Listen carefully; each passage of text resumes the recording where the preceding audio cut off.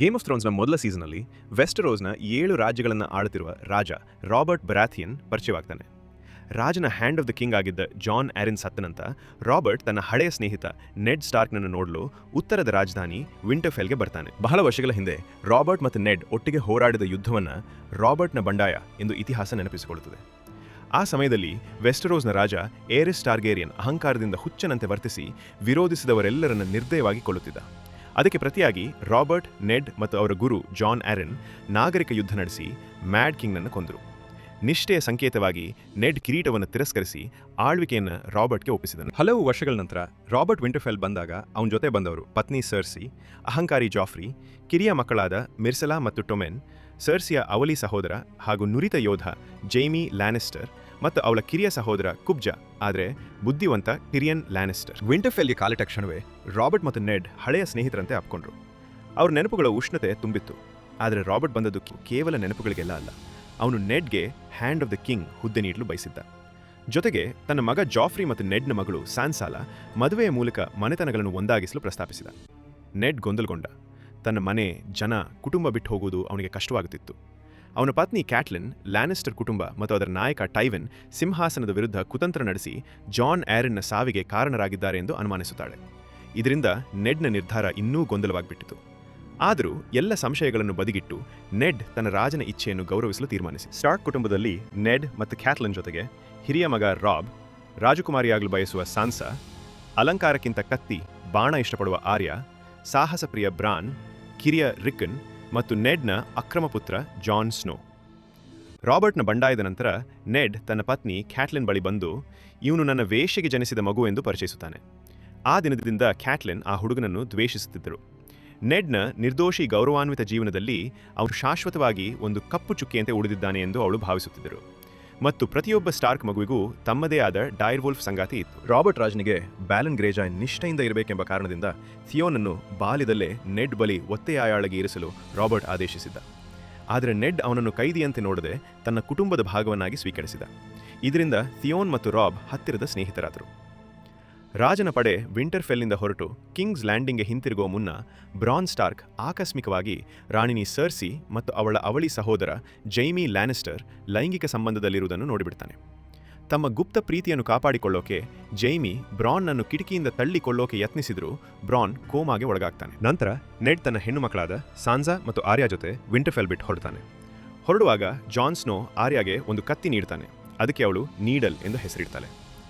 ಇನ್ನೊಂದು ಕಡೆ ಗಾಯಗೊಂಡ ಬ್ರ್ಯಾನ್ನನ್ನು ನೋಡ್ಕೊಳ್ತಿದ್ದ ಕ್ಯಾಟ್ಲಿನ್ ಮೇಲೆ ಹಂತಕ ದಾಳಿ ಮಾಡ್ತಾನೆ. ಆದರೆ ಬ್ರ್ಯಾನ್ನ ಡೈರ್ವೋಲ್ಫ್ ಸಮರ್ ಅವನನ್ನು ರಕ್ಷಿಸಿದೆ. ಕ್ಯಾಟ್ಲಿನ್ಗೆ ಲ್ಯಾನಿಸ್ಟರ್ಗಳೇ ಈ ದಾಳಿಯ ಹಿಂದೆ ಇದ್ದಾರೆ ಎಂದು ಅನುಮಾನಿಸ್ತಾಳೆ. ಆದರೆ ಅವಳ ಹಳೆಯ ಸ್ನೇಹಿತ ಮತ್ತು ಅಭಿಮಾನಿ ಲಿಟಲ್ ಫಿಂಗರ್ ಬೈಲಿಶ್ ಟಿರಿಯನ್ ಲ್ಯಾನಿಸ್ಟರ್ ಇದಕ್ಕೆ ಕಾರಣ ಎಂದು ಖಚಿತಪಡಿಸ್ತಾನೆ. ಆದ್ದರಿಂದ ಕ್ಯಾಟ್ಲಿನ್ ಟಿರಿಯನ್ನನ್ನು ಬಂಧಿಸ್ತಾಳೆ. ಬ್ರ್ಯಾನ್ ಕೊನೆಗೂ ಎದ್ದಾಗ ಅವನಿಗೆ ಬಿದ್ದದ ನೆನಪೇ ಇಲ್ಲ ಅಂತ ಹೇಳ್ತಾನೆ. ಆದರೆ ಅವನು ಮತ್ತೆ ನಡಿಲಾಗುವುದಿಲ್ಲ ಅನ್ನೋ ಸತ್ಯ ತಿಳಿದು ದುಃಖಪಡ್ತಾನೆ. ಇನ್ನೊಂದು ಕಡೆ ಜಾನ್ ಸ್ನೋ ನೈಟ್ಸ್ ವಾಚ್ ಸೇರೋ ನಿರ್ಧಾರ ಮಾಡ್ತಾನೆ. ಇದು ಉತ್ತರದ ದೊಡ್ಡ ಹಿಮದ ಗೋಡೆಯನ್ನು ಕಾಪಾಡೋ ಗುಂಪು. ಆ ಗೋಡೆ ವೆಸ್ಟರಾಸ್ನ 7 ರಾಜ್ಯಗಳಿಗೆ ಘೋರ ಕಾಡು ಜನರ ಬುಡಕಟ್ಟು ಜನಾಂಗ ಮತ್ತು ವೈಟ್ ವಾಕರ್ಗಳನ್ನು ತಡೆಯೋಕೆ ನಿರ್ಮಿಸಲ್ಪಟ್ಟದ್ದು. ಒಮ್ಮೆ ಗೌರವಾನ್ವಿತವಾಗಿದ್ದ ನೈಟ್ಸ್ ವಾಚ್ ಈಗ ಹೆಚ್ಚಾಗಿ ಅಪರಾಧಿಗಳಿಂದ ಕೂಡಿದೆ. ಮರಣ ದಂಡನೆ ಶಿಕ್ಷೆಯಿಂದ ತಪ್ಪಿಸಿಕೊಳ್ಳೋಕೆ ಟೇಕ್ ದ ಬ್ಲ್ಯಾಕ್ ಎಂದು ಆಯ್ಕೆ ಮಾಡಿ ಇಲ್ಲಿಗೆ ಬಂದು ನೆಲೆಸ್ತಾರೆ. ವೈಟ್ ವಾಕರ್ಗಳನ್ನು ತಡೆಯೋದು ಅವರ ಮುಖ್ಯ ಕೆಲಸವಾದರೂ ಬಹುತೇಕ ಜನರಿಗೆ ಅವು ಮಕ್ಕಳನ್ನು ಹೆದರಿಸೋ ಕಥೆಗಳಾಗಿ ಉಳಿದು ಹೋಗಿವೆ. ಗೋಡೆಯ ಬಳಿ ಜಾನ್ ತನ್ನ ಡೈರ್ವೋಲ್ಫ್ ಗೋಸ್ಟ್ ಮತ್ತು ತನ್ನ ಚಿಕ್ಕಪ್ಪ ಗೌರವಾನ್ವಿತ ರೇಂಜರ್ ಬೆನ್ಸಿನ್ ಸ್ಟಾರ್ಕ್ ಜೊತೆ ಸೇರ್ತಾನೆ. ಜಾನ್ ಕತ್ತಿ ಹಿಡಿಯುವ ಕಲೆಗಳಲ್ಲಿ ಇತರರಿಗಿಂತ ತುಂಬ ನಿಪುಣ. ಆದರೆ ಅದೇ ಕಾರಣದಿಂದ ವಾಚ್ನಲ್ಲಿ ಒಂಟಿಯಾಗ್ಬಿಡ್ತಾನೆ. ಜೊತೆಗೆ ವಿವಾಹ ನಿಷೇಧ ಸೇರಿದಂತೆ ಅನೇಕ ನಿಯಮಗಳಿಗೆ ಹೊಂದಿಕೊಳ್ಳಲು ಪರದಾಡುತ್ತಾನೆ. ಬೆನ್ಸಿನ್ ಗೋಡೆಯ ಉತ್ತರಕ್ಕೆ ಒಂದು ಕಾರ್ಯಾಚರಣೆಗೆ ತೆರಳಿ ರಹಸ್ಯವಾಗಿ ಕಾಣೆಯಾದಾಗ ಜಾನ್ ಇನ್ನಷ್ಟು ಸಂಕಷ್ಟಕ್ಕೆ ಸಿಲುಕುತ್ತಾನೆ. ಆದರೂ ಅವನು ತನ್ನನ್ನು ತಾನೇ ಸ್ಥಾಪಿಸಿಕೊಂಡು ಜೊತೆಗಾರರ ಗೌರವವನ್ನು ಗಳಿಸುತ್ತಾನೆ. ಅವನು ನೈಟ್ಸ್ ವಾಚ್ನ ಲಾರ್ಡ್ ಕಮಾಂಡರ್ ಜೋರಾ ಮೋರ್ಮೆಂಟ್ನ ವಿಶ್ವಾಸಾರ್ಹ ಮಿತ್ರನಾಗುತ್ತಾನೆ. ಗೋಡೆಯ ಮಾಸ್ಟರ್ ಏಮನ್ನ ಶ್ರದ್ಧಾವಂತ ಶಿಷ್ಯನಾಗುತ್ತಾನೆ ಮತ್ತು ಸಹಯೋಧರಾದ ಸ್ಯಾಮ್ವೆಲ್ ಟಾರ್ಲಿ, ಗ್ರೆನ್ ಮತ್ತು ಪೀಪ್ಗಳೊಂದಿಗೆ ಸ್ನೇಹ ಬೆಳೆಸುತ್ತಾನೆ. ಜಾನ್ ಮತ್ತು ಸ್ಯಾಮ್ ಬಹುತೇಕ ಜನರು ಕೇವಲ ಕಥೆ ಅಂತ ತಿಳ್ಕೊಂಡಿರೋ ವೈಟ್ ವಾಕರ್ಗಳು ನಿಜವಾಗಿಯೂ ಅಸ್ತಿತ್ವದಲ್ಲಿದ್ದಾರೆ ಎಂದು ಬೇಗನೆ ತಿಳಿದುಕೊಳ್ತಾರೆ. ಅವರು ತಮ್ಮ ಬಲಿಪಶುಗಳನ್ನು ವೈಟ್ಸ್ ಎಂಬ ಜಾಂಬಿಗಳಾಗಿ ಪರಿವರ್ತಿಸುವ ಶಕ್ತಿಯನ್ನು ಹೊಂದಿದ್ದಾರೆ. ಜಾನ್ ಲಾರ್ಡ್ ಕಮಾಂಡರ್ ಮೋರ್ಮಾಂಟ್ ನನ್ನು ವೈಟ್ ದಾಳಿಯಿಂದ ರಕ್ಷಿಸ್ತಾನೆ. ಪ್ರತಿಯಾಗಿ ಮೋರ್ಮಾಂಟ್ ತನ್ನ ಕುಟುಂಬದ ಅಮೂಲ್ಯವಾದ ಕತ್ತಿ ಲಾಂಗ್ ಕ್ಲಾವನ್ನು ಜಾನ್ಗೆ ಉಡುಗೊರೆಯಾಗಿ ನೀಡ್ತಾನೆ. ಇದು ಅಪರೂಪದ ವಲಿರಿಯನ್ ಉಕ್ಕಿನಿಂದ ತಯಾರಿಸಲ್ಪಟ್ಟಿದ್ದು ವೈಟ್ ವಾಕರ್ಗಳನ್ನು ಕೊಲ್ಲಬಲ್ಲ ಕೆಲವೇ ಆಯುಧಗಳಲ್ಲಿ ಒಂದಾಗಿದೆ. ನೆಡ್ ತನ್ನ ಮಕ್ಕಳಾದ ಸಾನ್ಸಾ ಮತ್ತು ಆರ್ಯಾಳೊಂದಿಗೆ ಕಿಂಗ್ಸ್ ಲ್ಯಾಂಡಿಂಗ್ಗೆ ತಲುಪಿದ ನಂತರ ರಾಜಕುಮಾರನನ್ನು ಮದುವೆಯಾಗುವ ತನ್ನ ಕನಸು ಜಾಫ್ರಿ ನಿಜವಾದ ರಾಜನಾಗಿ ಬದಲಾದಾಗ ಅಷ್ಟೊಂದು ಸುಖಾಂತ್ಯ ಕಾಣದಿರಬಹುದು ಎಂದು ಸಾನ್ಸಾ ತಿಳಿದುಕೊಳ್ತಾಳೆ. ಏಕೆಂದರೆ ಕ್ರೂರ ಸ್ವಭಾವದ ಜಾಫ್ರಿ ಇತರರನ್ನು ಹಿಂಸಿಸಲು ಮತ್ತು ಪೀಡಿಸಲು ಇಷ್ಟಪಡ್ತಾನೆ. ಅವನು ತನ್ನ ದೇಹ ರಕ್ಷಕ ಬಲಿಷ್ಠ ಸ್ಯಾಂಡರ್ ಕ್ಲೆಗೇನ್ ಮೂಲಕ ಆರ್ಯಾಳ ನಿರಪರಾಧ ಸ್ನೇಹಿತನನ್ನು ಕೊಲ್ಲಿಸ್ತಾನೆ. ಆರ್ಯಾಳ ಡೈರ್ವುಲ್ಫ್ ನೈಮೇರಿಯಾ ಜಾಫ್ರಿ ಮೇಲೆ ದಾಳಿ ಮಾಡಿದಾಗ ಸರ್ಸಿ ಆ ಪ್ರಾಣಿಯನ್ನು ಕೊಲ್ಲಲು ಆದೇಶಿಸ್ತಾಳೆ. ಆದರೆ ಆರ್ಯ ನೈಮೇರಿಯಾವನ್ನು ಕಾಡಿಗೆ ಬಿಡ್ತಾಳೆ. ಇದರಿಂದ ಕೋಪಗೊಂಡ ಸರ್ಸಿ ಪ್ರತಿಯಾಗಿ ಸಾನ್ಸಾಳ ನಿರಪರಾಧ ಡೈರ್ವುಲ್ಫ್ ಲೇಡಿಯನ್ನು ಕೊಲ್ಲಲು ಆದೇಶಿಸ್ತಾಳೆ. ಕಿಂಗ್ಸ್ ಲ್ಯಾಂಡಿಂಗ್ಗೆ ತಲುಪಿದ ನೆಡ್ ರಾಜನ ಸ್ಮಾಲ್ ಕೌನ್ಸಿಲ್ಗೆ ಸೇರ್ತಾನೆ. ಅಲ್ಲಿ ಅವನು ಅಸಹಜವಾದ ರಾಜಕೀಯ ಒತ್ತಡದ ವಾತಾವರಣಕ್ಕೆ ತಳ್ಳಲ್ಪಡ್ತಾನೆ. ರಾಬರ್ಟ್ನ ಅತಿಯಾದ ಖರ್ಚಿನಿಂದ ವೆಸ್ಟ್ರೋಸ್ ಭಾರೀ ಸಾಲದಲ್ಲಿ ಮುಳುಗಿರುವುದನ್ನು ನೆಡ್ ಕಂಡುಕೊಳ್ತಾನೆ. ರಾಜಕೀಯ ವಿರೋಧಿಗಳು ತಮ್ಮ ಅವಕಾಶಕ್ಕಾಗಿ ಕಾಯುತ್ತಾ ರಾಜನ ವಿರುದ್ಧ ಕುತಂತ್ರಗಳನ್ನು ರೂಪಿಸುತ್ತಿದ್ದಾರೆ.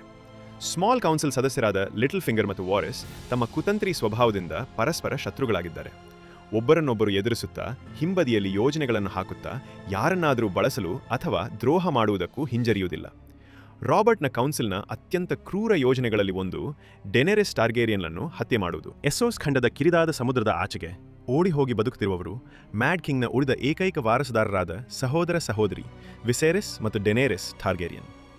ರಾಬರ್ಟ್ನ ಬಂಡಾಯದ ಸಮಯದಲ್ಲಿ ಟಾರ್ಗೇರಿಯನ್ ನಿಷ್ಠಾವಂತರ ಸಹಾಯದಿಂದ ಅವರು ಶಿಶುಗಳಾಗಿದ್ದಾಗಲೇ ವೆಸ್ಟ್ರೋಸ್ನಿಂದ ಪಾರಾಗಿದ್ದರು. ಈಗ ವಿಸೇರಿಸ್ ದೊಡ್ಡವನಾಗಿ ತನ್ನ ಕುಟುಂಬದ ಹಕ್ಕಿನ ಸಿಂಹಾಸನವನ್ನು ಮರಳಿ ಪಡೆಯಲು ಸಂಚು ರೂಪಿಸುತ್ತಿದ್ದಾನೆ. ಅದಕ್ಕಾಗಿ ಅವನು ತನ್ನ ತಂಗಿ ಡೆನೇರಿಸ್ಲನ್ನು ದೋಥ್ರಾಕಿ ಜನಾಂಗದ ನಾಯಕ ಖಾಲ್ ಡ್ರೋಗೋಗೆ ಮದುವೆ ಮಾಡಿಸುತ್ತಾನೆ. ಈ ರಾಜಕೀಯ ವಿವಾಹವು ವಿಸೇರಿಸ್ಗೆ ರಾಬರ್ಟ್ನ ಸೇನೆಯ ವಿರುದ್ಧ ಹೋರಾಡಲು ಅಗತ್ಯವಾದ ಸೇನೆಯನ್ನು ಒದಗಿಸುತ್ತದೆ. ಮದುವೆಯ ಉಡುಗೊರೆಯಾಗಿ ಡೆನೇರಿಸ್ಗೆ ಪಳೆಯುಳಿಕೆಗೊಂಡ 3 ಡ್ರ್ಯಾಗನ್ ಮೊಟ್ಟೆಗಳನ್ನು ನೀಡಲಾಗುತ್ತದೆ. ಅವು ಅವಳ ಕುಟುಂಬದ ಶಕ್ತಿಶಾಲಿ ಡ್ರ್ಯಾಗನ್ ಸವಾರರ ಪರಂಪರೆಯ ಸಂಕೇತವಾಗಿರುತ್ತವೆ. ಆದರೆ ಈ ಹಿಂಸಾತ್ಮಕರಾದ ದೋಥ್ರಾಕಿಗಳ ನಡುವೆ ಬದುಕುವುದು ಡೆನೇರಿಸ್ಗೆ ಮೊದಲಿಗೆ ಕಷ್ಟವಾಗುತ್ತದೆ. ಆದರೆ ಮಹಿಳೆಯಾಗಿ ತನ್ನ ಸ್ವಂತ ಶಕ್ತಿಯನ್ನು ಪ್ರತಿಪಾದಿಸಲು ಕಲಿಯುತ್ತಾಳೆ ಮತ್ತು ಡ್ರೋಗೋನ ಹೃದಯವನ್ನು ಮೃದುಗೊಳಿಸುತ್ತಾಳೆ. ಅವನನ್ನು ನಿಜವಾಗಿಯೂ ಪ್ರೀತಿಸಲು ಆರಂಭಿಸುತ್ತಾಳೆ ಮತ್ತು ಗರ್ಭಿಣಿಯಾಗುತ್ತಾಳೆ. ಈ ಸಮಯದಲ್ಲಿ ಅವಳಿಗೆ ಸ್ನೇಹಿತನಾಗುವವನು ಸರ್ ಜೋರಾ ಮೋರ್ಮೌಂಟ್, ಗುಲಾಮ ವ್ಯಾಪಾರದಿಂದ ನಾಡಿನಿಂದ ಹೊರಹಾಕಲ್ಪಟ್ಟವನು. ಅವನು ಗುಪ್ತವಾಗಿ ರಾಬರ್ಟ್ನ ಕೌನ್ಸಿಲ್ಗೆ ಗುಪ್ತಚರನಾಗಿದ್ದರೂ ಡೆನೇರಿಸ್ಗಾಗಿ ನಿಜವಾದ ಕಾಳಜಿಯನ್ನು ಬೆಳೆಸುತ್ತಾನೆ ಮತ್ತು ಅವಳಿಗೆ ಅತ್ಯಂತ ನಂಬಿಗಸ್ತನಾಗುತ್ತಾನೆ. ವಿಸೇರಿಸ್ ದೋಥ್ರಾಕಿ ಸೇನೆ ವೆಸ್ಟರೋಸ್ಗೆ ಹೋಗಲು ತಲವಾಗುತ್ತಿದೆ ಎಂದು ಕೋಪಗೊಂಡು ಡೆನೇರಿಸ್ಲನ್ನು ಕಾಡುತ್ತಾನೆ. ಅವಳ ಗರ್ಭದಲ್ಲಿರುವ ಮಗುವಿಗೆ ಬೆದರಿಕೆ ಹಾಕುತ್ತಾನೆ. ಇದರಿಂದ ಕೋಪಗೊಂಡ ಡ್ರೋಗೋ ಅವನಿಗೆ ಬಿಸಿ ಬಂಗಾರದ ದ್ರವವನ್ನು ಅವನ ತಲೆಯ ಮೇಲೆ ಸುರಿದು ಅವನು ಬಯಸಿದ ಕಿರೀಟವನ್ನು ನೀಡಿ ಕೊಲ್ಲುತ್ತಾನೆ. ನಂತರ ಡ್ರೋಗೋ ಮತ್ತು ದೋಥ್ರಾಕಿಗಳು ಡೆನೇರಿಸ್ಗೆ ನಿಷ್ಠೆ ತೋರಿಸುತ್ತಾರೆ. ಡ್ರೋಗೋ ತನ್ನ ಮಗ ಐರನ್ ಥ್ರೋನ್ ವಾರಸುದಾರನಾಗಬೇಕು ಎಂದು ಕನಸು ಕಾಣುತ್ತಾನೆ. ಆದರೆ ಒಂದು ಸಣ್ಣ ಗಾಯದ ಸೋಂಕಿನಿಂದ ಡ್ರೋಗೋ ಗಂಭೀರವಾಗಿ ಅಸ್ವಸ್ಥನಾಗುತ್ತಾನೆ. ಜೋರಾ ಎಚ್ಚರಿಸಿದರೂ ಡೆನೇರಿಸ್ ಒಬ್ಬ ದಾಸಿಯಾದ ಜಾದುಗಾರ್ತಿ ಮೇರಿಯ ಸಹಾಯವನ್ನು ಕೇಳುತ್ತಾಳೆ. ಅವಳು ರಕ್ತ ಮಾಂತ್ರಿಕೆಯನ್ನು ಬಳಸುತ್ತಾಳೆ. ಆದರೆ ಮೇರಿ ದೋಥ್ರಾಕಿಗಳಿಂದ ವರ್ಷಗಳ ಕಾಲ ಹಿಂಸೆಗೆ ಒಳಗಾದವಳು ಡೆನೇರಿಸ್ಗೆ ದ್ರೋಹ ಮಾಡುತ್ತಾಳೆ. ಡ್ರೋಗೋ ಬದುಕಿದ್ದರೂ ಶಾಶ್ವತವಾಗಿ ಸಸ್ಯಾವಸ್ಥೆಯಲ್ಲಿ ಉಳಿಯುತ್ತಾನೆ. ಡೆನೇರಿಸ್ನ ಮಗುವು ದುಃಖಕರವಾಗಿ ಸತ್ತ ಮಗುವಾಗಿ ಜನಿಸುತ್ತಾನೆ. ಕಿಂಗ್ಸ್ ಲ್ಯಾಂಡಿಂಗಲ್ಲಿ ಜೈಮಿ ತನ್ನ ಸಹೋದರ ಟಿರಿಯನ್ನನ್ನು ಕ್ಯಾಟ್ಲೀನ್ ಬಂಧಿಸಿರುವುದನ್ನು ತಿಳಿದುಕೊಳ್ಳುತ್ತಾನೆ. ಕುಟುಂಬದಿಂದ ಸದಾ ಹಾಸ್ಯಕ್ಕೆ ಗುರಿಯಾಗುತ್ತಿದ್ದ ಟಿರಿಯನ್ಗೆ ತನ್ನ ಅಣ್ಣ ಜೈಮಿಯಿಂದಲೇ ನೆಮ್ಮದಿ ಸಿಗುತ್ತಿತ್ತು. ಆದ್ದರಿಂದ ಜೈಮಿ ಕೋಪದಿಂದ ನೆಡ್ ಮೇಲೆ ದಾಳಿ ಮಾಡಿ ಅವನ ನಿಷ್ಠಾವಂತ ಯೋಧರನ್ನು ನಿರ್ದಯವಾಗಿ ಕೊಲ್ಲುತ್ತಾನೆ. ನೆಡ್ ಮತ್ತು ಜೈಮಿಯ ನಡುವೆ ಹಳೆಯ ವೈಷಮ್ಯವಿತ್ತು. ಜೈಮಿ ಕಿಂಗ್ಸ್ ಗಾರ್ಡ್ನ ಸದಸ್ಯನಾಗಿದ್ದರೂ ಮ್ಯಾಡ್ ಕಿಂಗ್ನನ್ನು ಅವಮಾನಕರವಾಗಿ ಕೊಂದಿದ್ದ. ನೆಡ್ ಕೂಡ ರಾಬರ್ಟ್ನ ಬಂಡಾಯದಲ್ಲಿ ರಾಜನನ್ನು ಕೆಡವಲು ಹೋರಾಡಿದರೂ ಸಹ ಅವನು ಯಾವುದೇ ಪ್ರಮಾಣವನ್ನು ಉಲ್ಲಂಘಿಸಿರಲಿಲ್ಲ. ಆದರೆ ಜೈಮಿಯ ದೃಷ್ಟಿಯಲ್ಲಿ ಅವನು ತನ್ನದೇ ಆದ ನೀತಿ ಪಾಲಿಸಿದ್ದ.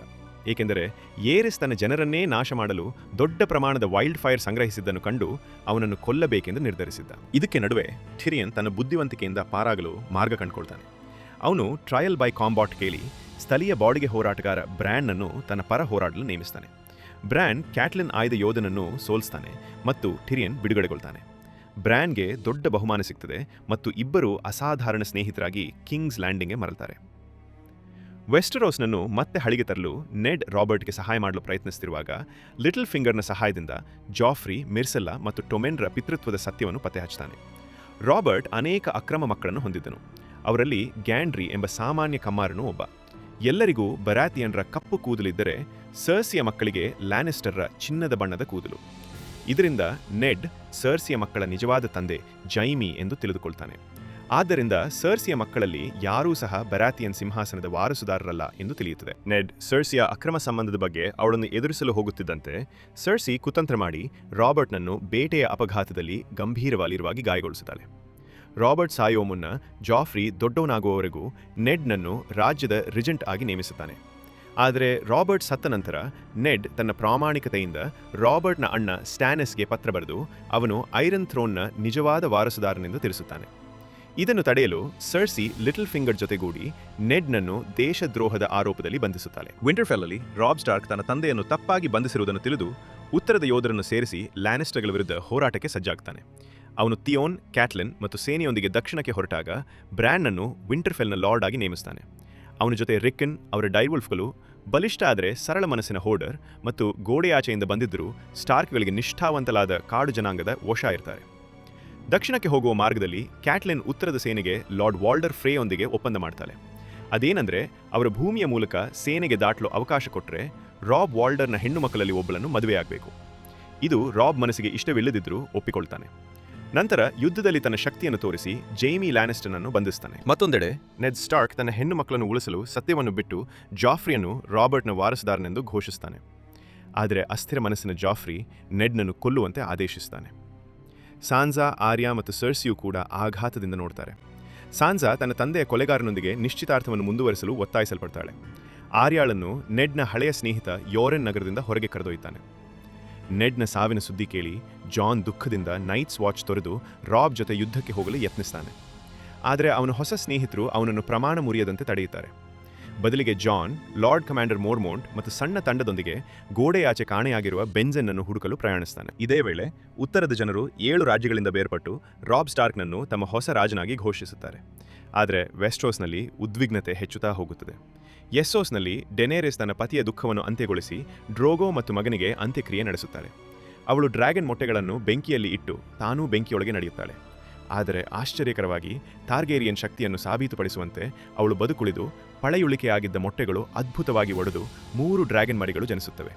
ಅವುಗಳಿಗೆ ವಿಸೇರಿಯನ್, ಡ್ರೋಗೋನ್ ಮತ್ತು ರ್ಯಾಗಲ್ ಎಂದು ಹೆಸರಿಡುತ್ತಾಳೆ.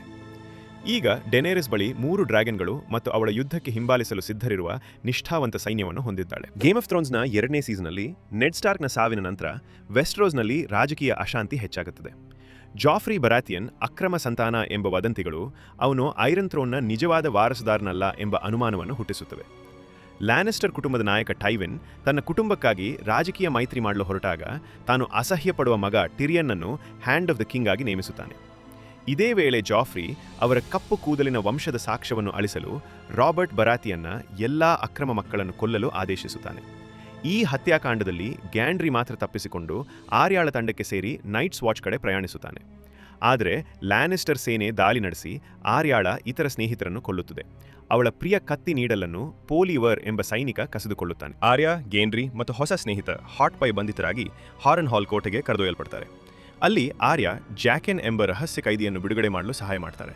ಜಾಕೆನ್ ತನ್ನ ಅಸಾಮಾನ್ಯ ಹತ್ಯಾ ಕೌಶಲ್ಯವನ್ನು ತೋರಿಸಿ ಲ್ಯಾನಿಸ್ಟರ್ ರಕ್ಷಕರನ್ನು ಕೊಂದು ಆರ್ಯಾ, ಹಾಟ್ ಪೈ ಮತ್ತು ಗೇನ್ರಿಯ ತಪ್ಪಿಸಿಕೊಳ್ಳುವಿಕೆಯನ್ನು ಖಚಿತಪಡಿಸ್ತಾನೆ. ನಂತರ ಜಾಕೆನ್ ಆರ್ಯಾಳಿಗೆ ತನ್ನ ಕೌಶಲ್ಯವನ್ನು ಕಲಿಸಲು ನ್ಯಾರೋ ಸೀ ದಾಟಿ ಬ್ರಾವೋಸ್ನ ಫೇಸ್ಲೆಸ್ ಮೆನ್ ಸಂಘಕ್ಕೆ ಸೇರಲು ಆಹ್ವಾನಿಸ್ತಾನೆ. ಅವಳಿಗೆ ಒಂದು ನಾಣ್ಯವನ್ನು ಕೊಟ್ಟು ಅವಳು ಯಾವಾಗ ಬೇಕಾದರೂ ಸುರಕ್ಷಿತವಾಗಿ ಪ್ರಯಾಣಿಸಲು ಅದನ್ನು ಬಳಸಬಹುದು ಎಂದು ಹೇಳುತ್ತಾನೆ. ಈಗ ಐರನ್ ಥ್ರೋನ್ಸ್ಗೆ ಹಲವಾರು ಸವಾಲುಗಾರರು ಎದುರಾಗ್ತಾರೆ. ಇದು ವಾರ್ ಆಫ್ ದ 5 ಕಿಂಗ್ಸ್ ಎಂದು ಪ್ರಸಿದ್ಧವಾಗ್ತದೆ. ರಾಬರ್ಟ್ನ ಹಿರಿಯ ಸಹೋದರ ಸ್ಟ್ಯಾನಸ್ ಬರಾಥಿಯನ್ ನಿಜವಾದ ವಾರಸುದಾರನಾಗಿದ್ದರೂ ಜನಪ್ರಿಯನಲ್ಲ. ಆದ್ದರಿಂದ ಅವನ ಕಿರಿಯ ಸಹೋದರ ರೆನ್ಲಿ ಕೂಡ ತನ್ನ ಆಕರ್ಷಕತೆಯಿಂದ ಬರಾಥಿಯನ್ ನಿಷ್ಠಾವಂತರನ್ನು ಮತ್ತು ಅನೇಕ ಮನೆತನಗಳನ್ನು ತನ್ನ ಪರವಾಗಿ ಸೆಳೆಯುತ್ತಾನೆ. ರೆನ್ಲಿಯ ಕಿಂಗ್ಸ್ ಗಾರ್ಡ್ನಲ್ಲಿ ಸೇವೆ ಸಲ್ಲಿಸುತ್ತಿದ್ದ ಬ್ರಿಯನ್ ಆಫ್ ಟಾರ್ತ್ ಮಹಿಳೆಯೊಬ್ಬಳಿಗೆ ಗೌರವಾನ್ವಿತ ಸ್ಥಾನ ನೀಡಿದ ತನ್ನ ರಾಜನನ್ನು ಪ್ರೀತಿಸುತ್ತಾಳೆ. ರಾಜಕೀಯ ಶಕ್ತಿಯನ್ನು ಬಲಪಡಿಸಲು ರೆನ್ಲಿ ಟೈರಲ್ ಕುಟುಂಬದ ಮಾರ್ಗೇರಿ ಜೊತೆ ಮದುವೆಯಾಗ್ತಾನೆ. ಆದರೆ ಇದು ಕೇವಲ ರಾಜಕೀಯ ವಿವಾಹ, ಏಕೆಂದರೆ ರೆನ್ಲಿ ಗುಪ್ತವಾಗಿ ಮಾರ್ಗೇರಿಯಾಳ ಸಹೋದರ ಲೋರೆಸ್ ಜೊತೆ ಸಲಿಂಗಕಾಮಿ ಸಂಬಂಧ ಹೊಂದಿರ್ತಾನೆ. ರೆನ್ಲಿ ಅಧಿಕಾರವನ್ನು ಪಡೆಯುತ್ತಿದ್ದಂತೆ ಸ್ಟ್ಯಾನಿಸ್ ಮಾಟಗಾತಿ ಮೆಲಿಸ್ಯಾಂಡ್ರೆಯ ಪ್ರಭಾವಕ್ಕೆ ಒಳಗಾಗಿ ಲಾರ್ಡ್ ಆಫ್ ಲೈಟ್ನ ಬೆಂಬಲವನ್ನು ಹುಡುಕ್ತಾನೆ. ಮೆಲಿಸ್ಯಾಂಡ್ರೆ ತನ್ನ ಕತ್ತಲೆ ಮಾಂತ್ರಿಕತೆಯಿಂದ ನೆರಳಿನ ಜೀವಿಯನ್ನು ಹುಟ್ಟುಹಾಕಿ ರೆನ್ಲಿಯನ್ನು ಹತ್ಯೆ ಮಾಡುತ್ತಾಳೆ. ಬ್ರಿಯನ್ನನ್ನು ಕೊಲೆಗೆ ಆರೋಪಿಸಲಾಗುತ್ತದೆ, ಆದರೆ ಕ್ಯಾಟ್ಲಿನ್ ಅವಳನ್ನು ರಕ್ಷಿಸುತ್ತಾಳೆ. ಇದರಿಂದ ಬ್ರಿಯನ್ ಲೇಡಿ ಸ್ಟಾರ್ಕ್ಗೆ ನಿಷ್ಠೆ ಪ್ರಮಾಣ ಮಾಡಿ ಅವಳ ಹೆಣ್ಣು ಮಕ್ಕಳನ್ನು ಮರಳಿ ತರುವ ಪ್ರತಿಜ್ಞೆ ಮಾಡುತ್ತಾಳೆ. ಟೈರಲ್ಗಳನ್ನು ಹೊರತುಪಡಿಸಿ ರೆನ್ಲಿಯ ಎಲ್ಲ ನಿಷ್ಠಾವಂತರು ಸ್ಟ್ಯಾನಿಸ್ಗೆ ಸೇರುತ್ತಾರೆ. ಇದರಿಂದ ಅವನು ಜಾಫ್ರಿಯ ಐರನ್ ಥ್ರೋನ್ ಹಿಡಿತಕ್ಕೆ ಅತ್ಯಂತ ಭಯಾನಕ ಬೆದರಿಕೆಯಾಗಿ ಪರಿಣಮಿಸುತ್ತಾನೆ. ಆದರೂ ಸ್ಟ್ಯಾನಿಸ್ನ ಅತ್ಯಂತ ನಿಷ್ಠಾವಂತ ಮಿತ್ರ ಡಾವೋಸ್ ಸೀವರ್ತ್ ತನ್ನ ರಾಜನ ಕತ್ತಲೆ ಮಾಂತ್ರಿಕತೆ ಮತ್ತು ಪ್ರತೀಕಾರದ ದೇವರ ಮೇಲಿನ ಅವಲಂಬನೆಗೆ ಅಸಮಾಧಾನಗೊಳ್ಳುತ್ತಾನೆ. ಇನ್ನೊಂದೆಡೆ ರಾಬ್ ಸ್ಟಾರ್ಕ್ ಉತ್ತರವನ್ನು ತನ್ನ ಪರವಾಗಿ ಒಗ್ಗೂಡಿಸುತ್ತಿದ್ದಾಗ ತನ್ನ ಸ್ನೇಹಿತ ಥಿಯೋನ್ನನ್ನು ಅವನ ತಂದೆ ಬಾಲನ್ ಮತ್ತು ಗ್ರೇಜಾಯ್ ಮನೆತನದೊಂದಿಗೆ ಮೈತ್ರಿ ಮಾಡಲು ಕಳುಹಿಸುತ್ತಾನೆ. ಆದರೆ ಬಾಲನ್ ರಾಬ್ನ ಪ್ರಸ್ತಾವವನ್ನು ತಿರಸ್ಕರಿಸಿ ತನ್ನದೇ ಐರನ್ ಥ್ರೋನ್ ಹಕ್ಕನ್ನು ಘೋಷಿಸುತ್ತಾನೆ. ಬಾಲ್ಯದಿಂದ ಸ್ಟಾರ್ಕ್ಗಳೊಂದಿಗೆ ಬೆಳೆದಿದ್ದರೂ ಥಿಯೋನ್ ತನ್ನ ನಿಜವಾದ ತಂದೆಯ ಗೌರವವನ್ನು ಪಡೆಯಲು ಬಯಸುತ್ತಾನೆ. ಇದರಿಂದ ಅವನು ರಾಬ್ನನ್ನು ದ್ರೋಹಿಸಿ ತನ್ನ ಕುಟುಂಬದ ಐರನ್ ಬರ್ನ್ ಸೇನೆಯೊಂದಿಗೆ ನಿಂತುಕೊಳ್ಳುತ್ತಾನೆ. ತನ್ನ ತಂದೆಯನ್ನು ಮೆಚ್ಚಿಸಲು ಥಿಯೋನ್ ವಿಂಟರ್ಫೆಲ್ನು ರಕ್ಷಣೆ ಇಲ್ಲದಾಗ ವಶಪಡಿಸಿಕೊಳ್ಳುವ ಕುತಂತ್ರ ರೂಪಿಸುತ್ತಾನೆ. ಓಷಾ ಮತ್ತು ಹೋಡರ್ ಬ್ರ್ಯಾನ್ ಮತ್ತು ರಿಕ್ಕನ್ನನ್ನು ಐರನ್ ಬರ್ನ್ ದಾಳಿಯಿಂದ ರಕ್ಷಿಸಲು ಜಾನ್ ಮತ್ತು ನೈಟ್ಸ್ ವಾಚ್ ಜೊತೆ ಆಶ್ರಯ ಪಡೆಯುವ ನಿರೀಕ್ಷೆಯಲ್ಲಿ ಅವರನ್ನು ಗೋಡೆಯತ್ತ ಕರೆದೊಯ್ಯುತ್ತಾರೆ. ಥಿಯೋನ್ ಅವರನ್ನು ಹಿಡಿಯಲು ವಿಫಲವಾದಾಗ ಅವನು ನಿರಪರಾಧ ರೈತರ ಮಕ್ಕಳನ್ನು ಕೊಂದು ಅವರ ದೇಹಗಳನ್ನು ಸುಟ್ಟು ಅವು ಬ್ರ್ಯಾನ್ ಮತ್ತು ರಿಕ್ಕನ್ಗಳೆಂದು ಘೋಷಿಸುತ್ತಾನೆ. ಥಿಯೋನ ಸಹೋದರಿಯಾರ ಅವನಿಗೆ ಬಾಲನ್ಗೆ ವಿಂಟರ್ಫೆಲ್ ಬಗ್ಗೆ ಯಾವುದೇ ಕಾಳಜಿ ಇಲ್ಲ ಎಂದು ತಿಳಿಸ್ತಾಳೆ. ಇದರಿಂದ ಥಿಯೋನ ದ್ರೋಹ ವ್ಯರ್ಥವಾಗ್ತದೆ. ಅವನ ಸೈನಿಕರು ಅವನನ್ನು ಬಿಟ್ಟು ಹೋದಾಗ ರಾಬ್ನ ಹೊಸ ಮಿತ್ರ ರೂಸ್ ಬೋಲ್ಟನ್ ತನ್ನ ಮಗ ರಾಮ್ಸೆ ನೇತೃತ್ವದ ಸೇನೆಯನ್ನು ವಿಂಟರ್ಫೆಲ್ ಮರಳಿ ಪಡೆಯಲು ಕಳಿಸ್ತಾನೆ. ಆದರೆ ರಾಮ್ಸೆ ಕ್ರೂರ ಯುವಕ. ಅವನು ಆದೇಶಗಳನ್ನು ಉಲ್ಲಂಘಿಸಿ ವಿಂಟರ್ಫೆಲ್ನು ದೋಚಿ ಉಳಿದ ಐರನ್ ಬಾನ್ಗಳನ್ನು ಜೀವಂತವಾಗಿ ಸುಲಿದುಕೊಳ್ಳುತ್ತಾನೆ ಮತ್ತು ಥಿಯೋನನ್ನು ತನ್ನ ವೈಯಕ್ತಿಕ ಹಿಂಸೆಗೊಳಗಾಗುವ ಕೈದಿಯಾಗಿ ಹಿಡಿದುಕೊಳ್ಳುತ್ತಾನೆ. ರಾಬ್ ತನ್ನ ಸೇನೆಯೊಂದಿಗೆ ವೆಸ್ಟ್ರೋಸ್ನಲ್ಲಿ ಅನೇಕ ಜಯಗಳನ್ನು ಸಾಧಿಸುತ್ತಿದ್ದರೂ ತಂತ್ರಜ್ಞಾನದ ನಿರ್ಧಾರಗಳಲ್ಲಿ ತಾಯಿ ಕ್ಯಾಟ್ಲಿನ್ ಜೊತೆ ಭಿನ್ನಾಭಿಪ್ರಾಯ ಹೊಂದುತ್ತಾನೆ. ಕ್ಯಾಟ್ಲಿನ್ ಜೇಮಿಯನ್ನು ಬ್ರಿಯನ್ನೊಂದಿಗೆ ಬಿಡುಗಡೆ ಮಾಡಿ ಅವಳ ಮಗಳುಗಳಾದ ಆರ್ಯ ಮತ್ತು ಸಾನ್ಸಾಳ ಸುರಕ್ಷಿತ ಮರಳುವಿಕೆಗೆ ವಿನಿಮಯ ಮಾಡಲು ಪ್ರಯತ್ನಿಸಿದಾಗ ರಾಬ್ ಕೋಪಗೊಂಡು ತಾಯಿಯ ಮೇಲೆ ಅಸಮಾಧಾನ ವ್ಯಕ್ತಪಡಿಸುತ್ತಾನೆ. ಇದೇ ವೇಳೆ ರಾಬ್ ತನ್ನ ಪ್ರತಿಜ್ಞೆಯನ್ನು ಉಲ್ಲಂಘಿಸಿ ವಾಲ್ಡರ್ ಫ್ರೇಯ ಮಗಳನ್ನು ಮದುವೆಯಾಗಬೇಕಾದ ಬದಲು ತಲಿಸಾಯ್ ಎಂಬ ನರ್ಸ್ಲನ್ನು ಪ್ರೀತಿಸಿ ಮದುವೆಯಾಗುತ್ತಾನೆ. ಕಿಂಗ್ಸ್ ಲ್ಯಾಂಡಿಂಗ್ನಲ್ಲಿ ಟಿರಿಯನ್ ತನ್ನ ಹ್ಯಾಂಡ್ ಆಫ್ ದ ಕಿಂಗ್ ಸ್ಥಾನವನ್ನು ಬಳಸಿಕೊಂಡು ವೆಸ್ಟ್ರೋಸ್ನಲ್ಲಿ ಉತ್ತಮ ಬದಲಾವಣೆಗಳನ್ನು ತರಲು ಮತ್ತು ತನ್ನ ಕುಟುಂಬವನ್ನು ಶತ್ರುಗಳಿಂದ ರಕ್ಷಿಸಲು ಪ್ರಯತ್ನಿಸುತ್ತಾನೆ. ಅವನು ತನ್ನ ಸ್ನೇಹಿತ ಬ್ರ್ಯಾನ್ನನ್ನು ಸಿಟಿ ವಾಚ್ನ ಕಮಾಂಡರ್ ಆಗಿ ನೇಮಿಸ್ತಾನೆ. ಗ್ರ್ಯಾಂಡ್ ಮಾಸ್ಟರ್ ಪೈಸಲ್ ಸರ್ಸಿಯ ಗುಪ್ತ ಕೈದಿಯಾಗಿರುವುದನ್ನು ಪತ್ತೆ ಹಚ್ಚಿ ಅವನನ್ನು ಸ್ಮಾಲ್ ಕೌನ್ಸಿಲ್ನಿಂದ ಹೊರಹಾಕ್ತಾನೆ. ಸಾನ್ಸಾಳನ್ನು ಜೋಫ್ರಿಯ ಕ್ರೂರತೆಯಿಂದ ರಕ್ಷಿಸಲು ತನ್ನ ಗುಪ್ತ ಪ್ರೇಯಸಿ ಶೇಯನ್ನು ಅವಳ ಹೊಸ ಸೇವಕಿಯಾಗಿ ನೇಮಿಸ್ತಾನೆ. ಸರ್ಸಿ ತನ್ನ ತಮ್ಮ ಲಾನ್ಸೋ ಜೊತೆ ಅಕ್ರಮ ಸಂಬಂಧ ಹೊಂದಿರುವುದನ್ನು ಕಂಡುಹಿಡಿದ ಟಿರಿಯನ್ ಅವನನ್ನು ತನ್ನ ಗುಪ್ತಚರನನ್ನಾಗಿ ಮಾಡ್ತಾನೆ. ಜಾಫ್ರಿ ಸ್ಟ್ಯಾನಸ್ನ ಸೇನೆಯ ವಿರುದ್ಧ ಮ್ಯಾಡ್ ಕಿಂಗ್ ಸಂಗ್ರಹಿಸಿದ್ದ ವೈಲ್ಡ್ ಫೈರ್ ಬಳಸುವ ಯೋಜನೆ ರೂಪಿಸಿದ್ದಾನೆ ಎಂದು ಲಾನ್ಸಲ್ ತಿಳಿಸುತ್ತಾನೆ. ಬ್ರ್ಯಾನ್ ಆ ಯೋಜನೆಯ ಪರಿಣಾಮಕಾರಿತ್ವವನ್ನು ಅನುಮಾನಿಸಿದಾಗ ಟಿರಿಯನ್ ವೈಲ್ಡ್ ಫೈರ್ను ವಶಪಡಿಸಿಕೊಂಡು ತನ್ನದೇ ಯುದ್ಧತಂತ್ರ ರೂಪಿಸುತ್ತಾನೆ ಮತ್ತು ತನ್ನ ಕುಟುಂಬದ ನಿಷ್ಠೆಗಾಗಿ ಯುದ್ಧದ ಅಪಾಯದಿಂದ ದೂರವಿಡಲು ಮಿರ್ಸೆಲ್ಲಾಳನ್ನು ಡಾನ್ ದೇಶಕ್ಕೆ ರಾಜಕೀಯ ವಿವಾಹಕ್ಕಾಗಿ ಕಳುಹಿಸುತ್ತಾನೆ. ಸ್ಟ್ಯಾನಸ್ ತನ್ನ ಸೇನೆಯೊಂದಿಗೆ ಐರನ್ ಥ್ರೋನ್ ಬಲದಿಂದ ಪಡೆಯಲು ಕಿಂಗ್ಸ್ ಲ್ಯಾಂಡಿಂಗ್ಗೆ ಸಾಗುತ್ತಿದ್ದಂತೆ ಟಿರಿಯನ್ ತನ್ನ ಮಹಾಯೋಜನೆಯನ್ನು ಜಾರಿಗೊಳಿಸುತ್ತಾನೆ. ಅವನು ಸ್ಟ್ಯಾನಸ್ನ ಹಡಗುಗಳನ್ನು ಬ್ಲ್ಯಾಕ್ ವಾಟರ್ ಬೇಯಲ್ಲಿ ಸಿಕ್ಕಿ ಹಾಕಿಸಿ ವೈಲ್ಡ್ ಫೈರ್ ಮೂಲಕ ಅವುಗಳನ್ನು ನಾಶ ಮಾಡುತ್ತಾನೆ. ಅನೇಕ ಬರಾಥಿಯನ್ ಯೋಧರು ಸಾವಿಗೀಡಾಗುತ್ತಾರೆ. ಸ್ಟ್ಯಾನಸ್ನ ನಿಷ್ಠಾವಂತ ಹ್ಯಾಂಡ್ ಓವರ್ಸ್ ಕೂಡ ಸಾವಿಗೀಡಾದಂತೆ ಕಾಣುತ್ತದೆ. ಸ್ಟ್ಯಾನಸ್ನ ಸೇನೆ ವೈಲ್ಡ್ ಫೈರ್ನ ಭೀಕರ ನಾಶವನ್ನು ಕಂಡು ಸಮುದ್ರದ ಯುದ್ಧವನ್ನು ಕಳೆದುಕೊಂಡು ಭೂಮಿಯ ಮೇಲೆ ದಾಳಿ ಮಾಡಲು ಮುಂದುವರಿಯುತ್ತದೆ. ಲ್ಯಾನಿಸ್ಟರ್ಗಳ ರಕ್ಷಣೆಯನ್ನು ಹೌಂಡ್ ಮುನ್ನಡೆಸುತ್ತಾನೆ. ಆದರೆ ಅವನ ಕ್ರೂರ ಸಹೋದರ ಮೌಂಟನ್ ಬಾಲ್ಯದಲ್ಲಿ ಅವನ ಮುಖವನ್ನು ಸುಟ್ಟಿದ್ದರಿಂದ ಬೆಂಕಿಯ ಭಯವು ಅವನನ್ನು ಕಾಡುತ್ತದೆ. ಯುದ್ಧದ ಮಧ್ಯದಲ್ಲಿ ಹೌಂಡ್ ಹೆದರಿ ಓಡಿ ಹೋಗುತ್ತಾನೆ ಮತ್ತು ಜೋಫ್ರಿಯನ್ನು ಅವನ ದುಃಖಕರ ಮಾರ್ಗಗಳಿಗಾಗಿ ಖಂಡಿಸುತ್ತಾನೆ. ಸಾನ್ಸಾ ಜಾಫ್ರಿಗೆ ಯುದ್ಧದ ನೇತೃತ್ವ ವಹಿಸಲು ಕುಶಲತೆಯಿಂದ ಕೇಳಿಕೊಳ್ಳುತ್ತಾಳೆ. ಆದರೆ ಜಾಫ್ರಿ ತನ್ನ ಜನರನ್ನು ಮುನ್ನಡೆಸಲು ತುಂಬ ಹೆದರುತ್ತಾನೆ. ಹೀಗಾಗಿ ಸದಾ ನಿರ್ಲಕ್ಷಿಸಲ್ಪಟ್ಟ ಟಿರಿಯನ್ ತನ್ನ ಕುಟುಂಬವನ್ನು ರಕ್ಷಿಸಲು ಮುಂದಾಗುತ್ತಾನೆ. ಅವನು ಲ್ಯಾನಿಸ್ಟರ್ ಸೇನೆಯನ್ನು ಒಗ್ಗೂಡಿಸಿ ಶೂರನಾಗಿ ಯುದ್ಧವನ್ನು ಮುನ್ನಡೆಸುತ್ತಾನೆ. ಆದರೆ ಅವನದೇ ಒಬ್ಬ ಕಿಂಗ್ಸ್ ಗಾರ್ಡ್ ಅವನ ಮುಖವನ್ನು ಕತ್ತರಿಸಿ ದ್ರೋಹಿಸುತ್ತಾನೆ. ಟಿರಿಯನ್ನ ನಿಷ್ಠಾವಂತ ಸ್ಕ್ವೈರ್ ಪಾಡ್ರಿಕ್ ಪೇನ್ ಆ ದ್ರೋಹಿಯನ್ನು ಕೊಂದು ತನ್ನ ಗುರುವನ್ನು ಉಳಿಸುತ್ತಾನೆ. ತೀವ್ರವಾಗಿ ಗಾಯಗೊಂಡ ಟಿರಿಯನ್ ರಕ್ತಸ್ರಾವದಿಂದ ಕುಸಿಯುತ್ತಿದ್ದಾಗ ಎಲ್ಲ ಆಸೆ ನಶಿಸುತ್ತಿರುವಂತೆ ತೋರುತ್ತದೆ. ಆದರೆ ಅವನ ತಂದೆ ಟೈರೆಲ್ ಮನೆತನದ ಹೊಸ ಮಿತ್ರರೊಂದಿಗೆ ಸೇನೆಗಳನ್ನು ಕರೆದುಕೊಂಡು ಬಂದು ಯುದ್ಧದ ದಿಕ್ಕನ್ನು ತಿರುಗಿಸುತ್ತಾನೆ ಮತ್ತು ಸ್ಟ್ಯಾನಸ್ ಇದರಿಂದ ಹಿಮ್ಮೆಟ್ಟುವಂತಾಗುತ್ತದೆ. ಯುದ್ಧದ ನಂತರ ಜಾಫ್ರಿ ಸಾನ್ಸಾಲನ್ನು ತ್ಯಜಿಸಿ ಮಾರ್ಗೇರಿ ಟೈರೆಲ್ ಜೊತೆ ನಿಶ್ಚಿತಾರ್ಥ ಮಾಡಿಕೊಳ್ತಾನೆ. ಟಿರಿಯನ್ನ ಶೌರ್ಯವನ್ನು ನಿರ್ಲಕ್ಷಿಸಲಾಗ್ತದೆ ಮತ್ತು ಟೈವೆನ್ ಮತ್ತೆ ಹ್ಯಾಂಡ್ ಆಫ್ ದ ಕಿಂಗ್ ಸ್ಥಾನವನ್ನು ವಶಪಡಿಸಿಕೊಳ್ತಾನೆ. ಎಸ್ಸೋಸ್ನಲ್ಲಿ ಡೆನರೀಸ್ ತನ್ನ ದೋತ್ರಾಕಿ ಸೈನ್ಯವನ್ನು ವೆಸ್ಟರೋಸ್ಗೆ ಸಾಗಿಸಬಲ್ಲ ನೌಕಾಪಡೆಯನ್ನು ಖರೀದಿಸಲು ಅಗತ್ಯವಿರುವ ಹಣವನ್ನು ಸಂಗ್ರಹಿಸಲು ಪ್ರಯತ್ನಿಸುತ್ತಿರುವಾಗ ಕಠಿಣ ಪರಿಸ್ಥಿತಿಗಳನ್ನು ಎದುರಿಸುತ್ತಾಳೆ. ಬಡತನ ಮತ್ತು ಶತ್ರುಗಳ ಕುತಂತ್ರದಿಂದ ಅವಳ ನಿಷ್ಠಾವಂತರು ಅನೇಕರು ಸಾವಿಗೀಡಾಗ್ತಾರೆ. ಇದರಿಂದ ಅವಳು ಶ್ರೀಮಂತ ಕಾರ್ತ್ ಕೌನ್ಸಿಲ್ ಸದಸ್ಯ ಜಾರೋನ ವಿವಾಹ ಪ್ರಸ್ತಾವವನ್ನು ಪರಿಗಣಿಸುತ್ತಾಳೆ. ಜಾರೋ ತನ್ನ ಸಂಪತ್ತನ್ನು ಬಳಸಿಕೊಂಡು ಅವಳನ್ನು ಐರನ್ ಥ್ರೋನ್ಗೆ ವಾರಸುದಾರಳನ್ನಾಗಿ ಮಾಡುತ್ತೇನೆ ಎಂದು ಭರವಸೆ ನೀಡುತ್ತಾನೆ. ಆದರೆ ಜೋರ ಅವಳಿಗೆ ತನ್ನ ಶಕ್ತಿಯ ಮೇಲೆ ನಂಬಿಕೆ ಇಟ್ಟು ವೆಸ್ಟ್ರೋಸ್ ಜನರ ಬೆಂಬಲವನ್ನು ಪಡೆಯಲು ಸಲಹೆ ನೀಡುತ್ತಾನೆ. ನಂತರ ಜಾರೋ ಮಾಂತ್ರಿಕ ಪಯಾಟ್ ಪ್ರೀ ಜೊತೆಗೂಡಿ ಡೆನೇರೀಸ್ನ ಶಿಶು ಡ್ರ್ಯಾಗನ್ಗಳನ್ನು ಕದ್ದುಕೊಂಡು ಕಾರ್ತ್ನ ರಾಜನಾಗಲಿ ಯತ್ನಿಸುತ್ತಾನೆ.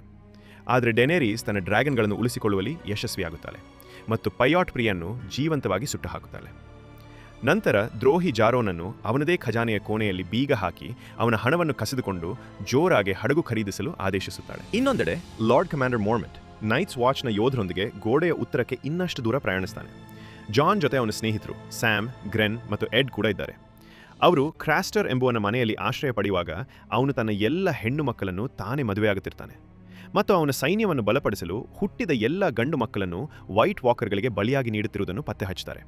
ಸ್ಯಾಮ್ ಕ್ರಾಸ್ಟರ್ನ ಗರ್ಭಿಣಿ ಹೆಣ್ಣು ಮಕ್ಕಳಲ್ಲಿ ಒಬ್ಬಳಾದ ಗಿಲ್ಲಿಯನ್ನು ಭೇಟಿಯಾಗ್ತಾನೆ ಮತ್ತು ತಕ್ಷಣ ಇಬ್ಬರಿಗೂ ಪ್ರೀತಿ ಹುಟ್ಟುತ್ತದೆ. ಅವಳನ್ನು ತಂದೆಯ ಕ್ರೂರತೆಯಿಂದ ಒಂದು ದಿನ ಮುಕ್ತಗೊಳಿಸುವುದಾಗಿ ಅವನು ಪ್ರತಿಜ್ಞೆ ಮಾಡ್ತಾನೆ. ಇದೇ ವೇಳೆ ನೈಟ್ಸ್ ವಾಚ್ ಕೂಡ ಬೆಳೆಯುತ್ತಿರುವ ಕಾಡು ಜನಗಳ ಬಗ್ಗೆ ಕಳವಳ ವ್ಯಕ್ತಪಡಿಸುತ್ತದೆ, ಏಕೆಂದರೆ ಅವರು ತಮ್ಮ ಹೊಸ ರಾಜ ಮ್ಯಾನ್ಸ್ ರೇಡರ್ ನೇತೃತ್ವದಲ್ಲಿ ಹೆಚ್ಚು ಸಂಘಟಿತವಾಗಿದ್ದು ಶಿಸ್ತಿನಿಂದ ನಡೆದುಕೊಳ್ಳುತ್ತಿರ್ತಾರೆ. ಜಾನ್ ತನ್ನ ಸ್ನೇಹಿತರ ಸೌಕರ್ಯವನ್ನು ಬಿಟ್ಟು ರೇಂಜರ್ ಕೋರನ್ ಹ್ಯಾಫ್ ಹ್ಯಾಂಡ್ ನೇತೃತ್ವದ ಸಣ್ಣ ತಂಡದೊಂದಿಗೆ ಕಾಡು ಜನ ಶಿಬಿರಗಳನ್ನು ಗುಪ್ತವಾಗಿ ದಾಳಿ ಮಾಡಲು ಹೊರಡುತ್ತಾನೆ. ಆದರೆ ದಾಳಿಯ ವೇಳೆ ಜಾನ್ ಎಗ್ರಿಟ್ ಎಂಬ ಕಾಡು ಜನ ಮಹಿಳೆಯನ್ನು ಕೊಲ್ಲಲು ಹಿಂಜರಿಯುತ್ತಾನೆ. ಎಗ್ರಿಟ್ ತಪ್ಪಿಸಿಕೊಂಡಾಗ ಜಾನ್ ಅವಳನ್ನು ಹಿಂಬಾಲಿಸುತ್ತಾನೆ. ಇದರಿಂದ ಅವನು ಖೋರೆನಿಂದ ದೂರವಾಗಿ ರಾತ್ರಿ ಕತ್ತಲಿನಲ್ಲಿ ಸಿಕ್ಕಿ ಹಾಕಿಕೊಳ್ಳುತ್ತಾನೆ. ಜಾನ್ ಎಗ್ರಿಟ್ಲನ್ನು ಕೈದಿಯಾಗಿ ಹಿಡಿದುಕೊಂಡು ಬದುಕುಳಿಯಲು ಅವಳ ಸಹಾಯಕ್ಕೆ ಅವಲಂಬಿಸಬೇಕಾಗುತ್ತದೆ. ಅವರ ಪ್ರಯಾಣದ ವೇಳೆ ಕಾಡು ಜನರು ಅವನಿಗೆ ಹೇಳಿದಂತೆ ಕ್ರೂರರು ಅಥವಾ ದುಷ್ಟರು ಅಲ್ಲ. ಅವರು ಗೋಡೆಯಾಚೆಯ ಕಠಿಣ ಪರಿಸರದಲ್ಲಿ ಬದುಕಲು ಬಲವಂತವಾಗಿ ಕ್ರೂರಿಗಳಾದ ಸಾಮಾನ್ಯ ಜನರು. ಗೋಡೆ ನಿರ್ಮಾಣವಾದಾಗ ವೆಸ್ಟರೋಸ್ನ ಉಳಿದವರಿಂದ ಬೇರ್ಪಟ್ಟು ಆ ಕಠಿಣ ನೆಲವನ್ನೇ ತಮ್ಮ ಮನೆಯಾಗಿಸಿಕೊಂಡು ಬದುಕುತ್ತಿರುವುದನ್ನು ಜಾನ್ ತಿಳಿದುಕೊಳ್ಳುತ್ತಾನೆ. ದುರದೃಷ್ಟವಶಾತ್ ಎಗ್ರಿಟ್ ಜಾನನ್ನು ಬಲೆಗೆ ಸೆಳೆದು ಲಾರ್ಡ್ ಆಫ್ ಬೋನ್ಸ್ ನೇತೃತ್ವದ ಕಾಡು ಜನ ಗುಂಪು ಅವನನ್ನು ಹಿಡಿಯಲು ಕಾರಣವಾಗ್ತಾಳೆ. ಎಗ್ರಿಟ್ ತನ್ನ ಜನರನ್ನು ಮನವೊಲಿಸಿ ಜಾನ್ನ ಜೀವವನ್ನು ಉಳಿಸುತ್ತಾಳೆ. ಅವನು ಮ್ಯಾನ್ಸ್ ರೇಡರ್ನನ್ನು ಭೇಟಿಯಾಗಲು ಅವರೊಂದಿಗೆ ಹೋಗಬೇಕಾಗ್ತದೆ. ಈ ಪ್ರಯಾಣದಲ್ಲಿ ಜಾನ್ ಕೋರಿನ್ ಕೂಡ ಬಂಧಿತನಾಗಿರುವುದನ್ನು ಕಂಡುಕೊಳ್ಳುತ್ತಾನೆ. ಹಿರಿಯನಾದ ಕೋರಿನ್ ಜಾನ್ನನ್ನು ಉಳಿಸಲು ಮತ್ತು ನೈಟ್ಸ್ ವಾಚ್ ಸಹೋದರರಿಗೆ ನೆರವಾಗಲು ಯೋಜನೆ ರೂಪಿಸುತ್ತಾನೆ. ಕೋರಿನ್ ಜಾನ್ನನ್ನು ದ್ರೋಹಿ ಎಂದು ಕರೆಯುತ್ತಾ ಅವನೊಂದಿಗೆ ನಾಟಕೀಯ ಹೋರಾಟ ಆರಂಭಿಸುತ್ತಾನೆ. ಜಾನ್ ತನ್ನ ನಿಷ್ಠೆಯನ್ನು ಕಾಡು ಜನರಿಗೆ ಸಾಬೀತುಪಡಿಸಲು ಕೋರಿನನ್ನು ಕೊಲ್ಲಬೇಕಾಗುತ್ತದೆ. ಇದರಿಂದ ಅವನು ಬಂಧನದಿಂದ ಬಿಡುಗಡೆಗೊಂಡು ಎಗ್ರಿಟ್ನ ಅಪ್ಪುಗೆಯನ್ನು ಪಡೆಯುತ್ತಾನೆ. ಆದರೆ ಜಾನ್ ಈಗ ನೈಟ್ಸ್ ವಾಚ್ಗೆ ಗುಪ್ತಚರನಾಗಿ ಕಾರ್ಯನಿರ್ವಹಿಸುತ್ತಿದ್ದಾನೆ ಎಂಬುದು ಎಗ್ರಿಟ್ಗೆ ಗೊತ್ತಿಲ್ಲ. ಇನ್ನೊಂದೆಡೆ ಮೋರ್ಮೆಂಟ್ನ ತಂಡ ಜಾನ್ ಮತ್ತು ಕೋರಿನ್ ಮರಳುವಿಕೆ ಕಾಯ್ತಿರುವಾಗ ಸ್ಯಾಮ್, ಗ್ರೆನ್ ಮತ್ತು ಎಡ್ ಡ್ರ್ಯಾಗನ್ ಗ್ಲಾಸ್ನ ಗುಪ್ತ ಸಂಗ್ರಹವನ್ನು ಪತ್ತೆ ಹಚ್ಚುತ್ತಾರೆ.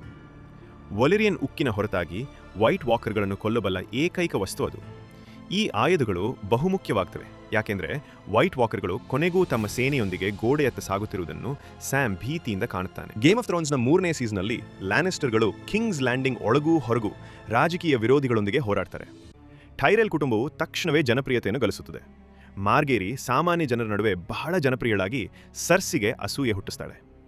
ಮಾರ್ಗೇರಿಯ ಅಜ್ಜಿ ಲೇಡಿ ಒಲೆನ್ನ ತನ್ನ ಕುಟುಂಬಕ್ಕೆ ಹೆಚ್ಚಿನ ಶಕ್ತಿ ಒದಗಿಸಲು ಮತ್ತು ಲ್ಯಾನಿಸ್ಟರ್ಗಳ ಕ್ರೂರತೆಯಿಂದ ಅವರನ್ನು ರಕ್ಷಿಸಲು ಯೋಜನೆ ಹಾಕ್ತಾಳೆ. ಅವರು ಸಾನ್ಸಾಲಿಗೆ ಲೋರೆಸ್ನನ್ನು ಮದುವೆಯಾಗುವಂತೆ ಪ್ರಸ್ತಾಪಿಸ್ತಾಳೆ. ಇದರಿಂದ ಅವಳಿಗೆ 2 ಲಾಭಗಳು ಕಾಣಿಸಿಕೊಂಡವು: ಜಾಫ್ರಿ ಎಂಬ ಕ್ರೂರ ರಾಜನಿಂದ ಸಾನ್ಸಾಲನ್ನು ದೂರ ಮಾಡುವುದು ಮತ್ತು ಉತ್ತರದ ಸ್ಟಾರ್ಕ್ ಕುಟುಂಬದೊಂದಿಗೆ ಬಲವಾದ ಮಿತ್ರತ್ವವನ್ನು ಕಟ್ಟುವುದು. ಇನ್ನೊಂದೆಡೆ ಲಿಟಲ್ ಫಿಂಗರ್ ತನ್ನ ಹೃದಯದ ಆಳದಲ್ಲಿ ಕ್ಯಾಟ್ಲಿನ್ಗಾಗಿ ಉಳಿಸಿಕೊಂಡಿದ್ದ ಪ್ರೀತಿಯಿಂದ ಮತ್ತು ಸಾನ್ಸಾಲಿಗೆ ಹೊಂದಿದ್ದ ವಿಚಿತ್ರ ಆಕರ್ಷಣೆಯಿಂದ ಅವಳನ್ನು ಕಿಂಗ್ಸ್ ಲ್ಯಾಂಡಿಂಗ್ನಿಂದ ತಪ್ಪಿಸಿಕೊಳ್ಳಲು ಸಹಾಯ ಮಾಡುವುದಾಗಿ ಗುಪ್ತವಾಗಿ ಹೇಳ್ತಾನೆ. ಆದರೆ ರಾಜಕೀಯದ ಅಂಗಳದಲ್ಲಿ ಯಾವಾಗಲೂ ಒಂದು ಹೆಜ್ಜೆ ಮುಂದೆ ಇರುವ ಟೈವನ್ ಲ್ಯಾನಿಸ್ಟರ್ ಆ ಯೋಜನೆಗಳನ್ನೆಲ್ಲ ಪತ್ತೆ ಹಚ್ಚಿ ತನ್ನ ತಂತ್ರಜ್ಞಾನದ ಶಕ್ತಿಯನ್ನು ಮತ್ತೊಮ್ಮೆ ತೋರಿಸ್ತಾನೆ. ಅವನು ಲಿಟಲ್ ಫಿಂಗರ್ನನ್ನು ಲೈಸಾ ಅರಿನ್ ಜೊತೆ ಮದುವೆಯಾಗುವಂತೆ ಯೋಜಿಸ್ತಾನೆ. ಇದರಿಂದ ಆರಿನ್ ಮನೆತನವು ನಮಗೆ ನಿಷ್ಠಾವಂತರಾಗ್ತದೆ, ರಾಬ್ ಸ್ಟಾರ್ಕೆ ಅಲ್ಲ. ಜೊತೆಗೆ ಟೈವಿನ್ ತನ್ನ ಮಕ್ಕಳಾದ ಟಿರಿಯನ್ ಮತ್ತು ಸರ್ಸಿಯನ್ನು ಸಾನ್ಸಾ ಮತ್ತು ಲೋರೆಸ್ ಜೊತೆ ಮದುವೆಯಾಗುವಂತೆ ರೂಪಿಸ್ತಾನೆ. ಈ ಮದುವೆಗಳು ಕೇವಲ ಕುಟುಂಬದ ಬಾಂಧವ್ಯವಲ್ಲ, ರಾಜಕೀಯದ ಕಸರತ್ತಿನ ಚಲನೆಗಳು. ಟಿರಿಯನ್ ಮದುವೆಗೆ ಬಲವಂತಪಡಿಸಲ್ಪಟ್ಟರೂ ಅವನು ಸಾನ್ಸಾಗೆ ದಯೆಯ ಮಿತ್ರ ಎಂದು ಸಾಬೀತುಪಡಿಸ್ತಾನೆ ಮತ್ತು ದೈಹಿಕ ಸಂಬಂಧವನ್ನು ನಿರಾಕರಿಸ್ತಾನೆ. ಬ್ರಿಯನ್ ಮತ್ತು ಅವಳ ಕೈದಿಯಾದ ಜೈಮಿ ಕಿಂಗ್ಸ್ ಲ್ಯಾಂಡಿಂಗ್ ಕಡೆ ತಮ್ಮ ದೀರ್ಘ ಪ್ರಯಾಣವನ್ನು ಮುಂದುವರಿಸುತ್ತಿರುವಾಗ ದಾರಿಯ ಮಧ್ಯೆ ಲಾಕ್ ಎಂಬ ಕ್ರೂರನ ಕೈಗೆ ಸಿಕ್ಕಿಬೀಳುತ್ತಾರೆ. ಅವನು ರೂಸ್ ಬೋಲ್ಟನ್ಗೆ ನಿಷ್ಠಾವಂತನಾಗಿರುತ್ತಾನೆ. ಲಾಕ್ನ ಸೈನಿಕರು ಬ್ರಿಯನ್ನನ್ನು ಹಿಂಸಿಸಲು ಮುಂದಾದಾಗ ಜೈಮಿ ತನ್ನ ಜೀವವನ್ನೇ ಪಣಕ್ಕಿಟ್ಟು ಅವಳನ್ನು ರಕ್ಷಿಸಲು ಮುಂದಾದನು. ಆದರೆ ಪ್ರತಿಯಾಗಿ ತನ್ನ ಕತ್ತಿಯ ಕೈಯನ್ನು ಕಳೆದುಕೊಳ್ಳುತ್ತಾನೆ. ತನ್ನ ಶಕ್ತಿಯನ್ನೇ ಕಳೆದುಕೊಂಡು ನಾನು ಯಾರು, ನನ್ನ ಜೀವನದ ಅರ್ಥವೇನು ಎಂದು ಜೈಮಿ ಮನಸ್ಸಿನಲ್ಲಿ ಪ್ರಶ್ನಿಸುತ್ತಿದ್ದನು. ಆ ಸಂಕಟದ ಕ್ಷಣದಲ್ಲಿ ಬ್ರಿಯನ್ ತನ್ನ ದಯೆ ಮತ್ತು ಧೈರ್ಯವನ್ನು ತೋರಿಸಿದಳು. ಅವಳ ನಿಷ್ಠೆ ಮತ್ತು ಮಾತುಗಳು ಜೈಮಿಯ ಹೃದಯದಲ್ಲಿ ಹೊಸ ಬೆಳಕನ್ನು ಹಚ್ಚಿದವು. ಇಬ್ಬರ ನಡುವೆ ಸ್ನೇಹದ ಬಾಂಧವ್ಯ ಬೆಳೆಯಿತು. ಜೈಮಿ ತನ್ನ ಮನದ ಆಳದ ಭಾವನೆಗಳನ್ನು, ಯಾರಿಗೂ ಹಂಚದಂತೆ ಇಟ್ಟಿದ್ದ ಎಲ್ಲ ಸತ್ಯವನ್ನು ಬ್ರಿಯನ್ ಬಳಿ ಹೇಳಿಕೊಂಡನು. ರೂಸ್ ಬೋಲ್ಟನ್ ಜೈಮಿಯನ್ನು ಅವನ ಕುಟುಂಬದ ಬಳಿ ಕಿಂಗ್ಸ್ ಲ್ಯಾಂಡಿಂಗ್ಗೆ ಕಳುಹಿಸಲು ಒಪ್ಪಿದರೂ ಬ್ರಿಯನ್ನನ್ನು ತನ್ನ ಬಳಿ ಉಳಿಸಿಕೊಳ್ಳಲು ನಿರ್ಧರಿಸಿದನು. ಆದರೆ ಜೈಮಿ ತನ್ನ ಹೊಸ ಸ್ನೇಹಿತೆಗಾಗಿ ನಿಷ್ಠೆಯನ್ನು ಸಾಬೀತುಪಡಿಸಲು ಬ್ರಿಯನ್ನನ್ನು ಬಿಡದೆ ಇಬ್ಬರೂ ಒಟ್ಟಿಗೆ ಕಿಂಗ್ಸ್ ಲ್ಯಾಂಡಿಂಗ್ ಕಡೆ ಪ್ರಯಾಣಿಸಿದರು. ಕೊನೆಗೂ ಜೈಮಿ ತನ್ನ ಸಹೋದರಿ ಮತ್ತು ಪ್ರೇಯಸಿ ಸರ್ಸಿಯನ್ನು ಮತ್ತೆ ಭೇಟಿಯಾದನು. ಆದರೆ ಅವನು ಹಿಂದಿನಂತೆ ಇರಲಿಲ್ಲ. ಅವನ ಕಣ್ಣುಗಳಲ್ಲಿ ಹೊಸ ಅನುಭವಗಳ ತೂಕ, ಅವನ ಹೃದಯದಲ್ಲಿ ಬದಲಾದ ಮೌಲ್ಯಗಳು. ಒಮ್ಮೆ ಕಿಂಗ್ಸ್ ಲೇಯರ್ ಎಂದು ಹಾಸ್ಯಕ್ಕೊಳಗಾದ ಜೈಮಿ ಈಗ ತನ್ನೊಳಗೆ ಹೊಸ ವ್ಯಕ್ತಿತ್ವವನ್ನು ಕಂಡುಕೊಂಡಿದ್ದನು. ಬ್ಲ್ಯಾಕ್ ವಾಟರ್ ಯುದ್ಧದ ಭೀಕರ ಅಲೆಗಳಿಂದ ಅದ್ಭುತವಾಗಿ ಬದುಕುಳಿದ ಡಾವೋಸ್ ತನ್ನ ರಾಜನಾದ ಸ್ಟ್ಯಾನಸ್ ಬಳಿ ಮರಳುತ್ತಾನೆ. ಆದರೆ ಸೋಲಿನ ನೋವು ಸ್ಟ್ಯಾನಸ್ನ ಮನಸ್ಸನ್ನು ಕತ್ತಲೆಯೊಳಗೆ ತಳ್ಳಿತು. ಅವನ ದೃಷ್ಟಿಯಲ್ಲಿ ನಿರಾಶೆಯ ನೆರಳು ಆವರಿಸಿತ್ತು. ಈ ಸಂದರ್ಭದಲ್ಲಿ ಮೆಲಿಸ್ಯಾಂಡ್ರೆ ತನ್ನ ದೇವರಾದ ಲಾರ್ಡ್ ಆಫ್ ಲೈಟ್ಗೆ ತೃಪ್ತಿಪಡಿಸಲು ನಿರಪರಾಧಿಗಳನ್ನು ಜೀವಂತವಾಗಿ ಸುಡುವ ಕ್ರೂರ ಆಚರಣೆಗಳನ್ನೆಲ್ಲನೂ ಆರಂಭಿಸುತ್ತಾಳೆ. ಡಾವೋಸ್ ತನ್ನ ಹೃದಯದಲ್ಲಿ ನ್ಯಾಯ ಮತ್ತು ಮಾನವೀಯತೆಯ ಜ್ವಾಲೆಯನ್ನು ಹೊತ್ತವನು ಈ ಕ್ರೂರತೆಯನ್ನು ಕಂಡು ಅಸಹ್ಯಗೊಂಡು ಮೆಲಿಸ್ಯಾಂಡ್ರೆಯನ್ನು ಕೊಲ್ಲಲು ಪ್ರಯತ್ನಿಸುತ್ತಾನೆ. ಆದರೆ ಅವನ ಪ್ರಯತ್ನ ವಿಫಲವಾಗುತ್ತದೆ. ಅವನನ್ನು ಕಾರಾಗೃಹಕ್ಕೆ ಹಾಕಲಾಗುತ್ತದೆ. ಅಲ್ಲಿ ಕತ್ತಲೆಯ ನಡುವೆ ಅವನಿಗೆ ಬೆಳಕಿನಂತೆ ಬಂದವಳು ರಾಜಕುಮಾರಿ ಶಿರೀನ್. ಅವಳು ತನ್ನ ಮೃದು ಹೃದಯದಿಂದ ಡಾವೋಸ್ನನ್ನು ಭೇಟಿ ಮಾಡಿ ಅವನಿಗೆ ಓದಲು ಕಲಿಸುತ್ತಾಳೆ. ಅವರ ಸ್ನೇಹ ಕಲ್ಲಿನ ಗೋಡೆಗಳೊಳಗೆ ಅರಳಿದ ಹೂವಿನಂತೆ ಡಾವೋಸ್ನ ಮನಸ್ಸಿಗೆ ಹೊಸ ಆಶೆಯನ್ನು ನೀಡುತ್ತದೆ. ಕೊನೆಗೆ ಡಾವೋಸ್ ಮೆಲಿಸ್ಯಾಂಡ್ರೆಗೆ ಹಾನಿ ಮಾಡಬಾರದೆಂದು ಪ್ರತಿಜ್ಞೆ ಮಾಡಿದ ನಂತರ ಬಿಡುಗಡೆಗೊಳ್ಳುತ್ತಾನೆ. ಹಾರನ್ ಹಾಲ್ನಿಂದ ತಪ್ಪಿಸಿಕೊಂಡ ಆರ್ಯ, ಗ್ಯಾನ್ರಿ ಮತ್ತು ಹಾಟ್ಪಾಯ್ ತಮ್ಮ ದಾರಿಯಲ್ಲಿ ಬ್ರದರ್ಹುಡ್ ವಿಥೌಟ್ ಬ್ಯಾನರ್ಸ್ ಎಂಬ ಬಂಡಾಯ ಗುಂಪನ್ನು ಭೇಟಿಯಾಗುತ್ತಾರೆ. ಈ ಗುಂಪಿನ ನಾಯಕತ್ವದಲ್ಲಿ ಥೋರೋಸ್ ಮತ್ತು ಹಿಂದಿನ ಲಾರ್ಡ್ ಬೆರಿಕ್ ಡಾಂಡಾರಿಯನ್ ಇದ್ದರು. ಹಾಟ್ಪಾಯ್ ತನ್ನ ಹೃದಯದಲ್ಲಿ ಯುದ್ಧದ ಬದಲು ಶಾಂತ ಜೀವನದ ಕನಸುಗಳನ್ನು ಹೊತ್ತವನು ಸ್ಥಳೀಯ ಇನ್ನಲ್ಲಿ ಅಡಿಗೆಗಾರನಾಗಿ ಉಳಿಯಲು ನಿರ್ಧರಿಸುತ್ತಾನೆ. ಇದೇ ವೇಳೆ ಬ್ರದರ್ಹುಡ್ ಹೌಂಡ್ನನ್ನು ಹಿಡಿದುಕೊಳ್ಳುತ್ತದೆ.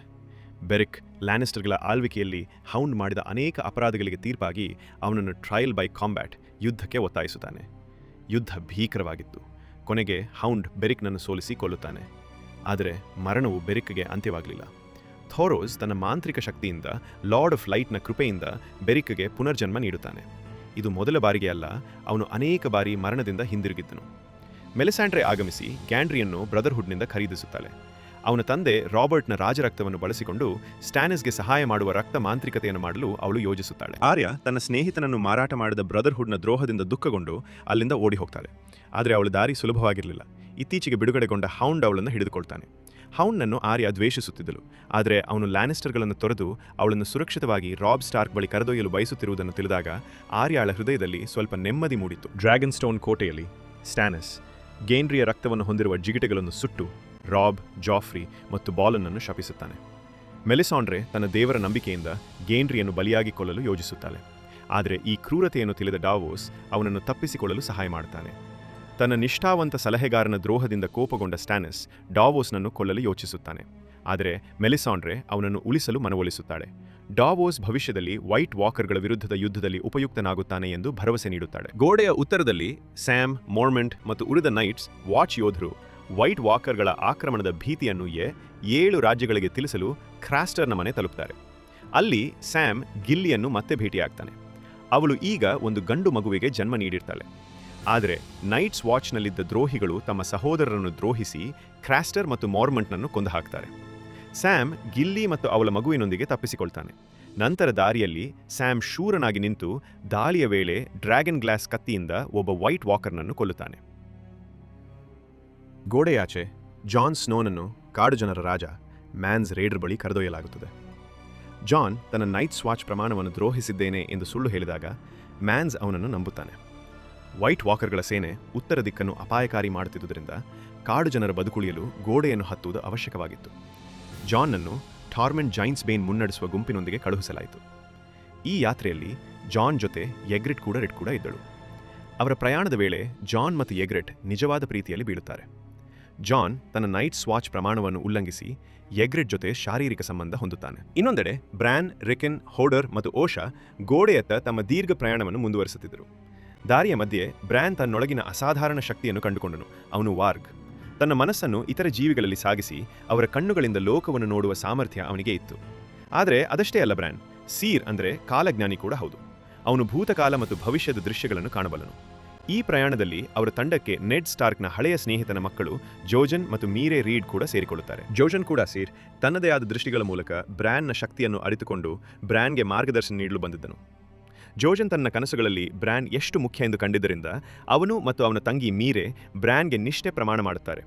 ಹೀಗೆ ಈ ತಂಡವು ಗೋಡೆಯ ಉತ್ತರಕ್ಕೆ ಹೊರಟು ಬ್ರ್ಯಾನ್ ತನ್ನ ಕನಸುಗಳಲ್ಲಿ ಕಾಣುವ 3 ಐಡ್ ರೇವನ್ ಅನ್ನು ಹುಡುಕಲು ತನ್ನ ಬೆಳೆಯುತ್ತಿರುವ ಶಕ್ತಿಗಳನ್ನು ಸಂಪೂರ್ಣವಾಗಿ ಅರಿಯಲು ನಿರ್ಧರಿಸುತ್ತಾನೆ. ಪ್ರಯಾಣದ ಮಧ್ಯೆ ಬ್ರ್ಯಾನ್ನ ತಂಡ ಜಾನ್ ಮತ್ತು ಅವನೊಂದಿಗೆ ಸಾಗುತ್ತಿದ್ದ ಕಾಡು ಜನರ ಗುಂಪನ್ನು ಎದುರಿಸುತ್ತದೆ. ಜಾನ್ ದ್ರೋಹಿ ಎಂದು ಪತ್ತೆಯಾದಾಗ ಟಾರ್ಮಂಡ್ ಅವನನ್ನು ಕೊಲ್ಲಲು ಆದೇಶಿಸ್ತಾನೆ. ಆ ಕ್ಷಣದಲ್ಲಿ ಬ್ರಾನ್ ತನ್ನ ಮನಸ್ಸನ್ನು ತನ್ನ ಡೈರ್ವೋಲ್ಫ್ ಸಮರ್ನಲ್ಲಿ ಸಾಗಿಸಿ ಜಾನ್ನನ್ನು ರಕ್ಷಿಸ್ತಾನೆ. ಜಾನ್ ತಪ್ಪಿಸ್ಕೊಂಡು ಹೋಗ್ತಾನೆ ಮತ್ತು ಅವನ ಪ್ರೇಯಸಿ ಎಗ್ರೆಟ್ ಈ ದ್ರೋಹದಿಂದ ದುಃಖದಿಂದ ಕುಸಿಯುತ್ತಾಳೆ. ನಂತರ ಬ್ರಾನ್ ತನ್ನ ಕಿರಿಯ ಸಹೋದರ ರಿಕ್ಕನ್ನನ್ನು ಸುರಕ್ಷಿತವಾಗಿಡಲು ಓಷಾಗೆ ಅವನನ್ನು ಸ್ಟಾರ್ಕ್ಗಳ ಮಿತ್ರರಾದ ಅಂಬರ್ ಕುಟುಂಬದ ಬಳಿ ಕರೆದೊಯ್ಯುವಂತೆ ಹೇಳುತ್ತಾನೆ. ನಂತರ ಅವರ ದಾರಿಯಲ್ಲಿ ಅವರು ಸ್ಯಾಮ್ ಮತ್ತು ಗಿಲ್ಲಿಯನ್ನು ಭೇಟಿಯಾಗುತ್ತಾರೆ. ಬ್ರಾನ್ ಜಾನ್ನ ಸಹೋದರನೆಂದು ಅರಿತ ಸ್ಯಾಮ್ ಅವರಿಗೆ ವೈಟ್ ವಾಕರ್ಗಳ ವಿರುದ್ಧ ರಕ್ಷಣೆಗಾಗಿ ಡ್ರ್ಯಾಗನ್ ಗ್ಲಾಸ್ ನೀಡುತ್ತಾನೆ. ಎಸೋಸ್ನಲ್ಲಿ ಡಿನೇರಿಸ್ ಟಾರ್ಗೇರಿಯನ್ ತನ್ನ ಜನರೊಂದಿಗೆ ಸ್ಲೇವರ್ಸ್ ಬೇಗ ತಲುಪುತ್ತಾರೆ. ಅಲ್ಲಿ ಅವಳು ಅನ್ಸಲ್ಲೀಡ್ ಎಂಬ ಸೇನೆಯನ್ನು ಖರೀದಿಸ್ತಾಳೆ. ಇವರ ಮನಸ್ಸನ್ನು ಕಾಮಮುಕ್ತಗೊಳಿಸಿ ಕೇವಲ ಯುದ್ಧಕ್ಕಾಗಿ ತರಬೇತಿ ನೀಡಲು ಎಲ್ಲರನ್ನೂ ನಪುಂಸಕರನ್ನಾಗಿ ಮಾಡಲಾಗಿರುವ ಗುಲಾಮ ಯೋಧರು. ಆದರೆ ಡಿನೇರಿಸ್ನ ಹೃದಯದಲ್ಲಿ ಗುಲಾಮಗಿರಿಗೆ ದ್ವೇಷವಿತ್ತು.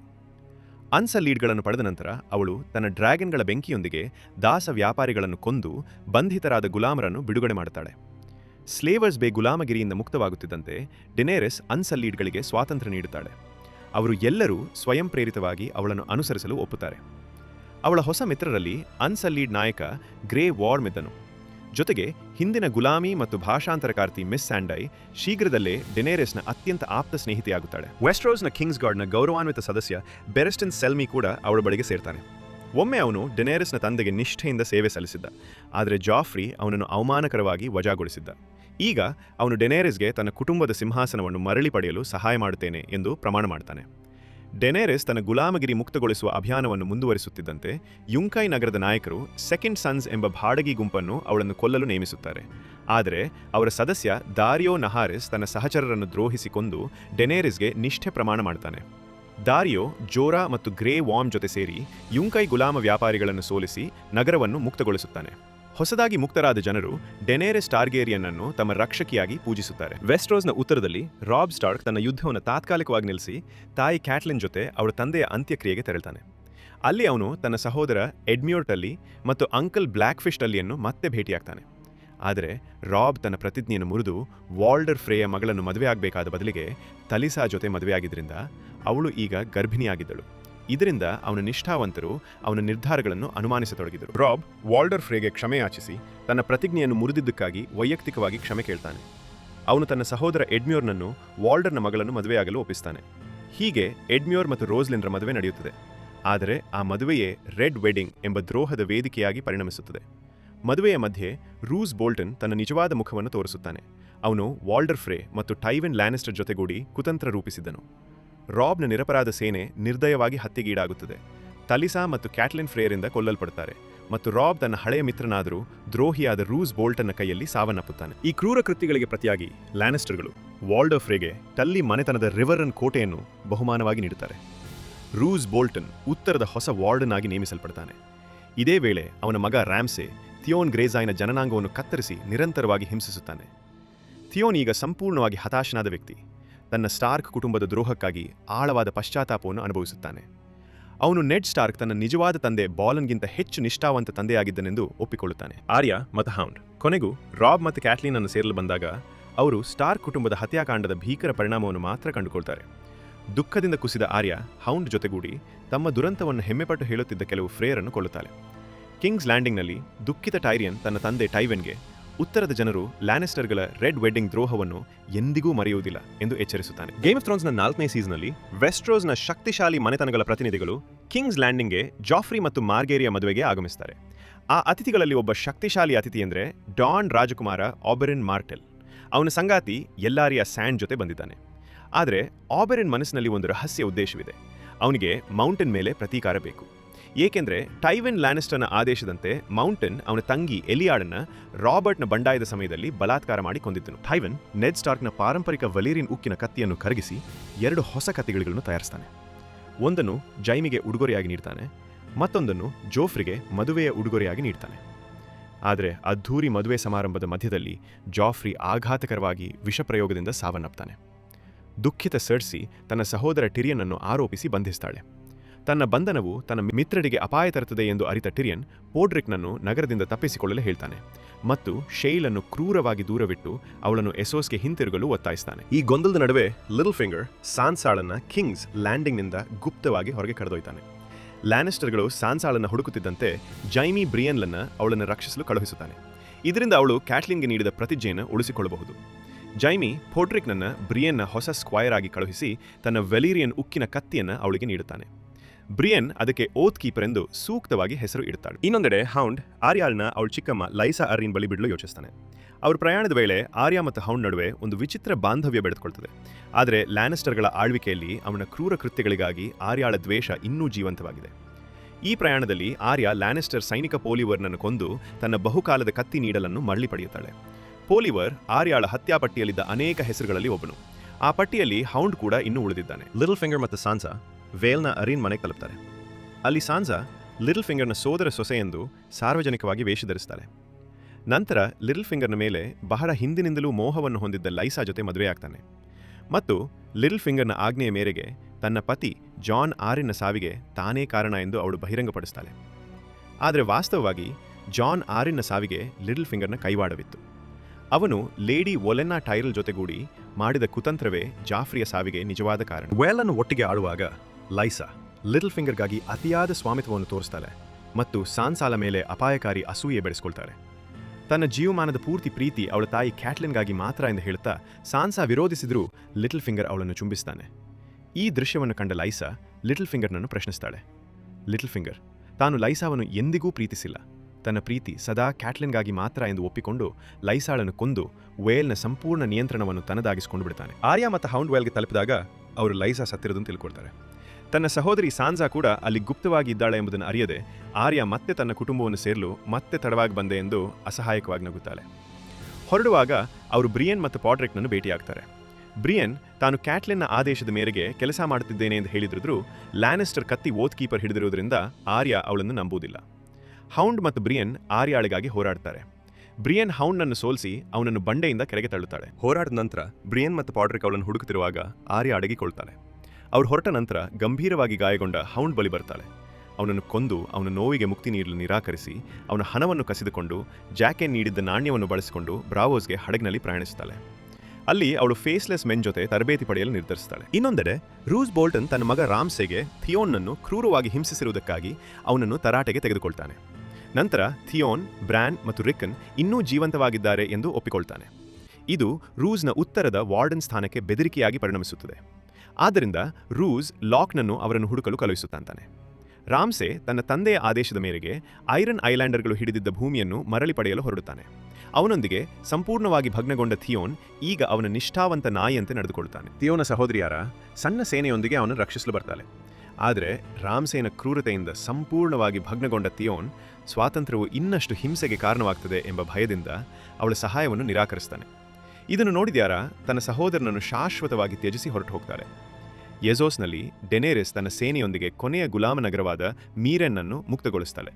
ಅವಳು ಗುಲಾಮ ವ್ಯಾಪಾರಿಗಳಿಗೆ ಯಾವುದೇ ಕರುಣೆ ತೋರದೆ ಅವಳ ಆಳ್ವಿಕೆಗೆ ವಿರೋಧಿಸುವವರಿಗೆ ಎಚ್ಚರಿಕೆಯಾಗಿ ಅವರನ್ನು ಬೀದಿಗಳಲ್ಲಿ ಶಿಲುಬೆಗೆ ಹಾಕ್ತಾಳೆ. ಆದರೆ ಅವಳು ಮುಕ್ತಗೊಳಿಸಿದ ಇತರ ನಗರಗಳು ಅವಳ ಗೈರು ಹಾಜರಿಯಲ್ಲಿ ಮತ್ತೆ ಗುಲಾಮಗಿರಿಗೆ ಮರಳುತ್ತವೆ. ಇದರಿಂದ ಡೆನೇರಿಸ್ ಯೆಜೋಸ್ನಲ್ಲೇ ಉಳಿದು ಖಂಡವನ್ನು ಮುಕ್ತಗೊಳಿಸಿ ಆಳಲು ನಿರ್ಧರಿಸ್ತಾಳೆ. ಡೆನೇರಿಸ್ ಡಾರಿಯೋಗೆ ಹತ್ತಿರವಾಗ್ತಾಳೆ. ಇಬ್ಬರೂ ಶಾರೀರಿಕ ಸಂಬಂಧ ಹೊಂತಾರೆ. ಇದರಿಂದ ಜೋರಾಗಿ ಅಸೂಯೆ ಹುಟ್ಟುತ್ತೆ.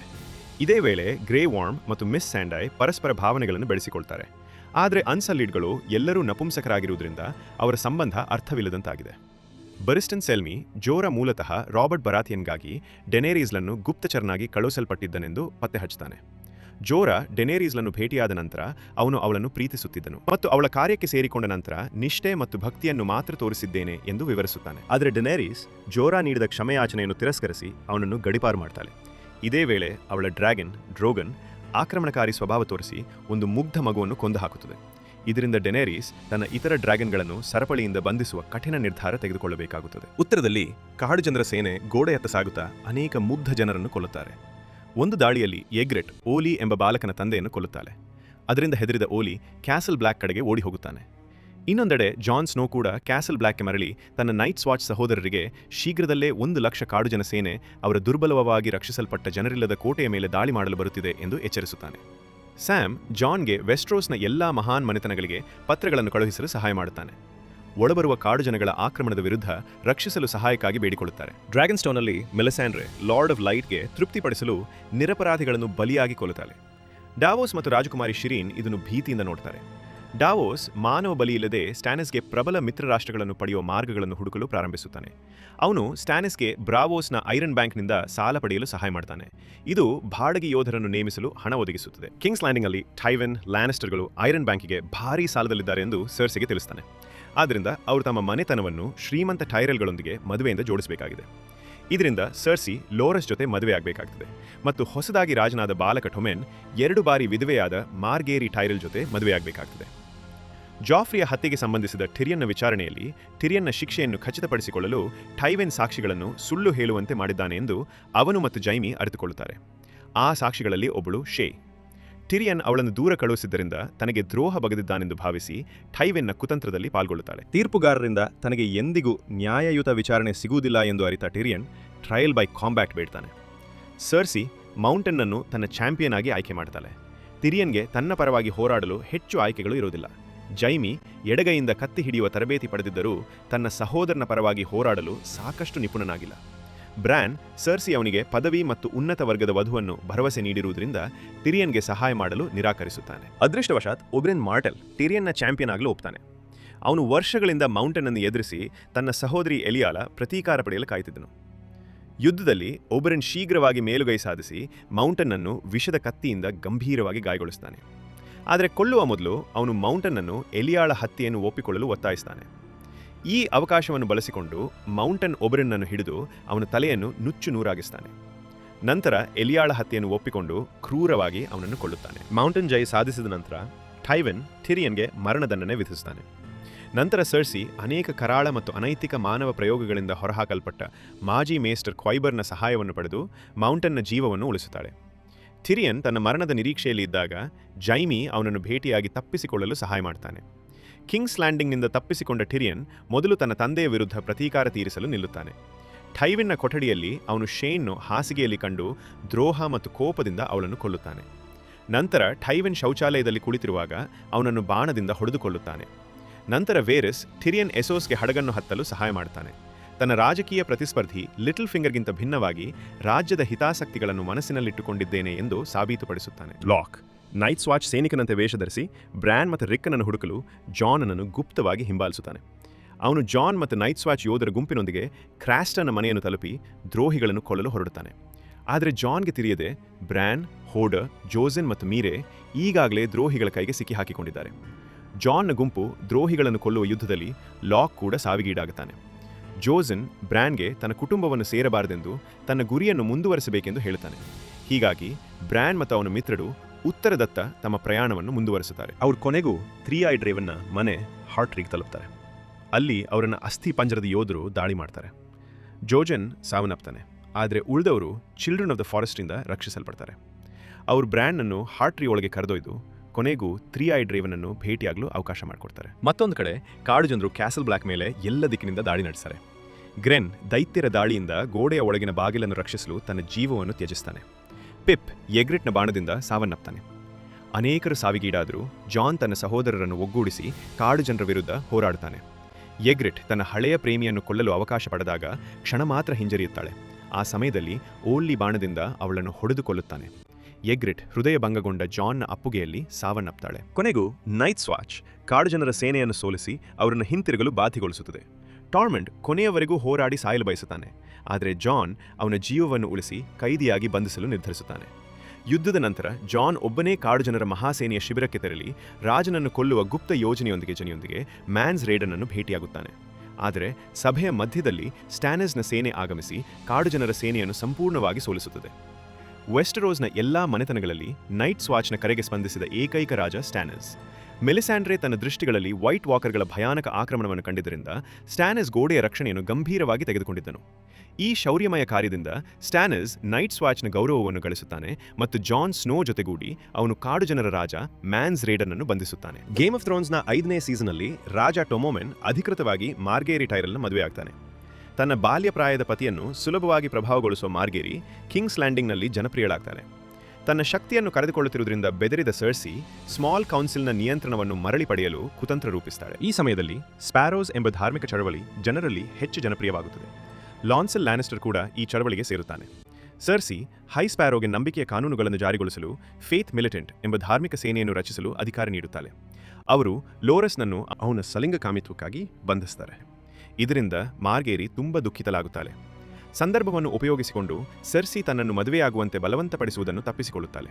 ಆದರೆ ತನ್ನ ಸಹೋದರನನ್ನು ರಕ್ಷಣೆಗೆ ಬಂದು ಅವನ ಲೈಂಗಿಕತೆಯ ಬಗ್ಗೆ ಸುಳ್ಳು ಹೇಳಿದ ಕಾರಣಕ್ಕೆ ಮಾರ್ಗೇರಿಯನ್ನು ಬಂಧಿಸಲಾಗುತ್ತದೆ. ಸೆರ್ಸಿಗೆ ಡಾರ್ನ್ ಎಲಾರಿಯಾ ಸ್ಯಾನ್ನಿಂದ ಅವಳ ಮಗಳು ಮಿರ್ಸೆಲ್ಲಾ ಅಪಾಯದಲ್ಲಿದ್ದಾಳೆ ಎಂಬ ಸಂದೇಶ ಬರ್ತದೆ.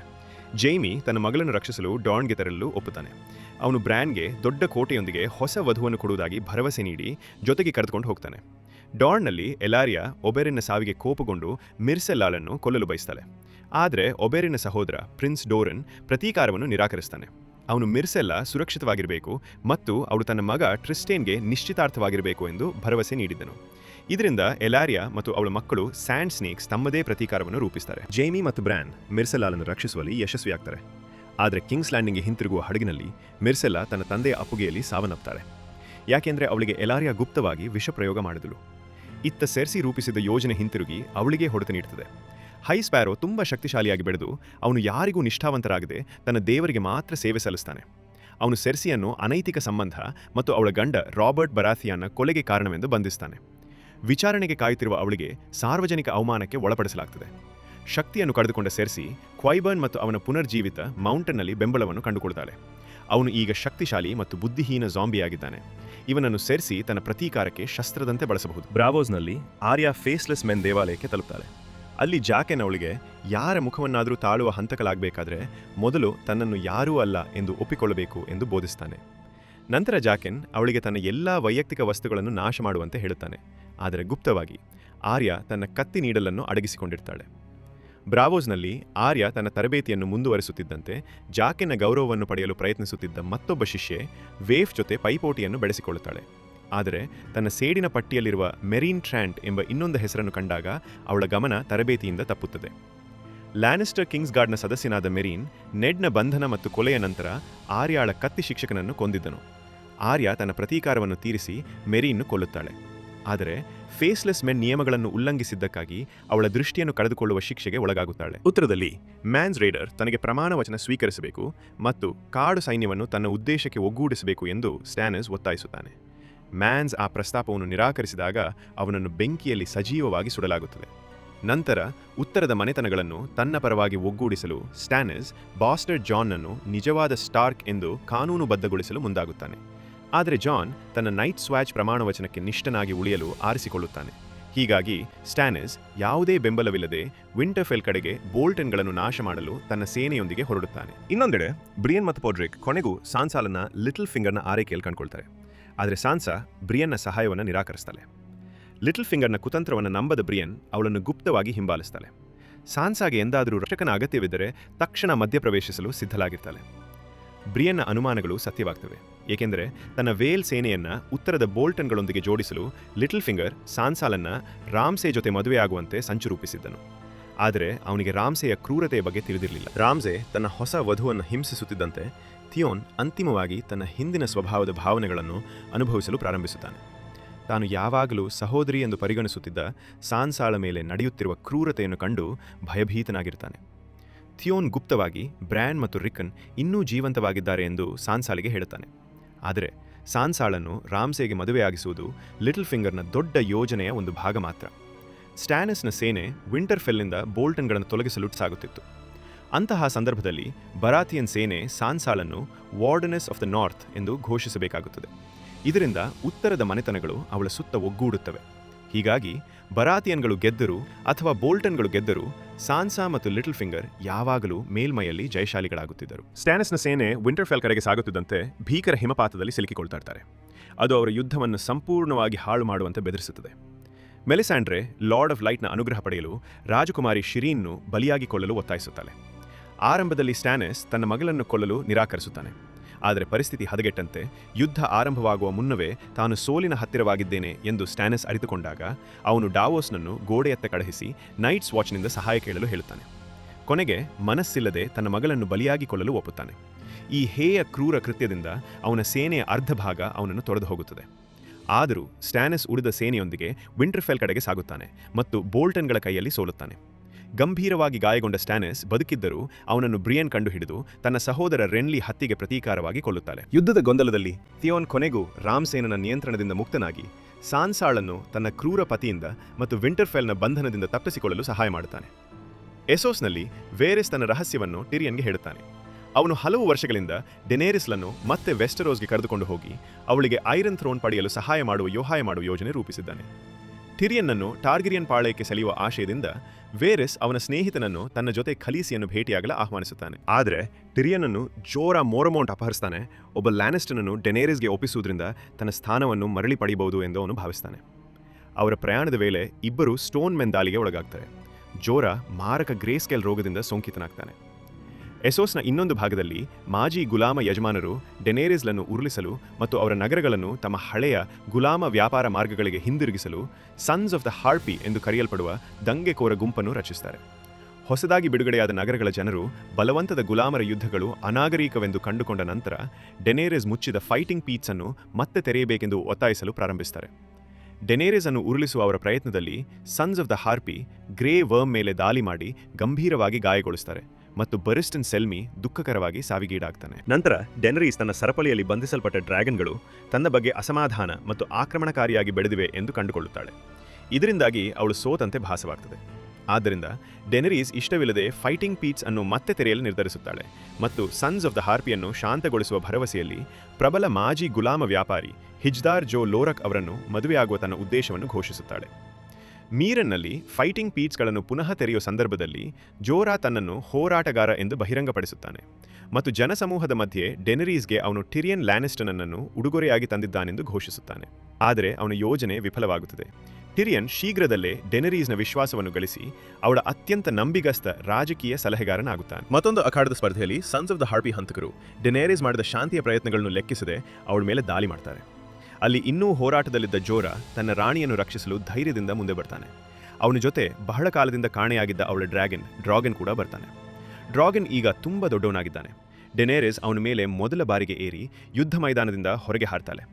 ಅವಳ ಈ ದೃಶ್ಯವನ್ನು ಕಂಡು ಅಲ್ಲಿ ಇದ್ದ ಎಲ್ಲರೂ ಆಶ್ಚರ್ಯದಿಂದ ಬೆರಗಾಗ್ತಾರೆ. ಗೋಡೆಯಲ್ಲಿ ಜಾನ್ ಸ್ನೋ ನೈಟ್ಸ್ ವಾಚ್ನ ಹೊಸ ಲಾರ್ಡ್ ಕಮಾಂಡರ್ ಆಗಿ ಆಯ್ಕೆಯಾಗ್ತಾನೆ.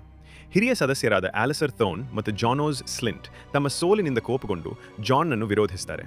ಸ್ಲಿಂಟ್ ಹೊಸ ಕಮಾಂಡರ್ನ ಆದೇಶಗಳನ್ನು ಪಾಲಿಸಲು ನಿರಾಕರಿಸಿದಾಗ ಜಾನ್ ತನ್ನ ಅಧಿಕಾರವನ್ನು ಸಾಬೀತುಪಡಿಸಲು ಅವನನ್ನು ಕೊಲ್ಲುತ್ತಾನೆ.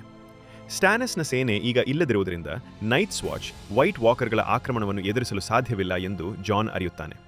ಅವನು ವೆಸ್ಟರೋಸ್ನ ಎಲ್ಲಾ ಮಹಾನ್ ಮನೆತನಗಳಿಗೆ ಪತ್ರಗಳನ್ನು ಕಳುಹಿಸುತ್ತಾನೆ. ಆದರೆ ಯಾರೂ ಈ ಬೆದರಿಕೆಯನ್ನು ಗಂಭೀರವಾಗಿ ತೆಗೆದುಕೊಳ್ಳುವುದಿಲ್ಲ. ಹೀಗಾಗಿ ಜಾನ್ ಗೋಡೆಯ ದಕ್ಷಿಣದಲ್ಲಿ ಕಾಡು ಜನರಿಗೆ ಭೂಮಿ ನೀಡುವುದಾಗಿ ಭರವಸೆ ನೀಡಿ ವೈಟ್ ವಾಕರ್ಗಳ ವಿರುದ್ಧದ ಯುದ್ಧದಲ್ಲಿ ಅವರ ಸಹಾಯವನ್ನು ಪಡೆಯಲು ಬಂಧಿತ ಟಾರ್ಮಂಡ್ ಜೊತೆ ಮೈತ್ರಿ ಮಾಡಿಕೊಳ್ಳುತ್ತಾನೆ. ಈ ಮೈತ್ರಿ ನೈಟ್ಸ್ ವಾಚ್ನ ಬಹುಮತವನ್ನು ಕೋಪಗೊಳಿಸುತ್ತದೆ. ಅವರು ಕ್ಯಾಸಲ್ ಬ್ಲ್ಯಾಕ್ನ ಕಾಡು ಜನರ ದಾಳಿಯಲ್ಲಿ ತಮ್ಮ ಮಿತ್ರರನ್ನು ಕಳೆದುಕೊಂಡಿದ್ದರು. ಜಾನ್ ಆಲಿಸರ್ ಥೋನ್ನಂತಹವರ ಅಸಮಾಧಾನವನ್ನು ನಿರ್ಲಕ್ಷಿಸಿ ಟಾರ್ಮಂಡ್ ಜೊತೆ ಗೋಡೆಯ ಉತ್ತರಕ್ಕೆ ಪ್ರಯಾಣಿಸುತ್ತಾನೆ. ಅವರು ಹಾರ್ಡ್ ಹೋಮ್ನಲ್ಲಿ 5,000 ಕಾಡು ಜನರನ್ನು ಒಗ್ಗೂಡಿಸುತ್ತಾರೆ. ಆದರೆ ಅವರ ಸಂಭ್ರಮವನ್ನು ವೈಟ್ ವಾಕರ್ ಸೇನೆ ನೈಟ್ ಕಿಂಗ್ನ ನೇತೃತ್ವದಲ್ಲಿ ನಾಶ ಮಾಡುತ್ತದೆ. ಅನೇಕ ನಿರಪರಾಧ ಕಾಡು ಜನರು ಕೊಲ್ಲಲ್ಪಟ್ಟು ನಂತರ ಜಾಂಬಿ ವೈಟ್ಸ್ ಆಗಿ ಪುನರ್ಜೀವಿತಗೊಳ್ಳುತ್ತಾರೆ. ಜಾನ್ ಮತ್ತು ಟಾರ್ಮಂಡ್ ವುನ್ ಎಂಬ ದೈತ್ಯ ಸೇರಿದಂತೆ ಬದುಕುಳಿದ ಕಾಡು ಜನರಿಗೆ ಆಶ್ರಯ ಪಡೆಯಲು ಕ್ಯಾಸಲ್ ಬ್ಲ್ಯಾಕ್ಗೆ ಕರೆದು ತರುತ್ತಾರೆ. ನಂತರ ಜಾನ್ ಸ್ಯಾಮ್ನನ್ನು ಗಿಲ್ಲಿ ಮತ್ತು ಅವಳ ಮಗನ ಜೊತೆ ಓಲ್ಡ್ ಟೌನ್ಗೆ ಕಳುಹಿಸುತ್ತಾನೆ. ಅಲ್ಲಿ ಅವನು ಮೇಸ್ಟರ್ ಆಗಿ ತರಬೇತಿ ಪಡೆದು ವೈಟ್ ವಾಕರ್ಗಳನ್ನು ಸೋಲಿಸಲು ಅಗತ್ಯವಾದ ಜ್ಞಾನವನ್ನು ಹುಡುಕಬೇಕಾಗುತ್ತದೆ. ಡಾವೋಸ್ ಸ್ಟ್ಯಾನಸ್ನ ಸೇನೆಗೆ ಜಾನ್ನ ಸಹಾಯವನ್ನು ಪಡೆಯಲು ಗೋಡೆಯತ್ತ ಬರ್ತಾನೆ. ಆದರೆ ಸ್ವಲ್ಪ ಸಮಯದ ನಂತರ ಮೆಲಿಸ್ಯಾಂಡ್ರೆ ಒಬ್ಬಂಟಿಯಾಗಿ ಬಂದಾಗ ತನ್ನ ರಾಜನನ್ನು ಸೋಲಿಸಲಾಗಿದೆ ಮತ್ತು ಎಲ್ಲ ಭರವಸೆ ಕಳೆದು ಹೋಗಿದೆ ಎಂದು ಅವನು ಅರ್ಥಕೊಳ್ತಾನೆ. ನಂತರ ಜಾನ್ ಸ್ನೋ ತನ್ನದೇ ನೈಟ್ಸ್ ವಾಚ್ ಸಹೋದರರಿಂದ ಎದುರಿಸಲ್ಪಡ್ತಾನೆ. ಆಲಿಸರ್ ಥೋನ್ ಮತ್ತು ಯುವ ಆಲಿ ಸೇರಿದಂತೆ ಅನೇಕರಿಗೆ ಜಾನ್ ಕಾಡು ಜನರನ್ನು ತಮ್ಮ ಮನೆಗೆ ಕರೆತಂದಿರುವುದು ಅಸಹ್ಯವೆಂದು ಭಾವಿಸುತ್ತಾರೆ. ಜಾನ್ ಇನ್ನು ಮುಂದೆ ವಾಚ್ಗೆ ಉತ್ತಮನಲ್ಲವೆಂದು ತಮ್ಮದೇ ಕ್ರಮ ಕೈಗೊಳ್ತಾರೆ. ಅವರು ತಮ್ಮ ಲಾರ್ಡ್ ಕಮಾಂಡರ್ಗೆ ದ್ರೋಹ ಬಗೆದು ಆಘಾತಕರವಾಗಿ ಜಾನ್ ಸ್ನೋನನ್ನು ಚೂರಿಯಿಂದ ಇರಿದು ಕೊಲ್ಲುತ್ತಾರೆ. ಗೇಮ್ ಆಫ್ ಥ್ರೋನ್ಸ್ನ 6ನೇ ಸೀಸನ್ನಲ್ಲಿ ಡಾವೋಸ್ ಮತ್ತು ಮೆಲಿಸ್ಯಾಂಡ್ರೆ ಜಾನ್ ಸ್ನೋನ ಶವದೊಂದಿಗೆ ಅಡಕೊಳ್ತಾರೆ. ಆಲಿಸರ್ ಥೋನ್ ನೈಟ್ಸ್ ವಾಚ್ನ ನಿಯಂತ್ರಣವನ್ನು ವಹಿಸಿಕೊಳ್ತಾನೆ. ಆದರೆ ಜಾನ್ನ ನಿಷ್ಠಾವಂತ ಸಹೋದರ ಎಡ್ ಟಾರ್ಮಂಡ್ ಮತ್ತು ದೈತ್ಯ ವುನ್ ನೇತೃತ್ವದ ಕಾಡು ಜನರನ್ನು ಒಗ್ಗೂಡಿಸಿ ದ್ರೋಹಿ ನೈಟ್ಸ್ ವಾಚ್ ಸದಸ್ಯರನ್ನು ಸೋಲಿಸಿ ಬಂಧಿಸ್ತಾನೆ. ಸ್ಟ್ಯಾನಸ್ನ ಮರಣದ ನಂತರ ಮೆಲಿಸ್ಯಾಂಡ್ರೆ ನಂಬಿಕೆಯ ಬಿಕ್ಕಟ್ಟಿನ ಹೊರತಾಗಿಯೂ ಜಾನ್ ಅನ್ನು ಪುನರ್ಜೀವಿತಗೊಳಿಸಲು ಪ್ರಯತ್ನಿಸಲು ಡಾವೋಸ್ ಅವಳನ್ನು ಮನವೊಲಿಸುತ್ತಾನೆ. ಎಲ್ಲರಿಗೂ ಆಶ್ಚರ್ಯವಾಗುವಂತೆ ಅವಳ ಮಾಂತ್ರಿಕ ಶಕ್ತಿ ಕಾರ್ಯನಿರ್ವಹಿಸಿ ಜಾನ್ ಸ್ನೋ ಮತ್ತೆ ಬದುಕುತ್ತಾನೆ. ಪುನರ್ಜೀವಿತಗೊಂಡ ಜಾನ್ ಆಲಿಸರ್ ಥೋನ್ ಮತ್ತು ಒಲಿ ಸೇರಿದಂತೆ ದ್ರೋಹಿಗಳನ್ನು ನೇಣಿಗೆ ಹಾಕುತ್ತಾನೆ.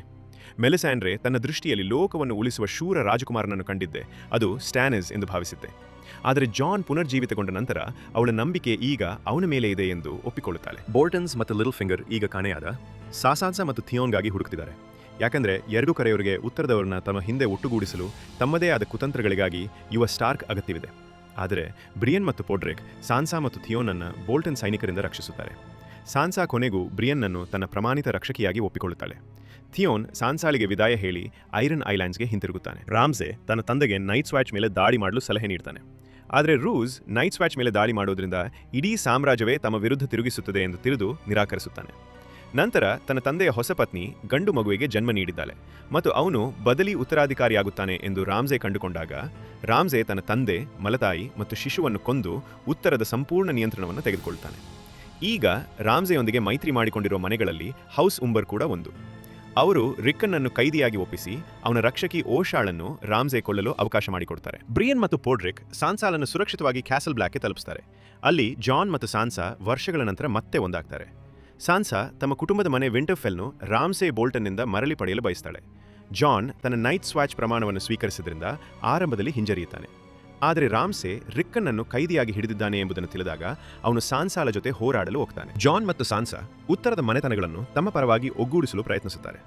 ಸಾನ್ಸಾ ಬ್ರಿಯಾನ್ನನ್ನು ತನ್ನ ದೊಡ್ಡಪ್ಪ ಬ್ಲ್ಯಾಕ್ ಫಿಶ್ ಟಲ್ಲಿಯವರನ್ನು ಹೋರಾಟಕ್ಕೆ ಕರೆತರಲು ಕಳುಹಿಸುತ್ತಾಳೆ. ಆದರೆ ರಾಮ್ಸೆ ಹೆಚ್ಚು ಸಮಯ ಪಡೆದರೆ ಇನ್ನಷ್ಟು ಮನೆತನಗಳನ್ನು ತನ್ನ ಪರವಾಗಿ ಒಗ್ಗೂಡಿಸಬಹುದು ಎಂಬ ಭಯದಿಂದ ಜಾನ್ ತನ್ನ ಕಾಡು ಜನನ ಸೇನೆಯೊಂದಿಗೆ ಮುಂಚಿತವಾಗಿ ಯುದ್ಧಕ್ಕೆ ಹೊರಡುತ್ತಾನೆ. ಓಲ್ಡ್ ಟೌನ್ ಕಡೆಗೆ ಪ್ರಯಾಣಿಸುತ್ತಿದ್ದ ಸ್ಯಾಮ್ ಮತ್ತು ಗಿಲ್ಲಿ ತಮ್ಮ ಬಾಂಧವ್ಯವನ್ನು ಮತ್ತಷ್ಟು ಗಾಢಗೊಳಿಸುತ್ತಾರೆ. ಗಿಲ್ಲಿ ಸ್ಯಾಮ್ಗಾಗಿ ತನ್ನ ಪ್ರೀತಿಯನ್ನು ದೃಢಪಡಿಸಿ ಅವನನ್ನು ತನ್ನ ಮಗುವಿನ ತಂದೆ ಎಂದು ಪರಿಗಣಿಸುತ್ತಾನೆ. ಸ್ಯಾಮ್ ಮೇಸ್ಟರ್ ಸಿಟಾಡೆಲ್ನಲ್ಲಿ ಮಹಿಳೆಯರಿಗೆ ಪ್ರವೇಶವಿಲ್ಲವೆಂದು ತಿಳಿಸುತ್ತಾನೆ. ಆದ್ದರಿಂದ ಅವನು ಗಿಲ್ಲಿ ಮತ್ತು ಮಗುವನ್ನು ತನ್ನ ಕುಟುಂಬದ ಬಳಿ ತಂದುಬಿಡುತ್ತಾನೆ. ಅವರು ಸ್ಯಾಮ್ನನ್ನು ಸಾಂಪ್ರದಾಯಿಕ ಯೋಧನಾಗಿ ವಿಫಲನೆಂದು ಸದಾ ದ್ವೇಷಿಸುತ್ತಿದ್ದರು. ತಂದೆ ಮತ್ತು ಸಹೋದರನ ಕ್ರೂರತೆಯನ್ನು ನೆನೆದು ಸ್ಯಾಮ್ ನಿಯಮಗಳನ್ನು ನಿರ್ಲಕ್ಷಿಸಿ ಗಿಲ್ಲಿ ಮತ್ತು ಲಿಟಲ್ ಸ್ಯಾಮ್ನನ್ನು ಸಿಟಾಡೆಲ್ಗೆ ಕರೆದುಕೊಂಡು ಹೋಗಲು ನಿರ್ಧರಿಸುತ್ತಾನೆ. ಜೊತೆಗೆ ತನ್ನ ಕುಟುಂಬದ ವಲೀರಿಯನ್ ಉಕ್ಕಿನ ಕತ್ತಿ ಹಾರ್ಟ್ಸ್ ಬೇನನ್ನು ಸಹ ಕದಿಯುತ್ತಾನೆ. ಅವನು ಬ್ರಿಯನ್ ಜೊತೆಗಿನ ಹೋರಾಟದಿಂದ ಬದುಕುಳಿದು ಸೆಪ್ಟನ್ ರೇ ಎಂಬವನ ಆಶ್ರಯದಲ್ಲಿ ಶಾಂತಿಯನ್ನು ಕಂಡುಕೊಳ್ಳುತ್ತಾನೆ. ಆದರೆ ರೇ ಮತ್ತು ಅವನ ಗ್ರಾಮವನ್ನು ಬ್ರದರ್ಹುಡ್ ವಿಥೌಟ್ ಬ್ಯಾನರ್ಸ್ನ ದ್ರೋಹಿ ಸದಸ್ಯರು ಕೊಲ್ಲುತ್ತಾರೆ. ಹೌನ್ ಆ ದ್ರೋಹಿಗಳನ್ನು ಬೆನ್ನಟ್ಟಿಕೊಂಡು ಕೊಂದು ಬೆರಿಕ್ ಮತ್ತು ಥೋರೋಸ್ ಜೊತೆ ಮತ್ತೆ ಸೇರುತ್ತಾನೆ. ಅವರು ಹೌನ್ನನ್ನು ವೈಟ್ ವಾಕರ್ಗಳ ಆಕ್ರಮಣದ ವಿರುದ್ಧ ಹೋರಾಡಲು ಗೋಡೆಯತ್ತ ತಮ್ಮ ಪ್ರಯಾಣಕ್ಕೆ ಸೇರಿಕೊಳ್ಳಲು ಆಹ್ವಾನಿಸುತ್ತಾರೆ. ಬ್ರಾವೋಸ್ನಲ್ಲಿ ಆರ್ಯ ತನ್ನ ದೃಷ್ಟಿ ಕಳೆದುಕೊಂಡ ಸ್ಥಿತಿಯಲ್ಲಿ ತರಬೇತಿಯನ್ನು ಮುಂದುವರಿಸುತ್ತಾರೆ. ತನ್ನ ಹಳೆಯ ಗುರುತನ್ನು ಸಂಪೂರ್ಣವಾಗಿ ತೊರೆದು ತಾನು ಯಾರೂ ಅಲ್ಲ ಎಂಬುದನ್ನು ಸಾಬೀತುಪಡಿಸಿದ ನಂತರ ಜಾಕೆನ್ ಅವಳಿಗೆ ದೃಷ್ಟಿಯನ್ನು ಮರಳಿ ನೀಡುತ್ತಾನೆ. ನಂತರ ಅವಳಿಗೆ ಲೇಡಿ ಕ್ರೇನ್ ಕೊಳ್ಳುವ ಕಾರ್ಯ ನೀಡಲಾಗುತ್ತದೆ. ಆದರೆ ಆರ್ಯ ಕ್ರೇನ್ಗಾಗಿ ಸ್ನೇಹ ಭಾವ ಬೆಳೆಸಿಕೊಂಡು ಅವಳನ್ನು ಕೊಲ್ಲದೆ ಬಿಡುತ್ತಾಳೆ. ಇದರಿಂದ ಕೋಪಗೊಂಡ ಜಾಕೆನ್ ವೇಫ್ಗೆ ಆರ್ಯಾಳನ್ನು ಕೊಲ್ಲಲು ಅನುಮತಿ ನೀಡುತ್ತಾನೆ. ಅಷ್ಟರಲ್ಲಿ ಆರ್ಯ ಫೇಸ್ಲೆಸ್ ಮೆನ್ನಿಂದ ಬೇಕಾದ ಎಲ್ಲಾ ಪಾಠಗಳನ್ನು ಕಲಿತಿರ್ತಾಳೆ. ಅವಳು ತನ್ನ ಕತ್ತಿ ನೀಡಲನ್ನು ಮರಳಿ ಪಡೆದು ಪಲಾಯನಕ್ಕೆ ಸಿದ್ಧಳಾಗ್ತಾಳೆ. ವೇಫ್ ಅವಳನ್ನು ಕೊಲ್ಲಲು ಪ್ರಯತ್ನಿಸಿದಾಗ ಆರ್ಯ ಬೆಳಕನ್ನು ನಂದಿಸಿ ತನ್ನ ಅಂಧತ್ವದ ಅನುಭವವನ್ನು ಬಳಸಿಕೊಂಡು ವೇಫ್ಲನ್ನು ಕೊಲ್ತಾಳೆ. ನಂತರ ಜಾಕೆನ್ ಅವಳ ತರಬೇತಿ ಪೂರ್ಣಗೊಂಡಿದೆ ಎಂದು ಅಭಿನಂದಿಸುತ್ತಾನೆ ಮತ್ತು ಆರ್ಯ ವೆಸ್ಟರಾಸ್ಗೆ ಮರಳುವ ತನ್ನ ಯೋಜನೆಯನ್ನು ಘೋಷಿಸುತ್ತಾಳೆ. ಐರನ್ ಐಲ್ಯಾಂಡ್ಸ್ನಲ್ಲಿ ಬಾಲನ್ ಗ್ರೇಜಾಯ್ ತನ್ನ ಸಹೋದರ ಯೂರಾನ್ನಿಂದ ಕೊಲ್ಲಲ್ಪಡ್ತಾನೆ. ಯೂರಾನ್ ತನ್ನ ಕುಟುಂಬದ ಮನೆತನ ಮತ್ತು ಸೇನೆಯನ್ನು ತನ್ನದಾಗಿಸಿಕೊಳ್ಳಲು ಬಯಸ್ತಾನೆ. ಥಿಯೋನ್ ತನ್ನ ಸಹೋದರಿ ಯಾರಾ ಜೊತೆ ಪುನರ್ಮಿಲನಗೊಂಡು ಅವಳನ್ನು ತನ್ನ ತಂದೆಯ ಉತ್ತರಾಧಿಕಾರಿಯಾಗಿ ಬೆಂಬಲಿಸುತ್ತಾನೆ. ಆದರೆ ಯೂರಾನ್ ಹೊಸ ನಾಯಕನಾಗಿ ಆಯ್ಕೆಯಾಗ್ತಾನೆ. ಅವನು ಸ್ಲೇವರ್ಸ್ ಬೇಗ ಹಡಗಿನಲ್ಲಿ ತೆರಳಿ ಸೇನೆಗಳನ್ನು ಒಗ್ಗೂಡಿಸಿ ವೆಸ್ಟರಾಸ್ನು ಸಂಪೂರ್ಣವಾಗಿ ವಶಪಡಿಸಿಕೊಳ್ಳಲು ಮತ್ತು ಡೆನೇರೀಸ್ ಟಾರ್ಗೇರಿಯನ್ನು ಮದುವೆಯಾಗುವ ಯೋಜನೆಯನ್ನು ಘೋಷಿಸುತ್ತಾನೆ. ಯುರಾನ್ ಅಧಿಕಾರದಲ್ಲಿರುವುದರಿಂದ ಸುರಕ್ಷಿತವಾಗಿರುವುದಿಲ್ಲವೆಂದು ಅರಿತು ಥಿಯೋನ್ ಮತ್ತು ಐರನ್ ಫ್ಲೀಟ್ನ ಅತ್ಯುತ್ತಮ ಹಡಗುಗಳೊಂದಿಗೆ ದ್ವೀಪಗಳನ್ನು ತೊರೆದು ಹೋಗುತ್ತಾರೆ. ಡೆನೇರಿಸ್ಲನ್ನು ಮೊದಲು ಸೇರಿ ಯುರಾನ್ಗಿಂತ ಮುಂಚಿತವಾಗಿ ಅವಳೊಂದಿಗೆ ಮೈತ್ರಿ ಮಾಡಿಕೊಳ್ಳುವ ಯೋಜನೆಯನ್ನು ಘೋಷಿಸುತ್ತಾಳೆ. ಕಿಂಗ್ಸ್ ಲ್ಯಾಂಡಿಂಗ್ನಲ್ಲಿ ಜೈಮಿ ತನ್ನ ಮಗಳು ಮಿರ್ಸೆಲ್ಲಾ ಶವದೊಂದಿಗೆ ಆಗಮಿಸುತ್ತಾನೆ. ಅವನು ಸರ್ಸಿಗೆ ತಮ್ಮ ಕುಟುಂಬವನ್ನು ಹಿಂದಿನ ಮಹಿಮೆಗೆ ಮರಳಿ ತಂದು ಹೈ ಸ್ಪ್ಯಾರೋ ಸೇರಿದಂತೆ ಎಲ್ಲ ಶತ್ರುಗಳ ವಿರುದ್ಧ ಪ್ರತೀಕಾರ ತೀರಿಸುವುದಾಗಿ ಪ್ರತಿಜ್ಞೆ ಮಾಡುತ್ತಾನೆ. ಇದೇ ವೇಳೆ ಇಲಾರಿಯಾ ಮತ್ತು ಸ್ಯಾಂಡ್ ಸ್ನೇಕ್ಸ್ ತಮ್ಮ ಪ್ರತೀಕಾರದ ಯೋಜನೆಯನ್ನು ಮುಂದುವರಿಸುತ್ತಾರೆ. ಡೋರಾನ್ ದುರ್ಬಲ ಆಡಳಿತಗಾರನೆಂದು ಭಾವಿಸಿ ಅವರು ಡೋರಾನ್ ಮತ್ತು ಅವನ ಮಗ ಟ್ರಿಸ್ಟೇನನ್ನು ಕೊಲ್ಲುತ್ತಾರೆ. ಮಾರ್ಗೇರಿಯನ್ನು ಸ್ಪ್ಯಾರೋಸ್ನ ಬಂಧನದಿಂದ ರಕ್ಷಿಸಲು ಟುಮ್ಯಾನ್ ಹೈ ಸ್ಪ್ಯಾರೋ ಜೊತೆ ಮೈತ್ರಿ ಮಾಡುತ್ತಾನೆ. ಇದರಿಂದ ಧರ್ಮ ಮತ್ತು ಕಿರೀಟ ಒಗ್ಗೂಡುತ್ತವೆ. ಹೈ ಸ್ಪ್ಯಾರೋಗೆ ಇನ್ನಷ್ಟು ಶಕ್ತಿ ದೊರೆಯುತ್ತದೆ. ನಂತರ ಟೊಮ್ಯಾನ್ ಜೈಮಿಯನ್ನು ಧರ್ಮಕ್ಕೆ ನಿಷ್ಠಾವತರಾಗಿಲ್ಲವೆಂದು ಕಿಂಗ್ಸ್ ಗಾರ್ಡ್ನಿಂದ ತೆಗೆದುಹಾಕುತ್ತಾನೆ. ನಂತರ ಜೈಮಿಗೆ ಟಲ್ಲಿ ಮನೆತನದ ರಿವರ್ ರನ್ ಕೋಟೆಯನ್ನು ವಾಲ್ಡರ್ ಫ್ರೇಯಿಂದ ಮರಳಿ ಪಡೆಯಲು ಪ್ರಯತ್ನಿಸುತ್ತಿರುವ ಬ್ಲ್ಯಾಕ್ ಫಿಶ್ನನ್ನು ಸೋಲಿಸುವ ಕಾರ್ಯ ನೀಡಲಾಗುತ್ತದೆ. ಜೈಮಿ ರಿವರ್ ರನ್ಗೆ ತಲುಪಿದಾಗ ಅವನು ಬ್ರಿಯನ್ ಜೊತೆ ಮತ್ತೆ ಸೇರುತ್ತಾನೆ. ಬ್ರಿಯನ್ ಬ್ಲ್ಯಾಕ್ ಫಿಶ್ನನ್ನು ಶಾಂತಿಯುತವಾಗಿ ಹೊರಹೋಗಲು ಮತ್ತು ವಿಂಟರ್ಫೆಲ್ ಮೇಲಿನ ದಾಳಿಯಲ್ಲಿ ಸಾನ್ಸಾಲೊಂದಿಗೆ ಸೇರಲು ಅವಕಾಶವನ್ನು ಕೇಳುತ್ತಾರೆ. ಜೈಮಿ ಒಪ್ತಾನೆ, ಆದರೆ ಬ್ಲ್ಯಾಕ್ ಫಿಶ್ ಶರಣಾಗುವುದನ್ನು ನಿರಾಕರಿಸ್ತಾನೆ. ಹೀಗಾಗಿ ಜೈಮಿ ಬಂಧಿತ ಎಡ್ಮ್ಯೂರ್ನನ್ನು ಬಳಸಿಕೊಂಡು ಟಲ್ಲಿ ಸೇನೆಯನ್ನು ಶರಣಾಗುವಂತೆ ಮಾಡ್ತಾನೆ. ಬ್ಲ್ಯಾಕ್ ಫಿಶ್ ಹೋರಾಟದಲ್ಲಿ ಸಾವನ್ನಪ್ಪುತ್ತಾನೆ. ವಾಲ್ಡರ್ ಫ್ರೇ ಮತ್ತು ಅವನ ಕುಟುಂಬ ರಿವರ್ ಅನ್ನು ಮರಳಿ ಪಡೆಯುತ್ತಾರೆ. ಆದರೆ ಆರ್ಯಾ ವೆಸ್ಟ್ರೋಸ್ಗೆ ಮರಳಿ ಬಂದು ವಾಲ್ಡರ್ನ ಕುಟುಂಬವನ್ನು ಕೊಂದು ಅವರನ್ನು ಮಾಂಸದ ಪೈಗಳಲ್ಲಿ ಬೇಯಿಸಿ ವಾಲ್ಡರ್ಗೆ ತಿನ್ನಿಸ್ತಾಳೆ, ನಂತರ ಅವನನ್ನು ಕೊಲ್ಲುತ್ತಾಳೆ. ಇನ್ನೊಂದೆಡೆ ಸರ್ಸಿ ಹೈಸ್ಪ್ಯಾರೋವನ್ನು ಉರುಳಿಸಿ ಕಿಂಗ್ಸ್ ಲ್ಯಾಂಡಿಂಗ್ನ ಸಂಪೂರ್ಣ ನಿಯಂತ್ರಣವನ್ನು ಪಡೆಯಲು ಯೋಜನೆಗಳನ್ನು ರೂಪಿಸ್ತಾಳೆ. ಅವಳ ನಿಷ್ಠಾವಂತ ಸಹಾಯಕ ಕ್ವೈಬರ್ನ್ ಗ್ರ್ಯಾಂಡ್ ಮಾಸ್ಟರ್ ಪೈಸೆಲ್ರನ್ನು ಕೊಲೆಗೈದು ಸ್ಮಾಲ್ ಕೌನ್ಸಿಲ್ನಲ್ಲಿದ್ದ ವಿರೋಧದ ಒಂದು ಅಂಶವನ್ನು ದೂರ ಮಾಡ್ತಾನೆ. ಲೋರೆಸ್ ತನ್ನ ಅಪರಾಧಗಳನ್ನು ಹೈಸ್ಪ್ಯಾರೋ ಮುಂದೆ ಒಪ್ಪಿಕೊಂಡು ತನ್ನ ಕುಟುಂಬದ ಹೆಸರನ್ನು ತ್ಯಜಿಸಿ ಫೇತ್ ಮಿಲಿಟೆಂಟ್ ಸೇನೆಗೆ ಸೇರ್ತಾನೆ. ಆದರೆ ಲೋರೆಸ್ ಮತ್ತು ಮಾರ್ಗೇರಿ ಬಂಧನದಿಂದ ಮುಕ್ತರಾಗಲು ಸಿದ್ಧರಾಗುತ್ತಿದ್ದಂತೆಯೇ ಸರ್ಸೆ ವೈಲ್ಡ್ ಫೈರ್ ಬಳಸಿ ಸಂಪೂರ್ಣ ಸೆಪ್ಟ್ను ಸ್ಫೋಟಗೊಳಿಸಿ ಲೋರೆಸ್, ಮಾರ್ಗೇರಿ, ಲಾನ್ಸೆಲ್ ಹಾಗೂ ಹೈಸ್ಪ್ಯಾರೋ ಅವರನ್ನು ಕೊಲ್ಲುತ್ತಾಳೆ. ತನ್ನ ಹೆಂಡತಿಯ ಮರಣದಿಂದ ದುಃಖಿತನಾದ ಟಾಮನ್ ತನ್ನ ಕಿಟಕಿಯಿಂದ ಹೊರಗೆ ಬಿದ್ದು ಸಾವನ್ನಪ್ತಾನೆ. ತನ್ನ ಕೊನೆಯ ಮಗನ ಮರಣವನ್ನು ಶೋಕಿಸುತ್ತಿರುವ ಸರ್ಸೆ ಅಧಿಕೃತವಾಗಿ 7 ರಾಜ್ಯಗಳ ಹೊಸ ರಾಣಿಯಾಗಿ ಪಟ್ಟಾಭಿಷೇಕಗೊಳ್ಳುತ್ತಾಳೆ. ಗೋಡೆಯ ಉತ್ತರದಲ್ಲಿ ಬ್ರ್ಯಾನ್ 3 ಐಡ್ ರೇವನ್ ಜೊತೆ ತರಬೇತಿ ಪ್ರಾರಂಭಿಸ್ತಾನೆ. ಅವನು ವೆಸ್ಟರೋಸ್ನ ಭೂತಕಾಲದ ಅನೇಕ ದೃಶ್ಯಗಳನ್ನು ಕಾಣ್ತಾನೆ. ಇದರಲ್ಲಿ ಜಾನ್ ಸ್ನೋನ ಪೋಷಕರು ವಾಸ್ತವವಾಗಿ ರೇಗಾರ್ ಟಾರ್ಗೇರಿಯನ್ ಮತ್ತು ಅವನ ಬಂಧಿತ ಲಿಯಾನಾ ಸ್ಟಾರ್ಕ್ ಎಂಬುದನ್ನು ತಿಳಿದುಕೊಳ್ಳುತ್ತಾನೆ. ಲಿಯಾನಾ ಮಗುವಿಗೆ ಜನ್ಮ ನೀಡಿದ ನಂತರ ತನ್ನ ಸಾವಿನ ಹಾಸಿಗೆಯಲ್ಲಿ ತನ್ನ ಸಹೋದರ ನೆಡ್ಗೆ ಮಗುವನ್ನು ರಕ್ಷಿಸಬೇಕೆಂದು ವಿನಂತಿಸುತ್ತಾಳೆ. ಅವನ ಟಾರ್ಗೇರಿಯನ್ ರಕ್ತ ರಾಬರ್ಟ್ನ ಬಂಡಾಯದ ನಂತರ ಅವನನ್ನು ಸಾವಿನ ಗುರಿಯನ್ನಾಗಿಸಿತ್ತು. ಆದ್ದರಿಂದ ನೆಡ್ ಸ್ಟಾರ್ಕ್ ತನ್ನ ಗೌರವವನ್ನು ತ್ಯಜಿಸಿ ಅವನ ನಿಜವಾದ ಪೋಷಕರಾದ ರೇಗಾರ್ ಟಾರ್ಗೇರಿಯನ್ ಮತ್ತು ಲಿಯಾನಾ ಸ್ಟಾರ್ಕ್ನು ರಹಸ್ಯವಾಗಿಡಲು ಜಾನ್ ಸ್ನೋನನ್ನು ತನ್ನ ಅಕ್ರಮ ಮಗನೆಂದು ಘೋಷಿಸಿ ತನ್ನ ಸ್ವಂತ ಹೆಸರನ್ನು ಕಳಂಕಗೊಳಿಸಿಕೊಂಡನು. ಬ್ರ್ಯಾನ್ಗೆ ಮೂಲತಃ ವೈಟ್ ವಾಕರ್ಗಳನ್ನು ಸೃಷ್ಟಿಸಿದವರು ಚಿಲ್ಡ್ರನ್ ಆಫ್ ದ ಫಾರೆಸ್ಟ್ ಎಂದು ತಿಳಿಯುತ್ತದೆ. ಆದರೆ ಅವರು ಜಗತ್ತಿಗೆ ಎಂತಹ ದುರಂತವನ್ನು ಬಿಡುಗಡೆ ಮಾಡುತ್ತಿದ್ದಾರೆಂಬುದನ್ನು ತಿಳಿಯದೆ ಆ ಕೆಲಸ ಮಾಡಿದ್ದರು. ಹಾರ್ಟ್ ಟ್ರೀ ಮೇಲೆ ನೈಟ್ ಕಿಂಗ್ ಮತ್ತು ವೈಟ್ಸ್ ದಾಳಿ ನಡೆಸಿದಾಗ 3 ಐಡ್ ರೇವನ್ ಕೊಲ್ಲಲ್ಪಡ್ತಾನೆ. ಚಿಲ್ಡ್ರನ್ ಆಫ್ ದ ಫಾರೆಸ್ಟ್ ಮತ್ತು ಬ್ರ್ಯಾನ್ನ ಡೈರ್ವುಲ್ಫ್ ಸಮರ್ ಕೂಡ ಸಾವಿಗೆ ಈಡಾಗುತ್ತಾರೆ. ಬ್ರ್ಯಾನ್ ಇನ್ನೂ ಭೂತಕಾಲದ ದೃಷ್ಟಿಯಲ್ಲಿದ್ದಾಗ ತನ್ನ ಮನಸ್ಸನ್ನು ಹಿಂದಿನ ವೈಲೆಸ್ ಎಂಬ ಯುವ ಹೋಡರ್ನ ಮನಸ್ಸಿನಲ್ಲಿ ಮತ್ತು ಪ್ರಸ್ತುತದ ಹೋಡರ್ ಮನಸ್ಸನ್ನು ದುಷ್ಟಶಕ್ತಿಗಳನ್ನು ದೂರವಿಡಲು ವಿಭಜಿಸುತ್ತಾನೆ. ಈ ಸಂಪರ್ಕವು ಯುವ ವಿಲಿಸ್ಗೆ ಆಘಾತವನ್ನುಂಟು ಮಾಡುತ್ತದೆ. ಮೀರೆ ವರ್ತಮಾನದ ಹೋಡರ್ಗೆ ಶತ್ರುಗಳನ್ನು ದೂರವಿಡಲು ಬಾಗಿಲನ್ನು ಹಿಡಿ ಎಂದು ಕೂಗಿದಾಗ ಸೆಳೆತದಿಂದ ಬಳಲುತ್ತಿರುವ ಯುವ ವೈಲೆಸ್ ಹೋಲ್ಡ್ ದ ಡೋರ್ ಎಂದು ಗೊಣಗಲು ಪ್ರಾರಂಭಿಸುತ್ತಾನೆ. ಇದು ನಿಧಾನವಾಗಿ ಹೋಡರ್ ಎಂಬ ಹೆಸರಾಗಿ ರೂಪಾಂತರಗೊಳ್ಳುತ್ತದೆ. ಬ್ರ್ಯಾನ್ ಹೋಡರ್ನ ಮನಸ್ಸಿನಿಂದ ಹೊರಬಂದು ಮೀರೆ ಜೊತೆ ತಪ್ಪಿಸಿಕೊಳ್ಳುತ್ತಾನೆ. ಆದರೆ ಭೀತಿಯಿಂದ ಹೋಡರ್ ವೈಟ್ಸ್ನಿಂದ ಕೊಲ್ಲಲ್ಪಡುವುದನ್ನು ನೋಡುತ್ತಾನೆ. ಬ್ರ್ಯಾನ್ ತಾನೇ ಹೋಡರ್ನನ್ನ ಜೀವನಪೂರ್ತಿಯ ಮಾನಸಿಕ ಅಸಮರ್ಥತೆಗೆ ಕಾರಣನಾಗಿದ್ದೇನೆ ಎಂಬ ಅರಿವಿನಿಂದ ದುಃಖಿತನಾಗುತ್ತಾನೆ. ಬ್ರ್ಯಾನ್ ಮತ್ತು ಮೀರೆ ತಪ್ಪಿಸಿಕೊಳ್ಳುವಾಗ ಅವರನ್ನು ಬ್ರ್ಯಾನ್ನ ಕಾಣೆಯಾಗಿದ್ದ ಚಿಕ್ಕಪ್ಪ ಬೆನ್ಝೆನ್ ಸ್ಟಾರ್ಕ್ ರಕ್ಷಿಸ್ತಾನೆ. ಬೆನ್ಝೆನ್ ತಾನು ವೈಟ್ ವಾಕರ್ನಿಂದ ಇರಿತಕ್ಕೀಡಾದರೂ ಚಿಲ್ಡ್ರನ್ ಆಫ್ ದ ಫಾರೆಸ್ಟ್ ಅವನನ್ನು ಗುಣಪಡಿಸಿದ್ದರಿಂದ ಬದುಕಿದ್ದೇನೆ ಎಂದು ವಿವರಿಸ್ತಾನೆ. ಅವನು ಬ್ರ್ಯಾನ್ಗೆ, ಈಗ ನೀನೇ ಹೊಸ 3 ಐಡ್ ರೇವನ್, ನಿನ್ನ ಶಕ್ತಿಗಳನ್ನು ಸಂಪೂರ್ಣವಾಗಿ ಅರಿತು ನೈಟ್ ಕಿಂಗ್ನ ಸೇನೆಯ ವಿರುದ್ಧದ ಯುದ್ಧಕ್ಕೆ ಸಿದ್ಧರಾಗಬೇಕು ಎಂದು ಹೇಳುತ್ತಾನೆ. ಉತ್ತರದಲ್ಲಿ ಜಾನ್ ಸ್ನೋ ಮತ್ತು ರಾಮ್ಸೆ ಬೋಲ್ಟನ್ ನಡುವಿನ ಬ್ಯಾಸ್ಟರ್ಡ್ಸ್ಗಳ ಯುದ್ಧ ಆರಂಭವಾಗುತ್ತದೆ. ರಾಮ್ಸೆ ರಿಕ್ಕನ್ನನ್ನು ಕೊಂದು ಜಾನ್ನನ್ನು ಅಸಾವಧಾನಗೊಳಿಸಲು ಪ್ರಯತ್ನಿಸ್ತಾನೆ. ಬೋಲ್ಟನ್ ಸೇನೆ ಜಾನ್ನ ಸೇನೆಗಿಂತ ಬಹಳ ದೊಡ್ಡದು. ಸೋಲು ಅನಿವಾರ್ಯವೆಂದು ತೋರುತ್ತಿದ್ದರೂ ಜಾನ್ ತನ್ನ ಮಿತ್ರರನ್ನು ಒಗ್ಗೂಡಿಸಲು ಶ್ರಮಿಸುತ್ತೆ. ಎಲ್ಲ ಆಸೆಗಳು ನಶಿಸಿದಂತೆ ತೋರುತ್ತಿದ್ದಾಗ ಸಾನ್ಸಾ ಲಿಟಲ್ ಫಿಂಗರ್ ಮತ್ತು ವೆಲ್ನ ಶೂರರೊಂದಿಗೆ ಆಗಮಿಸಿ ಯುದ್ಧದ ದಿಕ್ಕನ್ನು ತಿರುಗಿಸುತ್ತಾಳೆ. ಬೋಲ್ಟನ್ ಸೇನೆ ಸೋಲುತ್ತದೆ. ರ್ಯಾಮ್ಸೆ ವಿಂಟರ್ಫೆಲ್ಗೆ ಹಿಂತಿರುಗಿ ದೈತ್ಯ ವುನ್ನನ್ನು ಕೊಲ್ಲುತ್ತಾನೆ. ಜಾನ್ ರ್ಯಾಮ್ಸೆಯನ್ನು ಸೋಲಿಸಿ ಅವನನ್ನು ಸಾಯೋ ಹಂತಕ್ಕೆ ತಂದುಬಿಡುತ್ತಾನೆ. ಆದರೆ ಕೊನೆಗೆ ಸಾನ್ಸಾ ತನ್ನ ಕ್ರೂರ ಪತಿಯನ್ನು ಅವನದೇ ನಾಯಿಗಳಿಗೆ ಆಹಾರವಾಗಿ ನೀಡುತ್ತಾಳೆ. ಇದರಿಂದ ಸ್ಟಾರ್ಕ್ಗಳು ತಮ್ಮ ಕುಟುಂಬದ ಮನೆ ವಿಂಟರ್ಫೆಲ್ನು ಮರಳಿ ಪಡೆಯುತ್ತಾರೆ.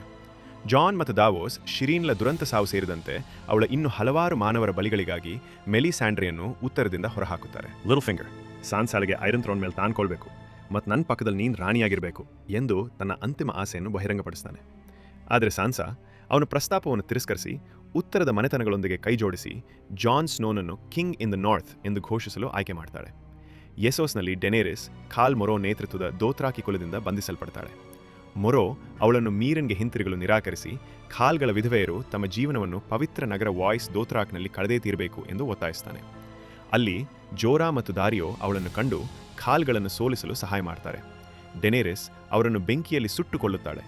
ಆದರೆ ಅವಳು ಬೆಂಕಿಯಿಂದ ಹಾನಿಯಿಲ್ಲದೆ ಹೊರಬಂದು ಸಂಪೂರ್ಣ ದೋತ್ರಾಕಿ ಜನಾಂಗವನ್ನು ತನ್ನ ಮುಂದೆ ಮಣಿಯುವಂತೆ ಮಾಡ್ತಾಳೆ. ಜೋರಾ ತನ್ನ ಗ್ರೇಸ್ಕೇಲ್ ಸೋಂಕನ್ನು ಡೆನೇರಿಸ್ಗೆ ಬಹಿರಂಗಪಡಿಸಿ ಅವಳ ಮೇಲಿನ ಅವನ ನಿರಂತರ ಪ್ರೀತಿಯನ್ನು ದೃಢಪಡಿಸುತ್ತಾನೆ. ಡೆನೇರಿಸ್ ಅವನನ್ನು ಕ್ಷಮಿಸಿ ಚಿಕಿತ್ಸೆ ಹುಡುಕಿ ವೆಸ್ಟರೋಸ್ ಗೆಲ್ಲುವಾಗ ತನ್ನ ಪಕ್ಕದಲ್ಲಿ ಇರಲು ಪ್ರೋತ್ಸಾಹಿಸುತ್ತಾಳೆ. ಮೀರನ್ನಲ್ಲಿ ಟಿರಿಯನ್ ತನ್ನ ರಾಜಕೀಯ ಬುದ್ಧಿವಂತಿಕೆಯನ್ನು ಬಳಸಿಕೊಂಡು ಡೆನೇರಿಸ್ ಮತ್ತು ಗುಲಾಮ ವ್ಯಾಪಾರಿಗಳ ನಡುವಿನ ಉದ್ವಿಗ್ನತೆಯನ್ನು ಕಡಿಮೆ ಮಾಡಲು ಪ್ರಯತ್ನಿಸುತ್ತಾನೆ. ವಾರಸ್ ವೆಸ್ಟರೋಸ್ಗೆ ತೆರಳಿ ಡೆನೇರಿಸ್ಗಾಗಿ ಮಿತ್ರರನ್ನು ಒಗ್ಗೂಡಿಸುತ್ತಾನೆ. ಅವನು ಒಲೆನ್ನಾ ಟೈರೆಲ್ ಮತ್ತು ಎಲಾರಿಯಾ ಸ್ಯಾಂಡ್ ಜೊತೆ ಮೈತ್ರಿ ಸಾಧಿಸುತ್ತಾನೆ.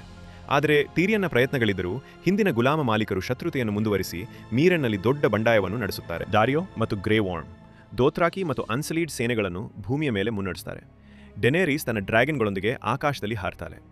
ಅವರು ಸನ್ಸ್ ಆಫ್ ದ ಹಾರ್ಪಿಯನ್ನು ಸೋಲಿಸಿ ಸ್ಲೇವರ್ಸ್ ಬೇಯನ್ನು ಶಾಶ್ವತವಾಗಿ ಮುಕ್ತಗೊಳಿಸ್ತಾರೆ. ಈ ನಂತರ ಥಿಯೋನ್ ಮತ್ತು ಯಾರಾ ಡೆನೇರೀಸ್ನು ಸೇರಲು ಬರ್ತಾರೆ. ಅವರು ತಮ್ಮ ಹಡಗುಗಳ ಸಮೂಹವನ್ನು ಅರ್ಪಿಸಿ ಯಾರಾ ತನ್ನ ದುಷ್ಟ ಚಿಕ್ಕಪ್ಪ ಯೂರಾನ್ನಿಂದ ಐರನ್ ಐಲ್ಯಾಂಡ್ಸ್ನ ನಿಯಂತ್ರಣ ಪಡೆಯಲು ಒಪ್ಪಂದ ಮಾಡಿಕೊಳ್ತಾರೆ. ಡೆನೇರೀಸ್ ದಾರಿಯೋಗೆ ಮೀರನ್ನಲ್ಲಿ ಶಾಂತಿಯನ್ನು ಕಾಪಾಡೋ ಜವಾಬ್ದಾರಿ ನೀಡ್ತಾಳೆ. ಅಂತಿಮವಾಗಿ ಅವಳು ಅನ್ಸಲೀಡ್, ದೋತ್ರಾಕಿ, ಐರನ್ ಬಾಂಡ್ ಸೇನೆ ಜೊತೆ ತನ್ನ 3 ಬೆಳೆಯುತ್ತಿರುವ ಡ್ರ್ಯಾಗನ್ಗಳು ಮತ್ತು ತನ್ನ ಹೊಸ hand of the queen ಥಿರಿಯನ್ Lannister ಜೊತೆ ವೆಸ್ಟರೋಸ್ಗೆ ಹೊರಡ್ತಾಳೆ. ಗೇಮ್ ಆಫ್ ಥ್ರೋನ್ಸ್ನ ಸೀಸನ್ 7ರಲ್ಲಿ ರಾಣಿ ಸರ್ಸಿ ಮತ್ತು ಜೇಮಿ ಶೀಘ್ರದಲ್ಲೇ ಬರುವ ಡೆನೇರೀಸ್ ಟಾರ್ಗೇರಿಯನ್ ವಿರುದ್ಧ ಹೋರಾಟಕ್ಕೆ ವೆಸ್ಟರೋಸ್ನ ಮಹಾರಾಜ ಮನೆಗಳ ಬೆಂಬಲವನ್ನು ಪಡೆಯಲು ಪ್ರಯತ್ನಿಸ್ತಾರೆ. ಈ ಯುದ್ಧಕ್ಕೆ ನೆರವಾಗಲು ಕ್ವೈಬರ್ನ್, ಸ್ಕಾರ್ಪಿಯನ್ ಎಂಬ ಶಸ್ತ್ರಗಳನ್ನು ನಿರ್ಮಿಸ್ತಾನೆ.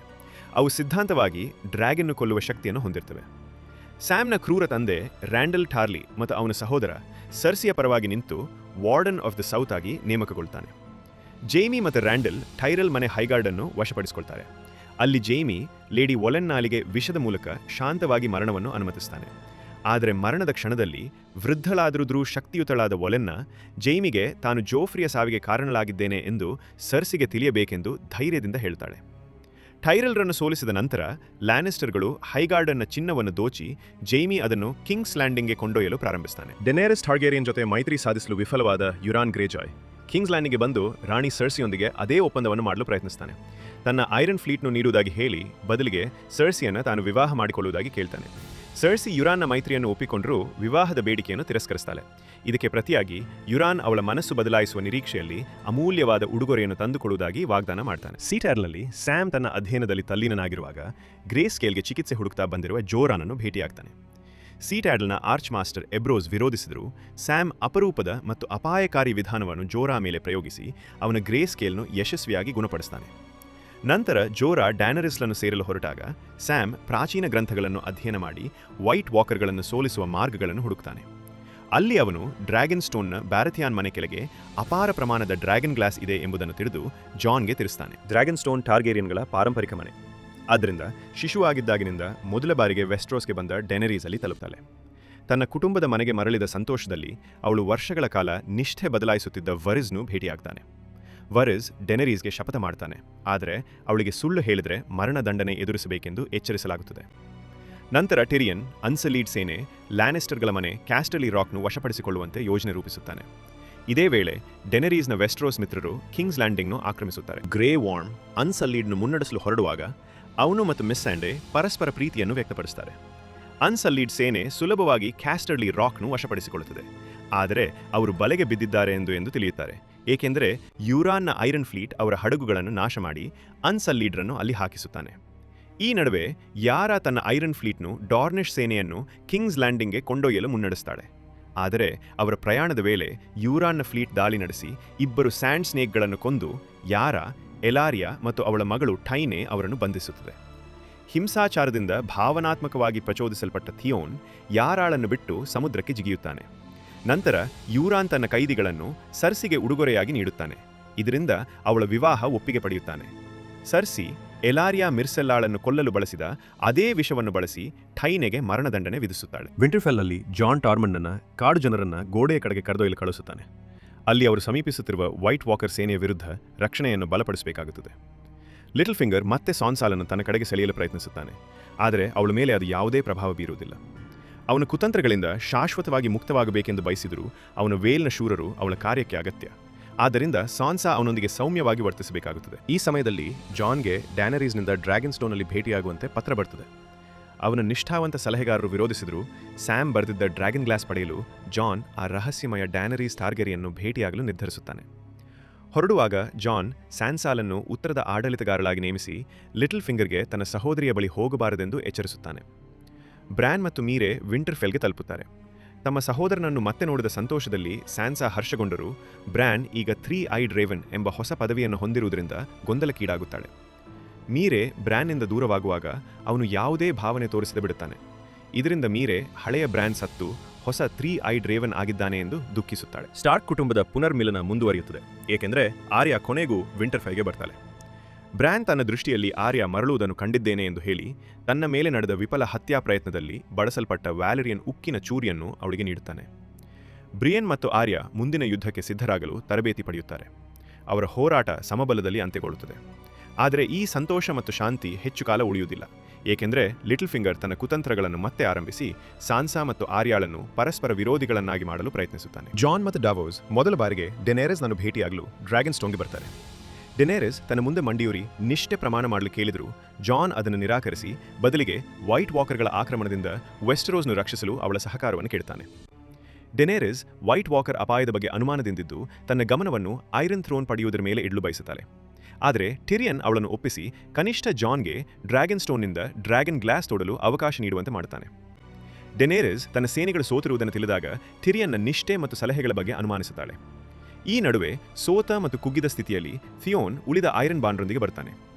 ಜಾನ್ ತನ್ನ ಅಣ್ಣನೆಂದು ಭಾವಿಸುವ ಥಿಯೋನ್ಗೆ ಇಬ್ಬರು ನೆಡ್ ಸ್ಟಾರ್ಕ್ನ ಪರಂಪರೆಯನ್ನು ಗೌರವಿಸಬಹುದು ಎಂದು ಪ್ರೇರಣೆ ನೀಡುತ್ತಾನೆ. ಇದರಿಂದ ಥಿಯೋನ್ ಐರನ್ ಬಾನ್ನನ್ನು ಅವನ ಹಿಂದೆ ಒಟ್ಟುಗೂಡಿಸಲು ಸ್ಫೂರ್ತಿ ನೀಡಿ ಯಾರಾಳನ್ನು ರಕ್ಷಿಸಲು ಹೊರಡುತ್ತಾನೆ. ಡೆನೇರಿಸ್ ತನ್ನ ಡ್ರ್ಯಾಗನ್ಗಳನ್ನು ಕಿಂಗ್ಸ್ ಲ್ಯಾಂಡಿಂಗ್ಗೆ ಕೊಂಡೊಯ್ದು ಬಲಪ್ರಯೋಗದಿಂದ ನಗರವನ್ನು ವಶಪಡಿಸಿಕೊಳ್ಳಬೇಕೆಂದು ಯೋಚಿಸಿದಾಗ ಜಾನ್ ಅವಳಿಗೆ ಅದು ನಗರವನ್ನು ನಾಶ ಮಾಡಿ ಅವಳ ತಂದೆಯಾದ ಮ್ಯಾಡ್ ಕಿಂಗ್ನಂತೆ ಕ್ರೂರಿ ಎಂದು ಕಾಣಿಸಿಕೊಳ್ಳುವಂತೆ ಮಾಡುತ್ತದೆ ಎಂದು ಎಚ್ಚರಿಸುತ್ತಾನೆ. ಜಾನ್ನ ಸಲಹೆಯನ್ನು ಡೆನೇರೀಸ್ ಗಮನಿಸುತ್ತಾಳೆ. ಆದರೆ ತನ್ನ ಡ್ರ್ಯಾಗನ್ಗಳು ಮತ್ತು ದೋತ್ರಾಕಿ ಸೇನೆಯೊಂದಿಗೆ ಹೈಗಾರ್ಡನ್ನಿಂದ ಲ್ಯಾನಿಸ್ಟರ್ಗಳು ಕದ್ದ ಟೈರೆಲ್ ಕುಟುಂಬದ ಚಿನ್ನವನ್ನು ಸಾಗಿಸುತ್ತಿದ್ದ ಕಾರವಾನ್ ಮೇಲೆ ದಾಳಿ ನಡೆಸುತ್ತಾಳೆ. ಈ ಭೀಕರ ದಾಳಿಯಿಂದ ಜೈಮಿ ಮತ್ತು ಅವನ ಸೇನೆ ಸಂಪೂರ್ಣವಾಗಿ ಕುಗ್ಗುತ್ತದೆ. ಬ್ರ್ಯಾನ್ ಸ್ಕಾರ್ಪಿಯನ್ ಶಸ್ತ್ರದಿಂದ ಡ್ರಾಗನ್ಗೆ ಗಾಯ ಮಾಡಲು ಯಶಸ್ವಿಯಾಗುತ್ತಾನೆ. ನಂತರ ಜೈಮಿ ಮತ್ತು ಬ್ರ್ಯಾನ್ ತಮ್ಮ ಜೀವಗಳನ್ನು ಕಷ್ಟಪಟ್ಟು ಉಳಿಸಿಕೊಂಡು ಯುದ್ಧದಿಂದ ಪಾರಾಗುತ್ತಾರೆ. ಆದರೆ ಲ್ಯಾನಿಸ್ಟರ್ ಸೇನೆ ಡೆನೇರಿಸ್ನ ಡ್ರ್ಯಾಗನ್ಗಳ ವಿರುದ್ಧ ಗೆಲ್ಲಲು ಯಾವುದೇ ಅವಕಾಶವಿಲ್ಲವೆಂದು ಅರಿಯುತ್ತಾರೆ. ಉಳಿದ ಟಾರ್ಲಿ ಯೋಧರನ್ನು ಡೆನೇರಿಸ್ ಬಂಧಿಸುತ್ತಾಳೆ. ರ್ಯಾಂಡಲ್ ಮತ್ತು ಅವನ ಮಗ ಡಿಕನ್ ಟಾರ್ಗೇರಿಯನ್ ರಾಣಿಗೆ ನಿಷ್ಠೆ ಪ್ರಮಾಣ ಮಾಡಲು ನಿರಾಕರಿಸಿದಾಗ ಡ್ರಾಗನ್ ಅವರನ್ನು ಸುಟ್ಟು ಹಾಕುತ್ತದೆ. ಈ ನಡುವೆ ಟಿರಿಯನ್ ಮತ್ತು ಡಾವೋಸ್ ಗುಪ್ತವಾಗಿ ಕಿಂಗ್ಸ್ ಲ್ಯಾಂಡಿಂಗ್ಗೆ ಪ್ರವೇಶಿಸುತ್ತಾರೆ. ಅಲ್ಲಿ ಟಿರಿಯನ್ ತನ್ನ ಸಹೋದರ ಜೈಮಿಯನ್ನು ಗುಪ್ತವಾಗಿ ಭೇಟಿಯಾಗಿ ಸರ್ಸಿಯನ್ನು ಡೇನೇರಿಸ್ ಜೊತೆ ಸೇರಿ ವೈಟ್ ವಾಕರ್ಗಳ ವಿರುದ್ಧ ಹೋರಾಡಲು ಒಪ್ಪಿಸುವಂತೆ ಕೇಳ್ತಾನೆ ಮತ್ತು ವೈಟ್ ವಾಕರ್ಗಳ ಅಸ್ತಿತ್ವದ ಪುರಾವೆಗಳನ್ನು ತರುವುದಾಗಿ ಭರವಸೆ ನೀಡ್ತಾನೆ. ಹೊರಡುವಾಗ ಅವರು ಗೆಂಡ್ರಿಯನ್ನು ಭೇಟಿಯಾಗಿ ಅವನನ್ನು ಡ್ರ್ಯಾಗನ್ ಸ್ಟೋನ್ಗೆ ಕರೆದುಕೊಂಡು ಹೋಗ್ತಾರೆ. ರ್ಯಾಂಡಲ್ ಮತ್ತು ಡಿಕನ್ರನ್ನು ಕೊಂದ ಡೇನೇರೀಸ್ನ ಕ್ರೂರತೆಯನ್ನು ಟಿರಿಯನ್ ಮತ್ತು ವೆರೀಸ್ ವಿಷಾದಿಸ್ತಾರೆ. ಈ ನಡುವೆ ಜಾನ್ ಮತ್ತು ಡೇನೇರೀಸ್ ಹತ್ತಿರವಾಗ್ತಾರೆ. ಡೇನೇರೀಸ್ ಜಾನ್ ತನ್ನ ಡ್ರ್ಯಾಗನ್ಗಳ ಬಳಿ ಹಾನಿಯಾಗದೆ ಹೋಗಬಲ್ಲನೆಂಬುದರಿಂದ ಆಶ್ಚರ್ಯಗೊಳ್ತಾಳೆ, ಏಕೆಂದರೆ ಸಾಮಾನ್ಯವಾಗಿ ಅವು ಅವಳ ಹೊರತು ಎಲ್ಲರಿಗೂ ಶತ್ರುತ್ವ ತೋರಿಸುತ್ತವೆ. ಟಿರಿಯನ್, ಡೆನೇರಿಸ್ ಮತ್ತು ಜಾನ್ ಅವರ ಸಭೆಯಲ್ಲಿ ಗೋಡೆಯ ಉತ್ತರಕ್ಕೆ ತೆರಳಿ ಒಂದು ವೈಟ್ನ ಹಿಡಿದು ಸರ್ಸಿಗೆ ವೈಟ್ ವಾಕರ್ಗಳ ಅಸ್ತಿತ್ವಕ್ಕೆ ಸಾಕ್ಷಿಯಾಗಿ ತರುವ ಯೋಜನೆಯನ್ನು ಪ್ರಕಟಿಸ್ತಾನೆ. ಈ ಸಮಯದಲ್ಲಿ ಜೋರಾ ಡ್ರ್ಯಾಗನ್ ಸ್ಟೋನ್ಗೆ ಬಂದು ಭಾವನಾತ್ಮಕವಾಗಿ ಡೆನೇರಿಸ್ನು ಮತ್ತೆ ಭೇಟಿಯಾಗಿ ಜಾನ್ ಮತ್ತು ಗೆನ್ರಿಯೊಂದಿಗೆ ಗೋಡೆಯ ಉತ್ತರದ ಅಪಾಯಕಾರಿ ಕಾರ್ಯಕ್ಕೆ ಸೇರಲು ಒಪ್ತಾನೆ. ಜಾನ್, ಜೋರಾ ಮತ್ತು ಗೆನ್ರಿ ಗೋಡೆಯ ಕಡೆಗೆ ತೆರಳಿ ಅಲ್ಲಿ ಟಾರ್ಮಂಡ್ನನ್ನು ಮತ್ತೆ ಭೇಟಿಯಾಗ್ತಾರೆ. ಟಾರ್ಮಂಡ್, ಬೆರಿಕ್, ಥೋರೋಸ್ ಮತ್ತು ಹೌಂಡ್ರನ್ನು ಬಂಧಿಸಿರ್ತಾನೆ. ಮೆಲಿಸ್ಯಾಂಡ್ರಿಗೆ ಅವನನ್ನು ಮಾರಿದ ಹಿಂದಿನ ಕೆಟ್ಟ ಅನುಭವಗಳಿಂದಾಗಿ ಗೆನ್ರಿ ಅವರ ಮೇಲೆ ನಂಬಿಕೆ ಇಡಬಾರದೆಂದು ಎಚ್ಚರಿಸಿದ್ರು. ಬೆರಿಕ್, ಥೋರೋಸ್ ಮತ್ತು ಹೌಂಡ್ ವೈಟ್ ವಾಕರ್ಗಳ ವಿರುದ್ಧದ ಹೋರಾಟದಲ್ಲಿ ಸಹಾಯ ಮಾಡಲು ತಾವು ಅಲ್ಲಿದ್ದೇವೆ ಎಂದು ಘೋಷಿಸುತ್ತಾರೆ. ಹೀಗಾಗಿ ತಂಡ ಸಿದ್ಧವಾಗ್ತದೆ. ಜಾನ್ ನೇತೃತ್ವದಲ್ಲಿ ಜೋರಾ, ಟಾರ್ಮಂಡ್, ಗೆನ್ರಿ, ಬೆರಿಕ್, ಥೋರೋಸ್ ಮತ್ತು ಹೌಂಡ್ ಗೋಡೆಯ ಉತ್ತರಕ್ಕೆ ವೈಟ್ನನ್ನು ಹಿಡಿಯಲು ಹೊರಡ್ತಾರೆ. ಅವರ ಪ್ರಯಾಣ ಅತ್ಯಂತ ಅಪಾಯಕಾರಿಯಾಗ್ತದೆ. ಅಲ್ಲಿ ಒಂದು ಜಾಂಬಿ ಹಿಮಕರಡಿಯ ದಾಳಿಯಿಂದ ಥೋರೋಸ್ ಸಾವನ್ನಪ್ತಾನೆ. ನಂತರ ಅವರೊಬ್ಬ ವೈಟ್ ಕಿಂಗನ್ನು ಕೊಂದರೆ ಅವನು ಸೃಷ್ಟಿಸಿದ ಎಲ್ಲಾ ವೈಟ್ಗಳು ನಾಶವಾಗ್ತವೆ ಎಂಬುದನ್ನು ತಿಳ್ಕೊಳ್ತಾರೆ. ಹೀಗಾಗಿ ಮೂಲ ನೈಟ್ ಕಿಂಗ್ನನ್ನು ಕೊಂದರೆ ಸಂಪೂರ್ಣ ಸತ್ತ ಸೈನ್ಯ ನಾಶವಾಗಬಹುದು ಎಂಬ ಅರಿವು ಬರುತ್ತದೆ. ಜಾನ ತಂಡ ವೈಟ್ ವಾಕರ್ಗಳ ದಾಳಿಗೆ ಸಿಕ್ಕಿ ಸುತ್ತುವರಿಯಲ್ಪಟ್ಟಾಗ ಅವರು ಗೆನ್ರಿಯನ್ನು ಗೋಡೆಯ ಕಡೆಗೆ ಕಳುಹಿಸಿ ಡೇನೇರೀಸ್ಗೆ ಸಹಾಯಕ್ಕಾಗಿ ಕರೆ ಮಾಡಲು ಹೇಳ್ತಾರೆ. ಬದುಕುವ ನಿರೀಕ್ಷೆಯೇ ಇಲ್ಲದ ಸಂದರ್ಭದಲ್ಲಿ ಡೇನೇರೀಸ್ ತನ್ನ ಡ್ರ್ಯಾಗನ್ಗಳೊಂದಿಗೆ ಬಂದು ವೈಟ್ ವಾಕರ್ ಸೇನೆಯ ವಿರುದ್ಧ ಹೋರಾಡ್ತಾಳೆ. ವೈಟ್ಸ್ ದಾಳಿ ನಡೆಸ್ತಾ ಇದ್ದಂತೆ ಡೆನೇರೀಸ್ ಜಾನ್ನ ಮಿತ್ರರನ್ನು ಡ್ರೋಗನ್ ಮೇಲೆ ಹತ್ತಿಸ್ಕೊಳ್ತಾಳೆ. ಆದರೆ ಜಾನ್ ಅವರ ಹಿಮ್ಮೆಟ್ಟುವಿಕೆಗೆ ಸಹಾಯ ಮಾಡಲು ಹಿಂದೆ ಉಳಿಯುತ್ತಾನೆ. ಈ ಸಂಘರ್ಷದಲ್ಲಿ ನೈಟ್ ಕಿಂಗ್ ಡ್ರ್ಯಾಗನ್ ವಿಸೇರಿಯನನ್ನು ಕೊಂದು ತನ್ನದೇ ಸತ್ತ ಸೈನ್ಯದ ಡ್ರ್ಯಾಗನ್ ಆಗಿ ಪುನರ್ಜೀವಿತಗೊಳಿಸ್ತಾನೆ. ಡೆನೇರೀಸ್, ಜೋರಾ, ಟಾರ್ಮೆಂಡ್, ಬೆರಿಕ್, ಹೌಂಡ್ ಮತ್ತು ಉಳಿದ ಡ್ರ್ಯಾಗನ್ಗಳೊಂದಿಗೆ ತಪ್ಪಿಸಿಕೊಳ್ತಾ ಇದ್ದಾಗ ಜಾನ್ ಸ್ನೋ ವೈಟ್ ವಾಕರ್ಗಳಿಂದ ಸುತ್ತುವರಿಯಲ್ಪಡ್ತಾನೆ. ಆ ಸಮಯದಲ್ಲಿ ಬೆಂಜೆನ್ ಸ್ಟಾರ್ಕ್ ತನ್ನ ಅಣ್ಣ ಮಗನನ್ನು ರಕ್ಷಿಸಲು ತನ್ನ ಜೀವವನ್ನು ತ್ಯಜಿಸ್ತಾನೆ. ಡ್ರ್ಯಾಗನ್ ಸ್ಟೋನ್ಗೆ ಮರಳಿದ ನಂತರ ವೈಟ್ ವಾಕರ್ಗಳ ಅಪಾಯವನ್ನು ನೇರವಾಗಿ ಕಂಡ ಡೆನೇರೀಸ್ ಅವರ ವಿರುದ್ಧ ಹೋರಾಡಲು ಒಪ್ಪುತ್ತಾಳೆ ಮತ್ತು ಜಾನ್ ತನ್ನ ನಿಷ್ಠೆಯನ್ನು ಹೊಸ ರಾಣಿಗೆ ಪ್ರಮಾಣ ಮಾಡ್ತಾನೆ. ಡೆನೇರೀಸ್, ಜಾನ್ ಮತ್ತು ಅವರ ಆಪ್ತರು ಕಿಂಗ್ಸ್ ಲ್ಯಾಂಡಿಂಗ್ಗೆ ತೆರಳಿ ಸರ್ಸಿಗೆ ಹಿಡಿದಿಟ್ಟ ವೈಟ್ನು ತೋರಿಸಿ ವೈಟ್ ವಾಕರ್ಗಳ ವಿರುದ್ಧ ಹೋರಾಟಕ್ಕೆ ಸಹಾಯ ಕೇಳ್ತಾರೆ.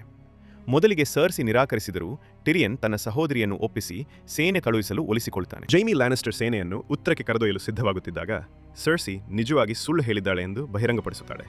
ಮತ್ತು ಯುರಾನ್ ಜೀವಂತ ಮತ್ತು ಸತ್ತವರ ನಡುವಿನ ಯುದ್ಧದಲ್ಲಿ ಯಾವ ಕಡೆ ಗೆದ್ದರೂ ಅದನ್ನು ನಾಶ ಮಾಡಲು ಸೈನ್ಯದೊಂದಿಗೆ ಸಿದ್ಧವಾಗಿದೆ ಮತ್ತು ಕಾಯುತ್ತಿದೆ ಎಂದು ಹೇಳುತ್ತಾಳೆ. ಜೈಮಿ ತನ್ನ ಸಹೋದರಿ ಮತ್ತು ಪ್ರೇಮಿಯ ಕೃತ್ಯಗಳಿಂದ ಅಸಹ್ಯಗೊಂಡು ಅವಳನ್ನು ತಿರಸ್ಕರಿಸುತ್ತಾನೆ. ಸರ್ಸಿ ತಾನು ಗರ್ಭಿಣಿಯಾಗಿರುವುದನ್ನು ಮತ್ತು ಅವರ ಮಗುವನ್ನು ಈಗ ಸಾರ್ವಜನಿಕವಾಗಿ ಬೆಳೆಸುವ ಶಕ್ತಿಯನ್ನು ಹೊಂದಿದ್ದೇವೆ ಎಂದು ಹೇಳಿದರೂ ಜೈಮಿ ಅವಳನ್ನು ಖಂಡಿಸುತ್ತಾನೆ ಮತ್ತು ಒಬ್ಬನೇ ಉತ್ತರಕ್ಕೆ ತೆರಳಿ ಹೋರಾಟಕ್ಕೆ ಸೇರ್ತಾನೆ. ವಿಂಟರ್ಫೆಲ್ನಲ್ಲಿ ಸ್ಯಾನ್ಸಾ ಮತ್ತು ಆರ್ಯ ಲಿಟಲ್ ಫಿಂಗರ್ನ ಮೋಸಗಳನ್ನೆಲ್ಲ ಬಹಿರಂಗಪಡಿಸ್ತಾರೆ. ಅವರು ಉತ್ತರ ಮತ್ತು ವೇಲ್ನ ಲಾರ್ಡ್ಗಳ ಮುಂದೆ ಅವನ ದ್ರೋಹವನ್ನು ಬಿಚ್ಚಿಡ್ತಾರೆ. ಜಾನ್ ಮತ್ತು ಲೈಸಾ ಅರೀನ್ಗಳ ಸಾವಿಗೆ ಅವನು ಕಾರಣನಾಗಿದ್ದದ್ದು ನೆಡ್ ಸ್ಟಾರ್ಕ್ನ ಅನ್ಯಾಯದ ಮರಣ ಮತ್ತು ಶಿಕ್ಷೆ, ಹಾಗೆಯೇ ವರ್ಷಗಳ ಹಿಂದೆ ಕೋಮಾದಲ್ಲಿದ್ದ ಬ್ರ್ಯಾನ್ನನ್ನು ಕೊಲ್ಲಲು ಹಂತಕನನ್ನು ಕಳುಹಿಸಿದ್ದ ನಿಗೂಢ ಅಪರಾಧಿಯೂ ಅವನೇ ಎಂಬುದನ್ನು ತೋರಿಸ್ತಾರೆ. ನಂತರ ಕ್ಷಮೆ ಮತ್ತು ದಯೆಗಾಗಿ ಬೇಡಿಕೊಂಡರೂ ಆರ್ಯ ಲಿಟಲ್ ಫಿಂಗರ್ನನ್ನು ಕೊಂದು ಹಾಕುತ್ತಾಳೆ. ಸಿಟಾಡೆಲ್ನಲ್ಲಿ ಆರ್ಚ್ ಮಾಸ್ಟರ್ಗಳು ವೈಟ್ ವಾಕರ್ ಅಪಾಯವನ್ನು ಗಂಭೀರವಾಗಿ ಪರಿಗಣಿಸಿದಾಗ ಬೇಸರಗೊಂಡ ಸ್ಯಾಮ್ ಪ್ರಾಚೀನ ಗ್ರಂಥಗಳನ್ನು ಕದ್ದುಕೊಂಡು ಗಿಲ್ಲಿ ಮತ್ತು ಮಗನ ಜೊತೆ ಹೊರಟು ಹೋಗುತ್ತಾನೆ. ಅವರು ವಿಂಟರ್ಫೆಲ್ಗೆ ತಲುಪಿದಾಗ ಸ್ಯಾಮ್ ಮತ್ತು ಬ್ರ್ಯಾನ್ ತಮ್ಮ ಅಧ್ಯಯನ ಮತ್ತು ದೃಷ್ಟಿಗಳನ್ನು ಹೋಲಿಸುತ್ತಾರೆ. ಅವರು ರೇಗಾರ್ ಟಾರ್ಗೇರಿಯನ್, ಲಿಯಾನಾ ಸ್ಟಾರ್ಕ್లను ಬಲವಂತವಾಗಿ ಗರ್ಭಿಣಿಯಾಗಿಸಲಿಲ್ಲ, ಬದಲಿಗೆ ಇಬ್ಬರೂ ಪ್ರೀತಿಯಲ್ಲಿ ಬಿದ್ದು ಗುಪ್ತವಾಗಿ ವಿವಾಹವಾಗಿದ್ದರು ಎಂಬುದನ್ನು ತಿಳಿದುಕೊಳ್ಳುತ್ತಾರೆ. ಹೀಗಾಗಿ ಜಾನ್ ಸ್ನೋ ಅಕ್ರಮ ಸಂತಾನವಲ್ಲ, ಬದಲಿಗೆ ನಿಜವಾದ ಟಾರ್ಗೇರಿಯನ್ ಸಿಂಹಾಸನದ ವಾರಸುದಾರ. ಈ ಸತ್ಯವನ್ನು ತಿಳಿಯದೆ ಜಾನ್ ತನ್ನ ಅತ್ತೆಯನ್ನೇ ಇಷ್ಟಪಡುತ್ತಾನೆ ಮತ್ತು ವಿಂಟರ್ಫೆಲ್ಗೆ ಹೊರಟಾಗ ಪರಸ್ಪರ ತಮ್ಮ ಪ್ರೀತಿಯನ್ನು ಒಪ್ಪಿಕೊಂಡು ದೈಹಿಕವಾಗಿ ಒಂದಾಗುತ್ತಾರೆ. ಇದೆಲ್ಲದರ ನಂತರ ನೈಟ್ ಕಿಂಗ್ ತನ್ನ ಸತ್ತ ಡ್ರ್ಯಾಗನ್ ವಿಸೇರಿಯನ್ನು ಬಳಸಿ ಗೋಡೆಯ ಒಂದು ಭಾಗವನ್ನು ಧ್ವಂಸ ಮಾಡಿ ವೈಟ್ ವಾಕರ್ ಸೇನೆಗೆ 7 ರಾಜ್ಯಗಳನ್ನು ಆಕ್ರಮಿಸಲು ದಾರಿ ಮಾಡಿಕೊಡುತ್ತಾನೆ. ಗೇಮ್ ಆಫ್ ಥ್ರೋನ್ಸ್ನ ಸೀಸನ್ 8ರಲ್ಲಿ ವೆಸ್ಟರೋಸ್ನ ಎಲ್ಲಾ ವೀರರು ವಿಂಟರ್ಫೆಲ್ ಒಟ್ಟಾಗಿ ಸೇರ್ತಾರೆ. ಅವ್ರ ಗುರಿ ಮೃತರ ಸೇನೆಯ ವಿರುದ್ಧ ಒಗ್ಗಟ್ಟಾಗಿ ಹೋರಾಡುವುದು. ಜೇಮಿಯನ್ನು ಬ್ರ್ಯಾನ್ ನೋಡಿದಾಗ ಅವನೇ ಮೇಲೆ ಕೋಪಗೊಳ್ಳುವ ಬದಲು ಕ್ಷಮಿಸ್ತಾನೆ, ಯಾಕಂದ್ರೆ ಕಿಟಕಿಯಿಂದ ತಳ್ಳಿದ ಆ ಕ್ರಿಯೆಯೇ ಇಬ್ಬರನ್ನು ಇಂದಿನ ವ್ಯಕ್ತಿಗಳನ್ನಾಗಿ ರೂಪಿಸಿದೆ. ಸಾನ್ಸಾ ಮತ್ತು ಆರ್ಯ ಇಬ್ಬರು ಅವರ ತಂದೆಯ ಸಾವಿಗೆ ಕಾರಣನಾಗಿದ್ದ ಜೇಮಿಯನ್ನು ಕೊಲ್ಲಬೇಕೆಂದು ಯೋಚಿಸ್ತಾರೆ. ಆದರೆ ಬ್ರಿಯನ್ ತನ್ನ ಹಳೆಯ ಸ್ನೇಹಿತನ ಪರವಾಗಿ ನಿಂತು ಅವನಿಗೆ ಹೋರಾಟದಲ್ಲಿ ಸೇರಲು ಅವಕಾಶ ಮಾಡಿಕೊಡ್ತಾರೆ. ವೈಟ್ ವಾಕರ್ಸ್ಗಳ ವಿರುದ್ಧದ ಯುದ್ಧಕ್ಕೆ ಸಿದ್ಧತೆ ನಡೆಯುವಾಗ ಡ್ಯಾನರಿಸ್ ಜಾನ್ಗೆ ಡ್ರ್ಯಾಗನ್ ಸವಾರಿ ಕಲಿಸ್ತಾಳೆ. ಇದರಿಂದ ಇಬ್ಬರ ಪ್ರೀತಿ ಇನ್ನಷ್ಟು ಗಾಢವಾಗ್ತದೆ. ಜಾನ್ನ ಆಪ್ತರು ಈ ಸಂಬಂಧದ ಬಗ್ಗೆ ಆತಂಕಗೊಳ್ತಾರೆ, ಯಾಕೆಂದರೆ ಡ್ಯಾನರಿಸ್ ತನ್ನ ತಂದೆಯಂತೆ ಹುಚ್ಚಲಾಗಬಹುದು ಎಂಬ ಭಯ ಅವರ ಮನಸ್ಸಿನಲ್ಲಿ ಇದೆ. ಇವರು ಸಂಬಂಧವನ್ನು ಇನ್ನಷ್ಟು ಗೊಂದಲಗೊಳಿಸಲು ಇಷ್ಟಪಡದ ಸ್ಯಾಮ್ ಜಾನ್ಗೆ ಅವನ ನಿಜವಾದ ವಂಶಾವಳಿ ಬಗ್ಗೆ ತಿಳಿಸ್ತಾನೆ. ಇದರಿಂದ ಜಾನ್ ನಿಜವಾದ ಟಾರ್ಗೇರಿಯನ್ ವಾರಸುದಾರನೆಂಬ ಸತ್ಯ ಹೊರಬರುತ್ತದೆ. ಜಾನ್ ಮತ್ತು ಡ್ಯಾನರಿಸ್ ಅವರ ಯುದ್ಧ ಸಭೆಯಲ್ಲಿ ಬ್ರ್ಯಾನ್ ಅನ್ನು ಬಲೆಯಾಗಿ ಬಳಸಿಕೊಂಡು ನೈಟ್ ಕಿಂಗ್ನು ಸೆರೆ ಹಿಡಿಯುವ ತಂತ್ರ ಯೋಜನೆ ರೂಪಿಸಲಾಗುತ್ತದೆ. ನೈಟ್ ಕಿಂಗ್ನ ಉದ್ದೇಶವೇ ಲೋಕವನ್ನು, ಅದರ ನೆನಪನ್ನು ನಾಶ ಮಾಡುವುದು. ಆದ್ದರಿಂದ ಎಲ್ಲವನ್ನೂ ನೋಡುವ 3 ಐಡ್ ರೆವನ್ ಅನ್ನು ಅವನು ನಾಶ ಮಾಡಲೇಬೇಕು. ಇದಕ್ಕೆ ತಕ್ಕಂತೆ ಉಳಿದ ಜೀವಂತ ಪಡೆಗಳು ವೈಟ್ ವಾಕರ್ಸ್ ಮತ್ತು ವೈಟ್ಗಳೊಂದಿಗೆ ಹೋರಾಡುತ್ತಿರುವಾಗ ನೈಟ್ ಕಿಂಗ್ ತನ್ನ ಸೇನೆಯಿಂದ ಬೇರ್ಪಡುತ್ತಾನೆ. ಆ ಸಮಯದಲ್ಲಿ ಜಾನ್ ಮತ್ತು ಡೆನೆರಿಸ್ ಅವನ ಮೇಲೆ ದಾಳಿ ನಡೆಸಲು ಸುಲಭವಾಗುತ್ತದೆ ಎಂದು ಯೋಚಿಸುತ್ತಾರೆ. ಇದರ ಜೊತೆಗೆ ಯಾರಾಳನ್ನು ತನ್ನ ದುಷ್ಟ ಮಾವ ಯೂರಾನ್ನಿಂದ ರಕ್ಷಿಸಿದ ಥಿಯೋನ್ ಗ್ರೇಜಾಯ್ ಕಿಂಗ್ಸ್ ಲ್ಯಾಂಡಿಂಗ್ಗೆ ಬಂದು ತನ್ನ ಕುಟುಂಬಕ್ಕೆ ಸಹಾಯ ಮಾಡಲು ಸಿದ್ಧನಾಗುತ್ತಾನೆ. ತನ್ನ ಹಳೆಯ ತಪ್ಪುಗಳಿಗೆ ಪಶ್ಚಾತ್ತಾಪವಾಗಿ ಥಿಯೋನ್ ಬ್ರ್ಯಾನ್ನನ್ನು ರಕ್ಷಿಸುವ ಹೊಣೆ ಹೊತ್ತುಕೊಳ್ಳಲು ಮುಂದೆ ಬರುತ್ತಾನೆ. ಯೋಜನೆ ಸಿದ್ಧವಾದ ನಂತರ ವಿಭಿನ್ನ ಮಿತ್ರರು ತಮ್ಮ ಜೀವವನ್ನೇ ಪಣಕ್ಕಿಟ್ಟು ಹೋರಾಡಲು ಸಜ್ಜಾಗುತ್ತಾರೆ. ಆರ್ಯ ತನ್ನ ಬಾಲ್ಯದ ಪ್ರೀತಿಯ ಗ್ಯಾನ್ರಿಯೊಂದಿಗೆ ಮೊದಲ ಬಾರಿಗೆ ಸಂಭೋಗ ನಡೆಸ್ತಾಳೆ. ಜೈಮಿ ಬ್ರಿಯನ್ಗೆ ಅಧಿಕೃತವಾಗಿ ಸಾಮಾನ್ಯವಾಗಿ ಮಹಿಳೆಯರಿಗೆ ದೊರೆಯದ ಮಹಾನ್ ಗೌರವವಾದ ನೈಟ್ ಪದವಿಯನ್ನು ನೀಡುತ್ತಾನೆ. ಜಾನ್ ಮೋರ್ಮೆಂಟ್ಗಳ ಕುಟುಂಬದ ವಲೆರಿಯನ್ ಉಕ್ಕಿನ ಕತ್ತಿ ಲಾಂಗ್ ಕ್ಲಾ ಹಿಡಿದುಕೊಂಡಿದ್ದಾನೆ. ಸ್ಯಾಮ್ ತನ್ನ ಕುಟುಂಬದ ವಲೆರಿಯನ್ ಉಕ್ಕಿನ ಕತ್ತಿ ಹಾರ್ಟ್ಸ್ ಬೇನನ್ನು ಲಾರ್ಡ್ ಕಮಾಂಡರ್ ಜಿಯೋರ್ ಮೋರ್ಮೆಂಟ್ ನೀಡಿದ ಮಾರ್ಗದರ್ಶನಕ್ಕೆ ಗೌರವ ಸೂಚಕವಾಗಿ ಜೋರಾಗಿ ನೀಡುತ್ತಾನೆ. ನೈಟ್ ಕಿಂಗ್ನ ಸೇನೆ ವಿಂಟರ್ಫೆಲ್ಗೆ ತಲುಪಿದಾಗ ಮೆಲಿಸ್ಯಾಂಡ್ರೆ ತನ್ನ ಗಡಿಪಾರಿನಿಂದ ಮರಳಿ ಬಂದು ದೋಥ್ರಾಕಿ ಸೇನೆಯ ಶಸ್ತ್ರಾಸ್ತ್ರಗಳಿಗೆ ಜ್ವಾಲೆಯನ್ನು ಹಚ್ಚುತ್ತಾಳೆ. ಅದು ಮೃತರ ವಿರುದ್ಧ ಹೋರಾಡಲು ಅವರಿಗೆ ಶಕ್ತಿ ನೀಡುತ್ತದೆ. ಟಿರಿಯನ್ ಮತ್ತು ಸ್ಯಾನ್ಸಾ ನಿರಪರಾಧಿಗಳನ್ನು ವಿಂಟರ್ಫೆಲ್ನ ಗುಹೆಗಳಲ್ಲಿ ಅಡಗಿಸ್ತಾರೆ. ಮೇಲ್ಭಾಗದಲ್ಲಿ ಯುದ್ಧ ಆರಂಭವಾಗುತ್ತದೆ. ಜಾನ್ ಮತ್ತು ಡೆನೆರಿಸ್ ತಮ್ಮ ಡ್ರ್ಯಾಗನ್ಗಳನ್ನು ಸವಾರಿ ಮಾಡಿ ನೈಟ್ ಕಿಂಗ್ ಮತ್ತು ಸತ್ತ ವಿಸೇರಿಯನ್ ವಿರುದ್ಧ ಆಕಾಶದಲ್ಲಿ ಹೋರಾಡ್ತಾರೆ. ಕೆಳಗೆ ಅವರ ಸೇನೆಗಳು ಭೀಕರ ಯುದ್ಧದಲ್ಲಿ ತೊಡಗುತ್ತವೆ. ದೋಥ್ರಾಕಿಗಳು ಶೀಘ್ರದಲ್ಲೇ ಮೃತರಿಂದ ಸೋಲಲ್ಪಟ್ಟು ವಿಂಟರ್ಫೆಲ್ ಗೋಡೆಗಳನ್ನು ಭೇದಿಸುತ್ತಾರೆ. ಅವರು ಬ್ರ್ಯಾನ್ ಇರುವ ಸ್ಥಳದತ್ತ ಮುನ್ನಡೆಯುತ್ತಾರೆ. ಅವ್ಯವಸ್ಥೆಯ ಮಧ್ಯೆ ಎಡ್ ತನ್ನ ನೈಟ್ ವಾಚ್ ಸಹೋದರ ಸ್ಯಾಮ್ನನ್ನು ಉಳಿಸಲು ಪ್ರಾಣ ತ್ಯಜಿಸುತ್ತಾನೆ. ಬೆರಿಕ್, ಆರ್ಯ ಮತ್ತು ಹೌನ್ನನ್ನು ಉಳಿಸಲು ತನ್ನ ಜೀವವನ್ನು ತ್ಯಜಿಸುತ್ತಾನೆ. ಅವರು ವಿನಾಶದ ಉದ್ದಕ್ಕೂ ಅಕ್ಕಪಕ್ಕದಲ್ಲಿ ಹೋರಾಡ್ತಾರೆ. ಆರ್ಯ ಮತ್ತು ಹೌಂಡ್ ಮೆಲಿಸ್ಯಾಂಡ್ರೆಯನ್ನು ಭೇಟಿಯಾಗ್ತಾರೆ. ಅವಳು ಆರ್ಯಾಲಿಗೆ ತನ್ನ ಭವಿಷ್ಯದ ದೃಷ್ಟಿಗಳನ್ನು ಹೇಳಿ ಬೆರಿಕ್ನ ತ್ಯಾಗವನ್ನು ವ್ಯರ್ಥಗೊಳಿಸಬೇಡ ಎಂದು ಪ್ರೇರೇಪಿಸುತ್ತಾಳೆ. ಜಾನ್ ಮತ್ತು ಡೆನೆರಿಸ್ ನೈಟ್ ಕಿಂಗ್ ವಿರುದ್ಧ ಹೋರಾಡ್ತಾ ಕೊನೆಗೆ ತಮ್ಮ ಡ್ರ್ಯಾಗನ್ಗಳನ್ನು ನೆಲಕ್ಕಿಳಿಸಿ ಕಾಲ್ನಡಿಗೆಯಲ್ಲಿ ಹೋರಾಟ ಮುಂದುವರಿಸ್ತಾರೆ. ನೈಟ್ ಕಿಂಗ್ ವಿಂಟರ್ಫೆಲ್ನಲ್ಲಿರುವ ಎಲ್ಲಾ ಮೃತದೇಹಗಳು ಮತ್ತು ಗುಹೆಗಳಲ್ಲಿ ಅಡಗಿದ್ದ ಶಸ್ತ್ರವಿಲ್ಲದ ಮಹಿಳೆಯರು ಮತ್ತು ಮಕ್ಕಳನ್ನು ಸಹ ಮತ್ತೆ ಜೀವಂತಗೊಳಿಸಿ ತನ್ನ ನಿಷ್ಠಾವಂತ ವೈಟ್ಸ್ಗಳನ್ನಾಗಿ ಮಾಡ್ತಾನೆ. ಮೃತ ಸೇನೆಯ ಮಧ್ಯೆ ಸಿಕ್ಕಿ ಹಾಕಿಕೊಂಡಿದ್ದ ಡೆನೇರೀಸ್ಲನ್ನು ಅವಳ ದೀರ್ಘಕಾಲದ ರಕ್ಷಕ ಜೋರಾ ಉಳಿಸ್ತಾನೆ. ಅವನು ಅನೇಕ ಮೃತರ ದಾಳಿಯನ್ನು ತಡೆದು ಕೊನೆಗೆ ಗಂಭೀರ ಗಾಯಗೊಂಡು ತನ್ನ ರಾಣಿಯ ಮಡಿಲಲ್ಲಿ ಪ್ರಾಣ ತ್ಯಜಿಸ್ತಾನೆ. ಜೀವಂತ ಸೇನೆ ಸಂಪೂರ್ಣವಾಗಿ ಹತಾಶವಾಗ್ತದೆ. ನೈಟ್ ಕಿಂಗ್ ಬ್ರ್ಯಾನ್ವರೆಗೆ ತಲುಪಿದಾಗ ಜಾನ್ ತನ್ನ ಯೋಜಿತ ಬಲೆಯನ್ನು ಜಾರಿಗೆ ತರಲು ಪ್ರಯತ್ನಿಸ್ತಾನೆ. ಆದರೆ ಮೃತ ವಿಸೇರಿಯನ್ ಅವನನ್ನು ತಡೆಯುತ್ತದೆ. ನೈಟ್ ಕಿಂಗ್ ಮತ್ತು ಬ್ರ್ಯಾನ್ ನಡುವೆ ನಿಂತಿರುವ ಏಕೈಕ ಅಡೆತಡೆ ಥಿಯೋನ್ ಮತ್ತು ಅವನ ಅಲ್ಪಸಂಖ್ಯೆಯ ಐರನ್ ಬಾನ್ ಯೋಧರು. ಬ್ರ್ಯಾನ್ ಅವನಿಗೆ ನೀನು ಒಳ್ಳೆಯ ಮನುಷ್ಯ ಎಂದು ಭರವಸೆ ನೀಡುತ್ತಾನೆ. ಥಿಯೋನ್ ತನ್ನ ಸಹೋದರನನ್ನು ರಕ್ಷಿಸಲು ಶೌರ್ಯದಿಂದ ಹೋರಾಡಿ ಪ್ರಾಣ ತ್ಯಜಿಸ್ತಾನೆ. ನೈಟ್ ಕಿಂಗ್ ಬ್ರ್ಯಾನ್ ಅನ್ನು ಕೊಲ್ಲಲು ಮುಂದಾದಾಗ ಆರ್ಯ ತನ್ನ ಸಹೋದರನನ್ನು ಉಳಿಸಲು ಬರ್ತಾಳೆ. ಲಿಟಲ್ ಫಿಂಗರ್ನ ವೆಲೇರಿಯನ್ ಉಕ್ಕಿನ ಕತ್ತಿಯನ್ನು ಬಳಸಿ ಅವಳು ನೈಟ್ ಕಿಂಗ್ ಅನ್ನು ಕೊಂದು ಅವನ ಸಂಪೂರ್ಣ ಮೃತ ಸೇನೆಯನ್ನು ನಾಶ ಮಾಡ್ತಾಳೆ. ವೈಟ್ ವಾಕರ್ಸ್ನ ಸೋಲಿನ ನಂತರ ಉಳಿದವರು ತಮ್ಮ ಜಯವನ್ನು ಆಚರಿಸ್ತಾರೆ ಮತ್ತು ಬಲಿಯಾದ ಸ್ನೇಹಿತರ ಬಗ್ಗೆ ಶೋಕಿಸ್ತಾರೆ. ತನ್ನ ಜೀವನದ ಗುರಿಯನ್ನು ಪೂರ್ಣಗೊಳಿಸಿದ ಮೆಲಿಸ್ಯಾಂಡ್ರೆ ತನ್ನ ಮಾಂತ್ರಿಕ ಹಾರವನ್ನು ತೆಗೆದು ಶೀಘ್ರವೇ ವೃದ್ಧಳಾಗಿ ಕೊನೆಗೆ ಸಾವಿಗೀಡಾಗ್ತಾಳೆ. ಯುದ್ಧದ ನಂತರ ಡೇನೇರೆಸ್ ಗ್ಯಾಂಡ್ರಿಯನ್ನು ನಿಜವಾದ ಬರಾಥಿಯನ್ ಎಂದು ಮಾನ್ಯಗೊಳಿಸಿ ಅವನನ್ನು ಸ್ಟಾಮ್ಸ್ ಎಂಡ್ನ ಲಾರ್ಡ್ ಆಗಿ ನೇಮಿಸ್ತಾಳೆ. ಗ್ಯಾಂಡ್ರಿ ಆರ್ಯಾಲಿಗೆ ಪ್ರೀತಿಯಿಂದ ಮದುವೆ ಪ್ರಸ್ತಾಪ ಮಾಡ್ತಾನೆ. ಆದರೆ ಆರ್ಯ ತನ್ನ ಜೀವನದಲ್ಲಿ ಇನ್ನೂ ದೊಡ್ಡ ಗುರಿ ಇದೆ ಎಂದು ಭಾವಿಸಿ ಅದನ್ನು ತಿರಸ್ಕರಿಸ್ತಾಳೆ. ಜೈಮಿ ಮತ್ತು ಬ್ರಿಯನ್ ತಮ್ಮ ಭಾವನೆಗಳನ್ನು ಅರಿತುಕೊಂಡು ಪ್ರೀತಿಯತ್ತ ಸಾಗುತ್ತಾರೆ. ಜಾನ್ ತನ್ನ ಡೈರ್ವಲ್ಫ್ ಗೋಸ್ಟ್ ಅನ್ನು ಟಾಮೆಂಡ್ಗೆ ಒಪ್ಪಿಸ್ತಾನೆ. ಟಾಮೆಂಡ್ ತನ್ನ ಕಾಡು ಜನರೊಂದಿಗೆ ಗೋಡೆಯ ಉತ್ತರಕ್ಕೆ ಮರಳ್ತಾನೆ. ಅದು ಈಗ ವೈಟ್ ವಾಕರ್ ಬೆದರಿಕೆ ಇಲ್ಲದಿದ್ದಾಗ ಸುರಕ್ಷಿತ ನೆಲೆಯಾಗುತ್ತದೆ. ಇದಾದ ನಂತರ ಬ್ರ್ಯಾನ್ ಸರ್ಸೆಯ ಆದೇಶದಂತೆ ವಿಂಟರ್ಫೆಲ್ಗೆ ಬಂದು ಟಿರಿಯನ್ ಮತ್ತು ಜೈಮಿಯನ್ನು ಕೊಲ್ಲಲು ಪ್ರಯತ್ನಿಸ್ತಾನೆ. ಆದರೆ ಸಹೋದರರು ತಮ್ಮ ಹಳೆಯ ಸ್ನೇಹಿತನನ್ನು ಮನವೊಲಿಸಿ ಅವನಿಗೆ ಟೈರೆಲ್ಗಳ ಹಳೆಯ ಮನೆ ಹೈಗಾರ್ಡನ್ ನೀಡುವುದಾಗಿ ಭರವಸೆ ನೀಡಿ ತಮ್ಮ ಜೀವಗಳನ್ನು ಉಳಿಸಿಕೊಳ್ಳುತ್ತಾರೆ. ಜಾನ್ ತನ್ನ ನಿಜವಾದ ವಂಶಾವಳಿಯನ್ನು ಡೆನೇರಿಸ್ಗೆ ಬಹಿರಂಗಪಡಿಸ್ತಾನೆ. ಆತ ರೇಗಾರ್ ಟಾರ್ಗೇರಿಯನ್ನ ಮಗ, ಅಂದರೆ ಡೆನೇರಿಸ್ನ ಅಳಿಯ ಮತ್ತು ಐರನ್ ಥ್ರೋನ್ನ ನಿಜವಾದ ವಾರಸುದಾರ. ಆದರೂ ಜಾನ್ ತನ್ನ ನಿಷ್ಠೆಯನ್ನು ಡೆನೇರಿಸ್ಗೆ ಸಮರ್ಪಿಸಿ ತನ್ನ ಹಕ್ಕನ್ನು ತ್ಯಜಿಸ್ತಾನೆ. ತನ್ನ ವಂಶಾವಳಿಯ ರಹಸ್ಯವನ್ನು ತನ್ನ ಸಹೋದರಿಯರ ಹೊರತು ಯಾರಿಗೂ ಹೇಳುವುದಿಲ್ಲವೆಂದು ಭರವಸೆ ನೀಡುತ್ತಾನೆ. ಡೆನೇರಿಸ್ನನ್ನ ರಾಣಿ ಎಂದು ನಂಬದ ಸಾನ್ಸಾ ಜಾನ್ ವೆಸ್ಟ್ರೋಸ್ ಆಳಬೇಕು ಎಂದು ಬಯಸಿ ತನ್ನ ಸಹೋದರನ ರಹಸ್ಯವನ್ನು ಟಿರಿಯನ್ ಮತ್ತು ವಾರಿಸ್ಗೆ ಹೇಳ್ತಾಳೆ. ವಾರಿಸ್ ಡಿನೇರಿಸ್ನ ಮನಸ್ಥಿತಿಯ ಬಗ್ಗೆ ಭಯಗೊಂಡು ನಿಜವಾದ ವಾರಸುದಾರನಾದ ಜಾನ್ ಸ್ನೋ ಅನ್ನು ಸಿಂಹಾಸನಕ್ಕೆ ತರುವ ಯೋಜನೆ ರೂಪಿಸುತ್ತಾನೆ. ಆದರೆ ಟಿರಿಯನ್ ತನ್ನ ರಾಣಿಗೆ ನಿಷ್ಠೆಯಿಂದ ನಿಂತು ವಾರಿಸ್ನ ಯೋಜನೆಗಳನ್ನು ಅವಳಿಗೆ ತಿಳಿಸುತ್ತಾನೆ.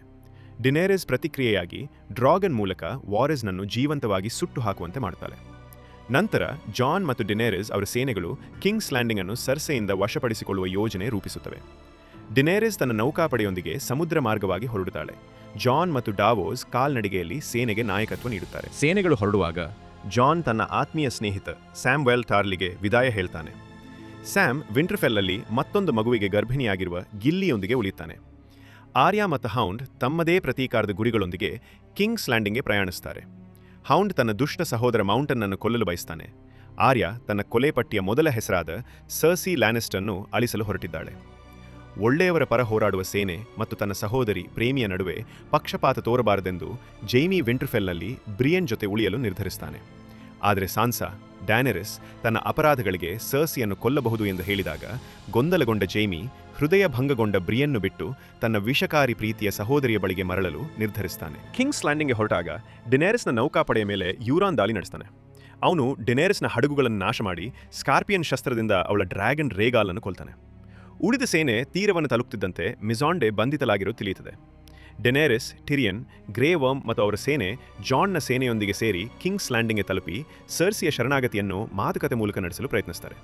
ಆದರೆ ಲ್ಯಾನಿಸ್ಟರ್ ರಾಣಿ ಶರಣಾಗುವುದನ್ನು ನಿರಾಕರಿಸಿ ಡೆನೇರಿಸ್ಲನ್ನು ಯುದ್ಧಕ್ಕೆ ಪ್ರಚೋದಿಸಲು ಮೌಂಟನ್ ಮೂಲಕ ಮಿಜಾಂಡೆಗೆ ಶಿರೋಚ್ಛೇದ ಮಾಡಿಸುವಂತೆ ಆದೇಶಿಸ್ತಾಳೆ. ಡೆನೇರಿಸ್ನ ಸೇನೆ ರಾಜಧಾನಿ ಮೇಲೆ ದಾಳಿ ಮಾಡಲು ಸಿದ್ಧವಾಗುತ್ತಿದ್ದಾಗ ಅವರು ಜೈಮಿ ಲ್ಯಾನಿಸ್ಟರ್ನನ್ನು ಬಂಧಿಸ್ತಾರೆ. ಟಿರಿಯನ್ ತನ್ನ ರಾಣಿಯ ಆದೇಶವನ್ನು ಉಲ್ಲಂಘಿಸಿ ತನ್ನ ಸಹೋದರನನ್ನು ಬಿಡುಗಡೆ ಮಾಡ್ತಾನೆ. ಅವನಿಗೆ ಸರ್ಸಿಯನ್ನು ಮನವೊಲಿಸಿ ಯುದ್ಧವನ್ನು ನಿಲ್ಲಿಸಿ ಎಸೋಸ್ಗೆ ಓಡಿ ಹೋಗುವಂತೆ ಹೇಳ್ತಾನೆ. ಯುದ್ಧಕ್ಕೆ ಹೊರಡುವ ಮುನ್ನ ಡ್ಯಾನರೀಸ್ ಜಾನ್ನಿಂದ ಪ್ರೀತಿಯ ನೆಮ್ಮದಿ ಹುಡುಕುತ್ತಾಳೆ. ಆದರೆ ಜಾನ್ ತನ್ನ ಅತ್ತೆಯೊಂದಿಗೆ ಪ್ರೀತಿಯ ಸಂಬಂಧ ಹೊಂದಿರುವ ಗೊಂದಲದಿಂದ ದೂರವಾಗಲು ಪ್ರಾರಂಭಿಸುತ್ತಾನೆ. ಇದರಿಂದ ಡ್ಯಾನರೀಸ್ಗೆ ವೆಸ್ಟ್ರೋಸ್ನಲ್ಲಿ ಯಾರೂ ತನ್ನನ್ನು ಪ್ರೀತಿಸುವುದಿಲ್ಲವೆಂಬ ಭಾವನೆ ಮೂಡುತ್ತದೆ. ಆದ್ದರಿಂದ ಅವಳು ಭಯದ ಮೂಲಕ ಆಳಬೇಕೆಂದು ನಿರ್ಧರಿಸುತ್ತಾಳೆ. ಡ್ಯಾನರೀಸ್ ಮತ್ತು ಡ್ರೋಗನ್ ಆಕಾಶದಿಂದಲೇ ಕಿಂಗ್ಸ್ ಲ್ಯಾಂಡಿಂಗ್ನ ರಕ್ಷಣೆಯನ್ನು ಸುಟ್ಟು ಹಾಕುತ್ತಾರೆ. ಜಾನ್ ಮತ್ತು ಗ್ರೇ ವರ್ಮ್ ತಮ್ಮ ಸೇನೆಗಳನ್ನು ನಗರ ಬೀದಿಗಳಲ್ಲಿ ಮುನ್ನಡೆಸಿ ಲ್ಯಾನಿಸ್ಟರ್ ಸೇನೆಯನ್ನು ಶೀಘ್ರವಾಗಿ ಸೋಲಿಸುತ್ತಾರೆ.